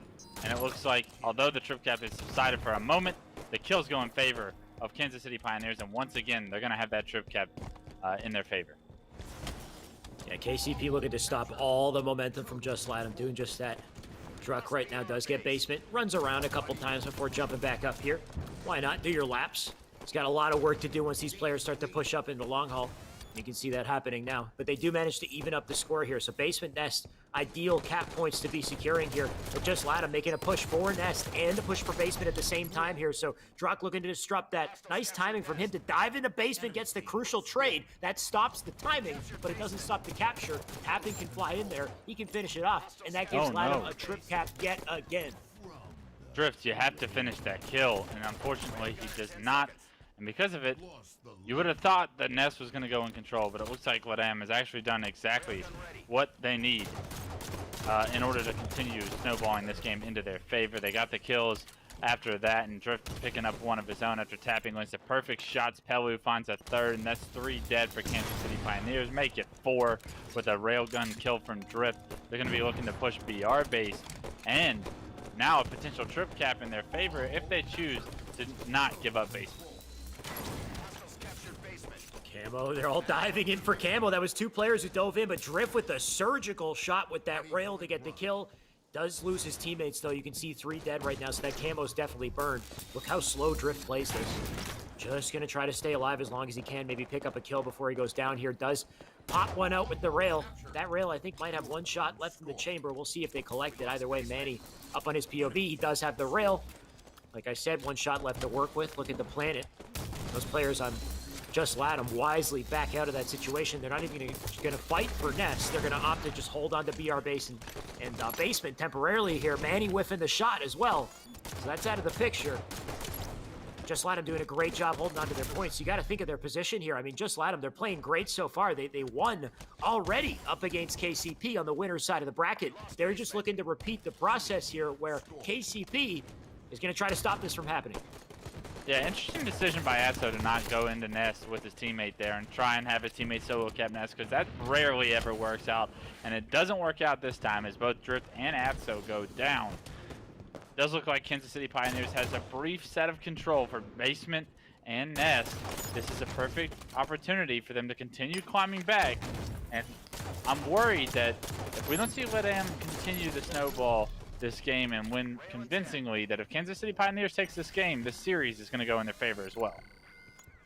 Yeah, if they get a little bit of momentum, they get a whiff of blood here, they're definitely going to feed on just LATAM, so we'll see what happens. Of course, the rail just went in the hands of Talik, and that Camo's going to be up shortly as well. Talik looking to rotate this rail through. He's playing sneaky so far. Gets a nice, gets some damage, cleans it up with the Magnum, though he gets taken down. Those are big plays from just LATAM. They do manage to secure basement. They're going for BR base immediately, so they waste no time being efficient on the map here. Soul Snipe going to try to stop it, but not much Soul Snipe can do against those 2 players already in BR base. Trying to get the cleanup here.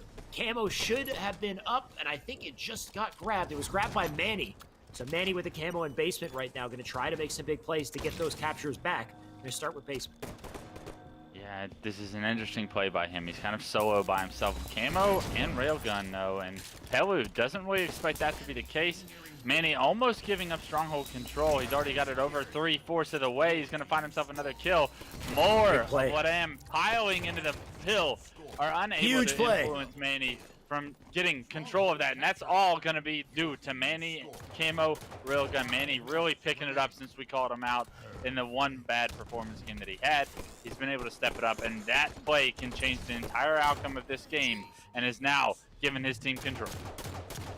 Yeah, we knew how risky that was for Manny from the onset there. I mean, completely alone in basement. He did have the rail and camo, but damn, did he have to just take out, you know, just an onslaught of players there. But, I mean, he did it. Despite that, just let him. They're not letting up. They're trying to get back into basement. You got Gish, that's Drift, going to sit back there. Atso, in the meantime, going to stay up on Carbine, look to try to contest Nest, and he's doing just that. So great shots into Manny here. Bit of a double dilemma for him. You got Talik up in the short haul here, so it does take him down. Big place. 80 points to counting here. Just let him. They're going to lose Nest, though. That's a crucial capture to grab for KCP as they hold Nest and BR base. Kansas City Pioneers on the verge of creating this comeback, and they've done this multiple times today, so you got to believe, if you're a Kansas City Pioneer fan, that they've done what it takes to create yet another miraculous comeback in their favor. They got players. They do go down in Nest, and Nest is actually going to go in favor of Ladam, but a beautiful railgun shot from Druck is actually going to give them a little bit of an advantage here. They do have to compete for BR bases. Druck actually gets backwiped by Pelu, and because of it, BR is going to go in favor of just Ladam, but both Nest and Basement go in favor of Kansas City Pioneers. More with Pelu, trying to live right now. He's got a teammate underneath Nest. He's got to worry about BR base as well. That stick goes in. It doesn't work, though. So they will be getting BR base.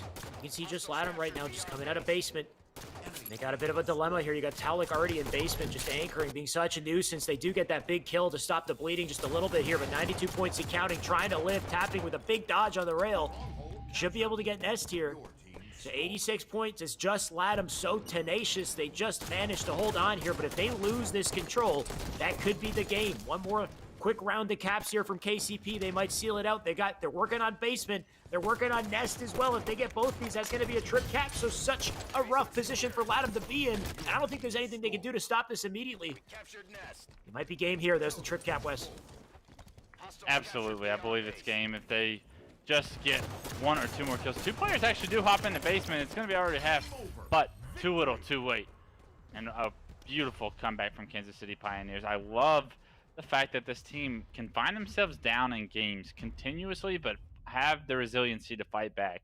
It just goes to show that, like, this team has so much practice with each other that they're comfortable playing in deficit situations. And when this team has control and they start to play from ahead, they're only going to be more dangerous, right? That's only going to give them more of a leverage, but they can't continue to fall down in these games, especially when they get to play X. If they advance from this series, like, X is going to close the door on a lot of these games. So I want to see better starts out of Kansas City, and especially in their objective plays.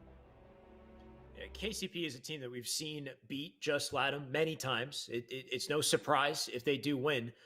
But today, Just Latham kind of looked like the better, more well-oiled machine as far as the winner's side of the bracket. So when we come back through here through losers, KCP, it seems like they picked up some momentum or something. We got some replays on screen here. I mean, this was probably the biggest play of the game right here from Manny, as look at how he stepped out of basement, came back in, lands a clutch shot onto tapping buttons, manages to just weave his way around the box here, lands another for the double into basement. So plays like that allowed him to secure basement and get that ball rolling and allow them to clutch up that game.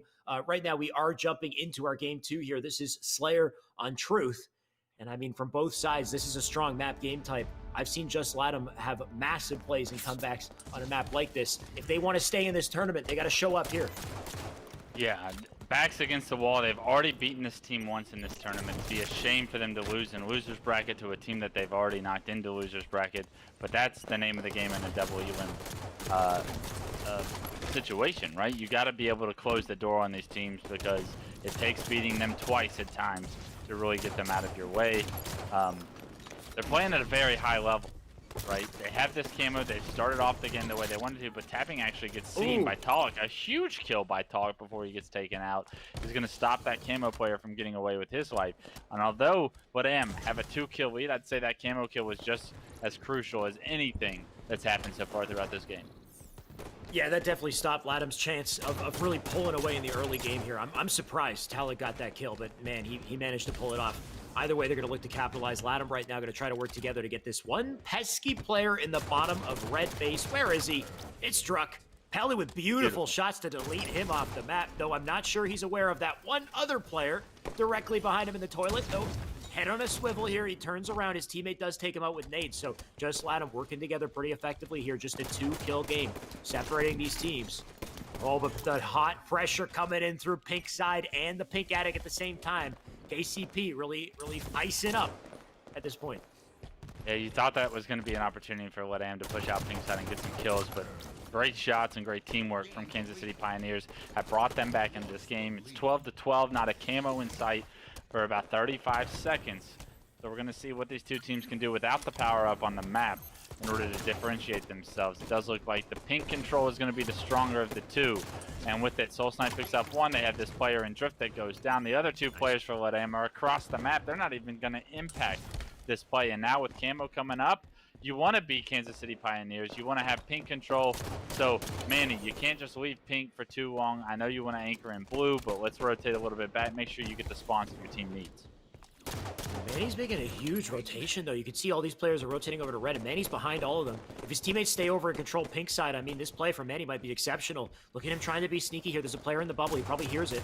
That's tapping. Tapping's flying forward. Just prays on him. That's a big kill onto tapping. They delete those players onto red. That should be a free camo. Drift, the last player left to try to stop that from happening, and it looks like Drift, did he somehow, I think he somehow burnt it. So that's massive that he got in there last second to burn the camo. But the lead, they're pulling away right now on KCP. Love what we're seeing out of Kansas City Pioneers. This is the resiliency team that they're going to need to be in order to compete against X. They're even going to probably have to play a level higher than this. But they find tapping trying to get away from front red, sneak under the base. Multiple players on the observer mode is spotted top red. A killing spree for Manny. Manny's really starting to pick up his game. He's going to get another kill before going down, doing damage to all three players that were top red. Unfortunately, Tolik's not able to pick up that last kill, and with it, it's just a 5-kill lead for Kansas City Pioneers. So LATAM actually wins that trade for the moment, but it does look like they've lost a little bit of the control as well, and they're going to be sectioned off here towards red-pink. Manny had that 4-kill game, and he's like, nah, this is unacceptable. I could do better than this. And just since then, he's been just a laser on the field. He's been playing absolutely incredible, so we'll see if he can keep that up. Drift does get taken down. Pelu now on our screen here. Gonna try to stop Manny as he flies in with the nade there. His teammate will clean it up. Trades across the board here, ultimately trades in the favor of KCP as it's 30-23 on the board. Soul Snipe flying every which way here. He'll dive out front base, go back under, and a new camo is going to be in place shortly here, so they will elect to control pink side of the map and keep these players at bay. Interesting setup we have here for Kansas City Pioneers. Soul Snipe's actually going to be by himself at red. There is a player that's gone under red, and they're trying to make a play for this camo. Soul Snipe actually gets juked by this player, does actually sniff him out and get the kill, but the camo is going to be going in control of Just LATAM unless his teammates can spawn and get there. They know this player is hiding pink one, and once again, the camo player and tapping button is taken out. You cannot just sit there with camo and hide. Actually, it wasn't even up yet. Drift is going to be able to swoop down and pick it up. It's a late camo. It's at 25 seconds. Let's try and remember that for the next time it comes up. 25 seconds is when camo comes up. Drift, you're in a position to really bring your team home. No. And unfortunately, you choose to shoot a little bit early. You get caught off with your pants down by yourself, and you get traded out with camo. That cannot happen if you want to make up this deficit. As the camo player in that situation, you really got to tether yourself to some sort of easily available exit. And he just didn't have anyone in sight. He got completely melted by those two players. So the opportunity for a comeback was there, but they lost it. Now 6 kills separate these teams as KCP now hitting 41 points. Going to try to collapse on this car bubble here. You got Drift and you got Atso. They're stuck in the bubble. Players collapsing from both sides. Big kill from Atso. Druck getting a kill. Manny gonna try to live here. He's one shot. Pelu with the collapse. Big kill from him. So despite those players trapped in bubbles, somehow they're cutting some of the losses. But is it enough though? 44-38 here as they're looking to close it out with 6 more kills. Yeah, 2 players red bubble, and they're gonna have to back up. But tapping actually pushes forward, gets the kill on the Soul Snipe. A bit of an overextension from Soul Snipe, pushing red bubble by himself, knowing that there were enemy players for LATAM there. Now Tolik by himself under red They're trying to nade him out. Did they actually hit him with one? Yes, they knocked half of his shield down. It's going to be an easy kill for Atso if he's able to finish it. Nice. Unfortunately, his teammates are there to finish that kill. It's a 6-kill lead still, as all of Just Let Am appears to be stuck at red. This might seal it out here. This is such a rough position for Just Latham. They're not aware of Soul Snipe here. Can they get the kill? Did Soul Snipe get the stick, though? I don't think he did. That player lived. Just a little bit longer here. We know that camo is 25, Wes. It might come into play at the very end of this game if Just Latham want a chance at making a... you know what? I think they won't even get there. 49-43. 1 kill left to close it out. That player trapped in front base. Not where you want to be. KCP close it out 50-43. Not only the game, but the series. And that's unfortunate for Just Latham. They'll be out of the tournament. KCP will be the ones to face off against X to close it. Beautiful job by Kansas City Pioneers to extend themselves to the finals. You had to wonder, were they going to be able to make this entire losers bracket run? The answer was yes. But is their journey done in the finals, or are they going to compete with this X squad? Because the massive amount of names that come on that X squad, the caliber of talent that is on that side waiting in the winners bracket is unbelievable. To try and beat them in 2 best-of-3s is going to be a daunting task, but you got to figure it out. You got to find a way if you want to win this whole thing. Yeah, absolutely. Just taking a peek at the scoreboard there, Druck. We talked about Manny going huge as well. Druck actually went 15-13. Manny 14-10, but Manny with far and away the most assists. He got 13, while his teammates got 8 and 6 apiece. So great work from Manny, doing damage, flying in. Like I said, he had that 1 4-kill game, and we called him out on it, and he just completely came back afterwards. So KCP they're looking more like themselves, right? We're used to seeing KCP get to grand finals, maybe even win some of the earlier on. They would win these esports arena tournaments, but the level of play just continued to increase. And now you got players like Frosty, you got players like Eco, Saiyan, and Trippy waiting for you in grand finals. So this is the matchup to close out the tournament today. We're going to be seeing X going up against KCP in grand finals. That'll be happening after the break. Quick shout out to Just Latham, by the way, for fighting as hard as they did, though. The Latin American community always strong every single week in esports arena. So I'm looking forward to seeing what they can do next week. But for now, that's it for them. All that's left, these 2 teams. So stay tuned, guys. We'll be back with grand finals after the break.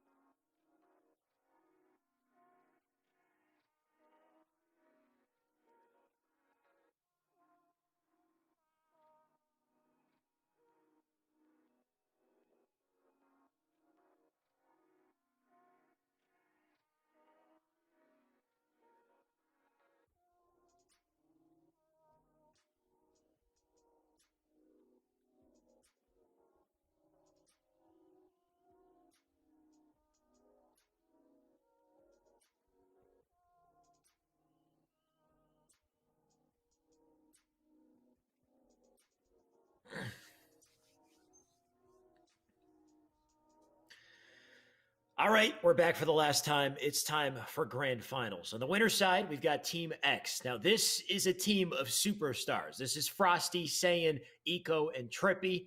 They're going up against the players on loser's side that we just witnessed. They got a pretty hot momentum streak, but they're going to have to play pretty damn well if they want to hold their own here. This is KCP, Druck, Soul Snipe, Talik, and Manny. Our series layout, Wes, we're going to be getting strongholds on Eden to kick things off here. I believe that should jump us into a Regret Slayer and then a Fathom to close it. Actually, you know what? We'll start with Strongholds Eden. Tell me what you think, and then I'll get us the rest of the series. Yeah, I think Kansas City Pioneers can afford to start off slow. I think X is definitely going to play well, and you have to kind of match that level. And Kansas City Pioneers is something that's felt off for them basically all day. They're still in the finals, which is a testament to their ability and their resiliency. But they don't typically look like they're playing at their highest level at this point in time. And with that, it'll be really interesting to see if they kind of can raise the bar because that we know they're capable of. If they start slow, it's going to get ugly because X is full of 4 of the best Halo 5 players in the world at this current time, and you cannot afford to get their momentum rolling. You got to kind of shut down the momentum that they've built throughout all of winner's bracket. It's been a bit of a time since we last saw X play, so maybe they've cooled down from the heat that they had. Yeah, I don't know if they were playing matchmaking, if they're playing Octagon, whatever it is. Even a cool Team X is, they're going to still probably going to dominate, regardless of what they've been doing. But we'll see. KCP, I think they're the best competitors to go up against them, so very excited to get this started. Of course, OS looked like that got burned nice and quick. We got the camo to worry about as well. We've got the rockets on the map also. Eden Stronghold's going to kick off our series here, and Trippy with the camo to make his way through Catwalk. Trippy in control of this camo. Knows that all of these players are going to be trying to rotate towards Catwalk. He's going to spot Soul Snipe out, forced to trade his life after a little bit of a sloppy opportunity to get a quick kill. Maybe should have just let him run by and then try to go for the back whack or something, but either way, we're going to have Kansas City Pioneer focused on this Catwalk as we see 3 players that are trying to push this as of right now. They are going to get taken down. 3 players in the kill feed goes down, and last guy alive is going to be Talik in the window. They know he's no shield here. Trippy actually gets taken down. A nice shot by Talik to actually finish Trippy off right there. And finally, Catwalk gets controlled, and it's in favor of X. Talik's still looking to put in damage. He does get wiped out, though. Unsuccessful with that Catwalk in the end. Soul Snipe does manage to get Red Nest while he puts up the distraction, though, so good work right there. Soul Snipe going to continue to try to make this rotation. Stuck on low Catwalk. This is a really rough place to be, and you'll see why. He just gets taken out. Frosty right now dead as well, so players dropping left and right here. KCP still holding on to 2 caps. Eco with a nice double, though, so he'll be putting a stop to that in just a second. Though you can see players over on Red Catwalk going to throw some nades into Red Nest here as Eco tries to stay up. Beautiful shots from him. Unsuccessful with Red Nest, though. And we'll see if they can get that cap. Looks like KCP are still holding on to a pretty dominating opening start as far as points are concerned. Very dominant performance so far, I'd have to say. Kansas City Pioneers doing exactly what I said they kind of needed to. Start off strong. And we saw a lot of kills go in favor of X early on towards Catwalk, but still Kansas City Pioneers has done a phenomenal job of efficiently getting the objective done and finding themselves with this lead. Enemy team, 20 points. But can they hold on to it? This is the thing with Eden Strongholds, is how quickly that momentum can change hands. Trippy tries to get to the OS. We got a player with rockets flying for OS. He doesn't get it either. That was Talik. He dropped the rockets as he died. The camo was burned as well. Frosty unable to escape, so all the power-ups, power weapons pretty much dealt with at this point until somebody grabs those rockets. I think Saiyan was the one to do it. They'll look to control the blue bend with him. Eco with a sneaky play in the meantime, if he even gets the chance to be sneaky. His teammates are wiping out everything. So 2 caps on the board here for our red team for X as they look to get the ball rolling. And once that happens, Wes, this can very quickly go out of control. Yeah, all 4 players for Kansas City Pioneers are near this Catwalk stronghold. We see one overextend towards red to try and get a flank on it, as you see Saiyan and another teammate of X trying to push it. Eco on screen, pushing Catwalk, trying to make sure he can hold it. Spots Druck, and unfortunately unable to take down Druck. Beautiful shots by Druck to actually switch targets and get a double off of that situation. It's going to be Trippy that wins his one-on-one against Talik. And with it, they lose Catwalk, but Trippy's able to stay alive and hold this angle. It'll be interesting to see how long the Catwalk will be in control of Kansas City Pioneers. KCP going to try to maintain control. Manny right now up on Red Nest. He does spot that player down in the pit. Loses his teammate, though. Frosty with the kill, so Manny turns back to take him out, and he does get the kill. Saiyan with the cleanup, though. Still 37 points and counting as KCP hold on to a pretty good lead here. And I like the teamwork here with Talik as he flies up the catwalk. They're looking to take Red Nest, though. It looks like they might not get it if Soulside can fly in, and he can't.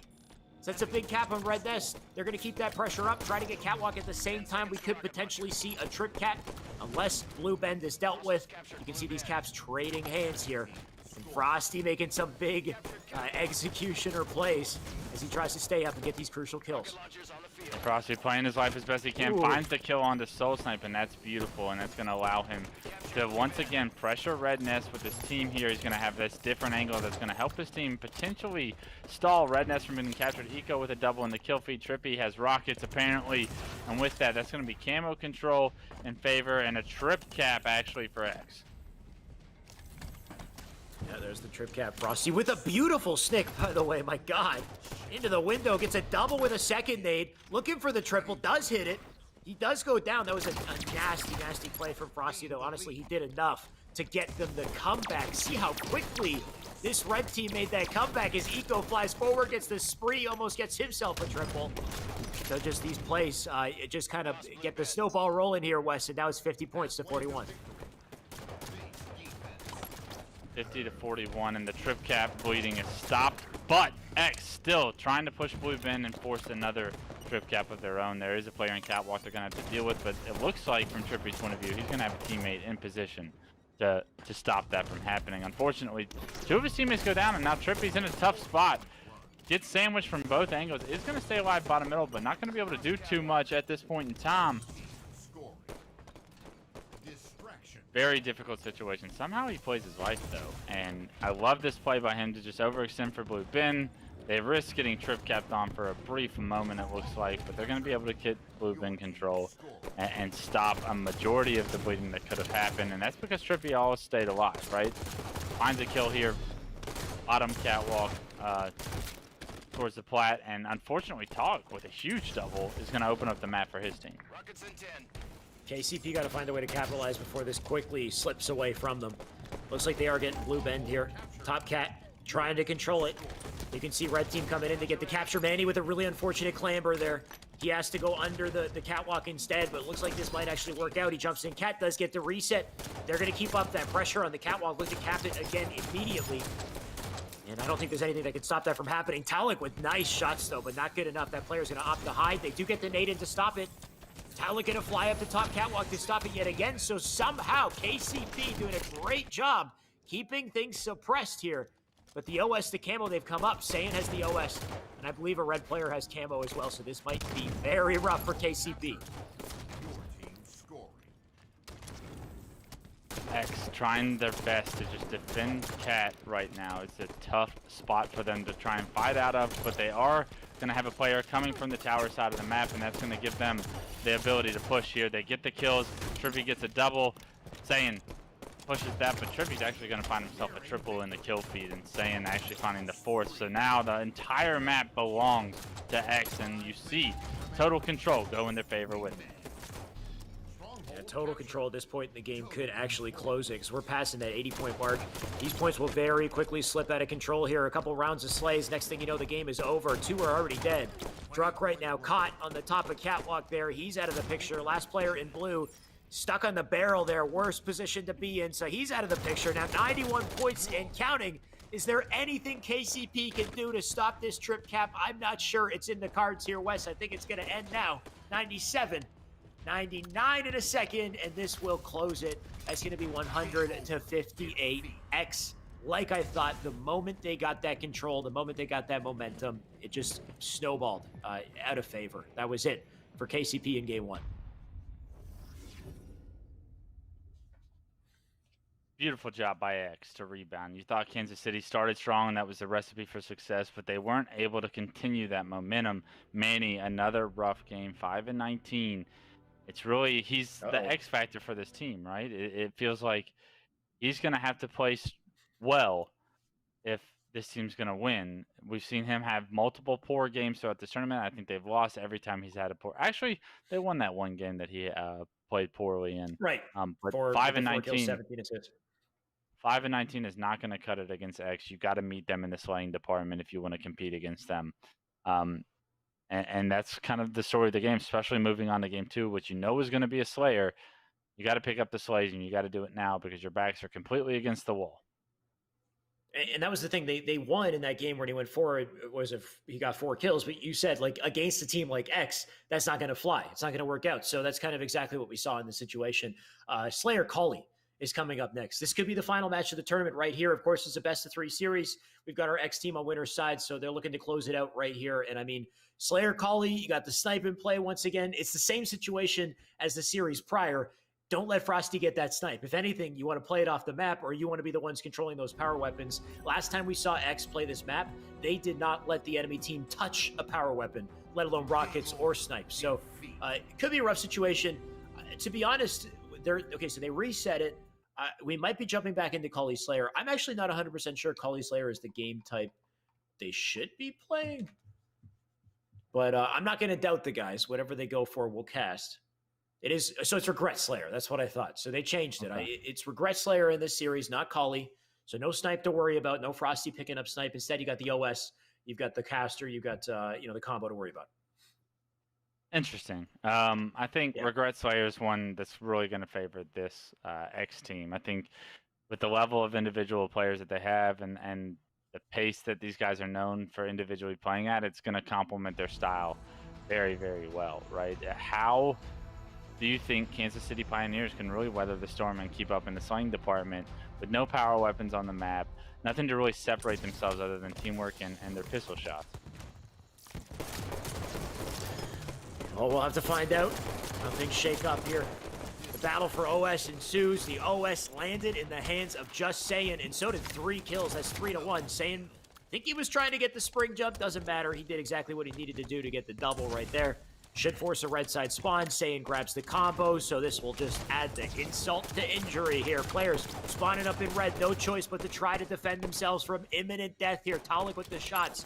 Druck gonna hole up in the back of the base and wait patiently. Let it play out. Druck, I like that play from him to get behind Saiyan, but not enough to get a kill. Now 8-1. This could be a very quick game, Wes. Could be a very quick game, and it could snowball completely out of control and be an ugly game for Kansas City Pioneers fans. It's 9-1. Saiyan, Frosty, Eco, they've all started off hot, and with it, the kill feed resembles everything that you want to see if you're an X fan. Saiyan just finding free kills as Frosty picks up another one top pink. It's 12-2, and this is getting ugly. It's getting real ugly, real quick. Of course, in a map like Regret Slayer, momentum could absolutely swing. We've seen 10-kill comebacks before, so it's not out of the running just yet. But damn, is it looking rough. I mean, Saiyan somehow lives there. Takes the combo down to bottom mid. Makes a massive kill, so now 15-5. Druck caught isolated over on Pink Street. He's out of the picture. You got players coming flying out of blue here. Talik gets wiped out from a hot 5 from Saiyan. Remember, this man's on a Series X, and if he wasn't a threat before, he absolutely is now. I mean, he was before, so he's just even more of a threat now. Beautiful job by Saiyan here this entire time. He's been able to stay alive, play his life, and eventually he gets taken down, but not without doing so much damage with that one life. It is 20-8, so we've seen a little bit of life out of Kansas City Pioneers, but at this rate, this game will be over here before the third overshow comes up. Yeah, this is looking real rough. They have no, positioning to get to the OS whatsoever. Frosty's going to stay near. Whoa, I take it back. No. Wait, how did he get it? I have no idea. There was a player sitting on top of that. Somehow Frosty just swiper, no swipe, and he just came in there. He just pulled it away. I have no idea. He's got priority. He's Series X priority. I don't know, man. Either way, he's dead. 23-12 here, as they still got a dominant lead. 24-13, and that overshoot really could have helped Kansas City Pioneers come back into this game. So that's a huge blunder by whoever was on top of it and actually didn't pick it up. And somehow Frosty's able to snag it, get a kill before losing his life to that stick. Talik going to be trying to get some top mid control for what feels like the first time Kansas City Pioneers potentially could have had some. And this is exactly why it's felt like that, because he immediately gets taken down the second you think that he's going to have an opportunity to make a play from top middle. We do see Eco trying to get this kill top middle, and multiple kills actually go in the favor of Kansas City Pioneers. So this game, all of a sudden, just a 9-kill game, not completely out of the realm of possibilities. It's not. But we'll have to see if they can do anything to really change our minds here. Still 30-21. Frosty with a nice double. Frosty looking to light things up here. He's aware of Druck in the blue base. We'll see if he finds him. Gonna fly over to blue. Nice, beautiful nade on Taulik. I don't know how he has that type of prediction, but he gets it. Double coming out from Soul Snipe to turn the favor. They're still 24-32. They got a hell of a comeback to make here. They got to get that top map control. Got to see a round of slays from these guys in some form of a momentum shift here, because so far it just looks like they're just kind of, getting a couple trades to stay in the game. Kansas City Pioneers doing everything they can to come back now. You see Soul Snipe trying to stay alive. Spots one player under the base, but he's going to get pressed by another two. This is a big kill onto Trippy that's going to allow him to potentially stay alive. You got to get away from the donut, though. And because you don't, they take you out and you trade the kill. But it's a 5-kill game still saying. Able to get that kill as well. Beautiful from him in order to continue this lead. Saiyan doing a great job. There's a reason why there's a debate that he's the best player in the game, and it's because he just it feels like he never loses his one-on-ones or whatever on his screen. Pollock finally getting an overshield though, so that could potentially carry some weight into the game. He's able to take down Frosty and Eco. Bam! Spots Trippy as well, so it's a 5-kill game. Kansas City Pioneers starting to gain momentum. All right, let's go.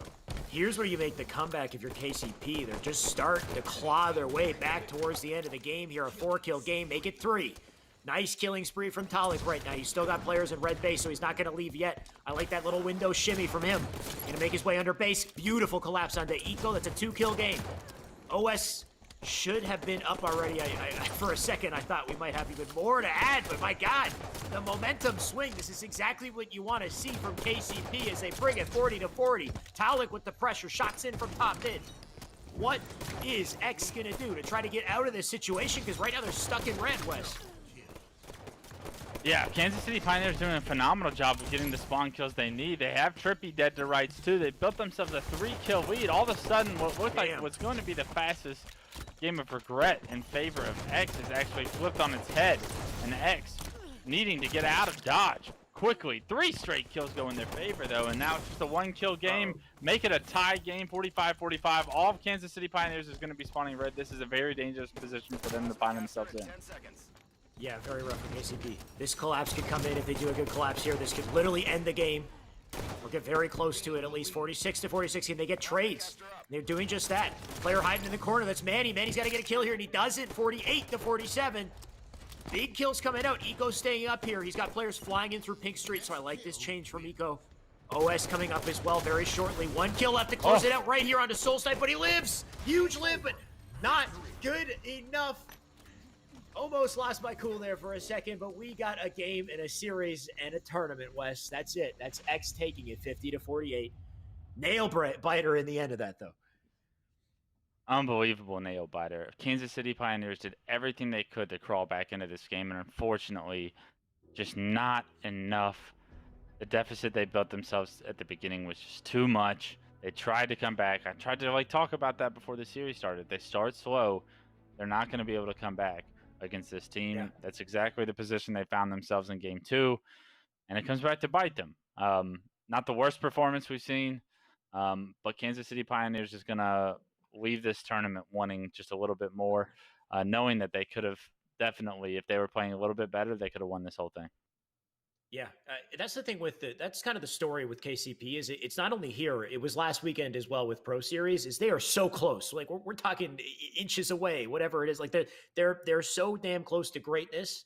1 or 2 kills could have sealed out the game, could have brought them to a game 3, and who knows what would have happened next. But I do respect that comeback. You got to love the comeback, the show that they just gave us right there, considering what was it at the first half of the game? It wasn't even competitive in the first half of the game. It must have been like 25-10 or 11 or something like that. So massive comeback.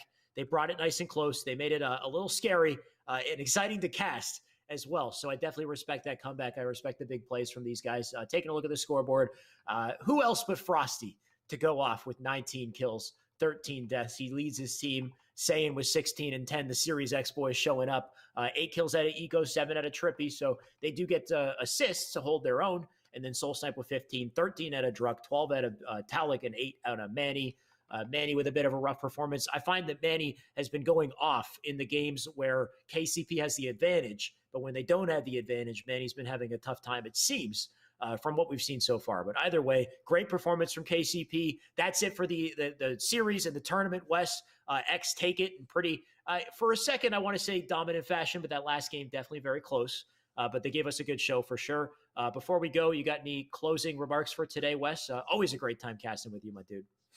Yeah, great time. It was very interesting to see Sayin and Frosty finally team in Halo 5 and see what results that we're going to have. And who would have thought first place for the boys on the X.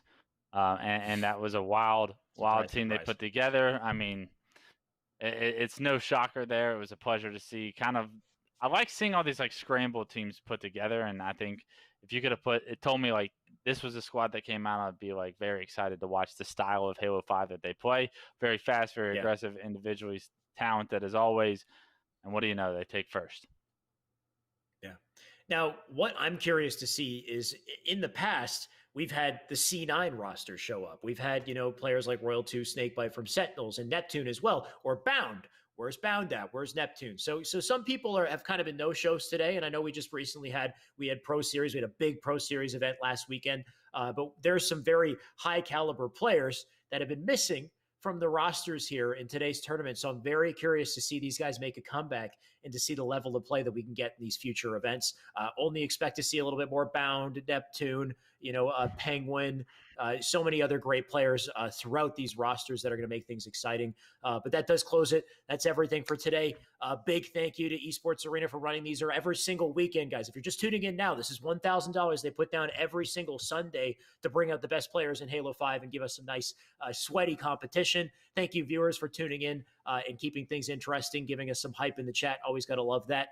Before we go, by the way, if you're not already clued in, you should be. We're doing a giveaway. We do giveaways every single Sunday for a monster care package. And they aren't any other monster. These are special monsters. Type in !giveaway to enter this giveaway for the care package. It's a backpack full of monsters that look like this. You've got a Master Chief on the monster can and ×2 XP for Halo Infinite. So when this Halo Infinite game does come out, and I'm curious to see a little bit more of this game, hopefully we get to see more in the near future, hold on to the cans or hold on to the receipt. You can get that ×2 XP and get yourself ahead of the curve when the game finally does land. So make sure to type !giveaway for that. That's it for today's tournament. This is every single Sunday. So that's it for tonight. But have a good night for now. We'll see you next weekend with more Halo 5, more action. We'll see you guys.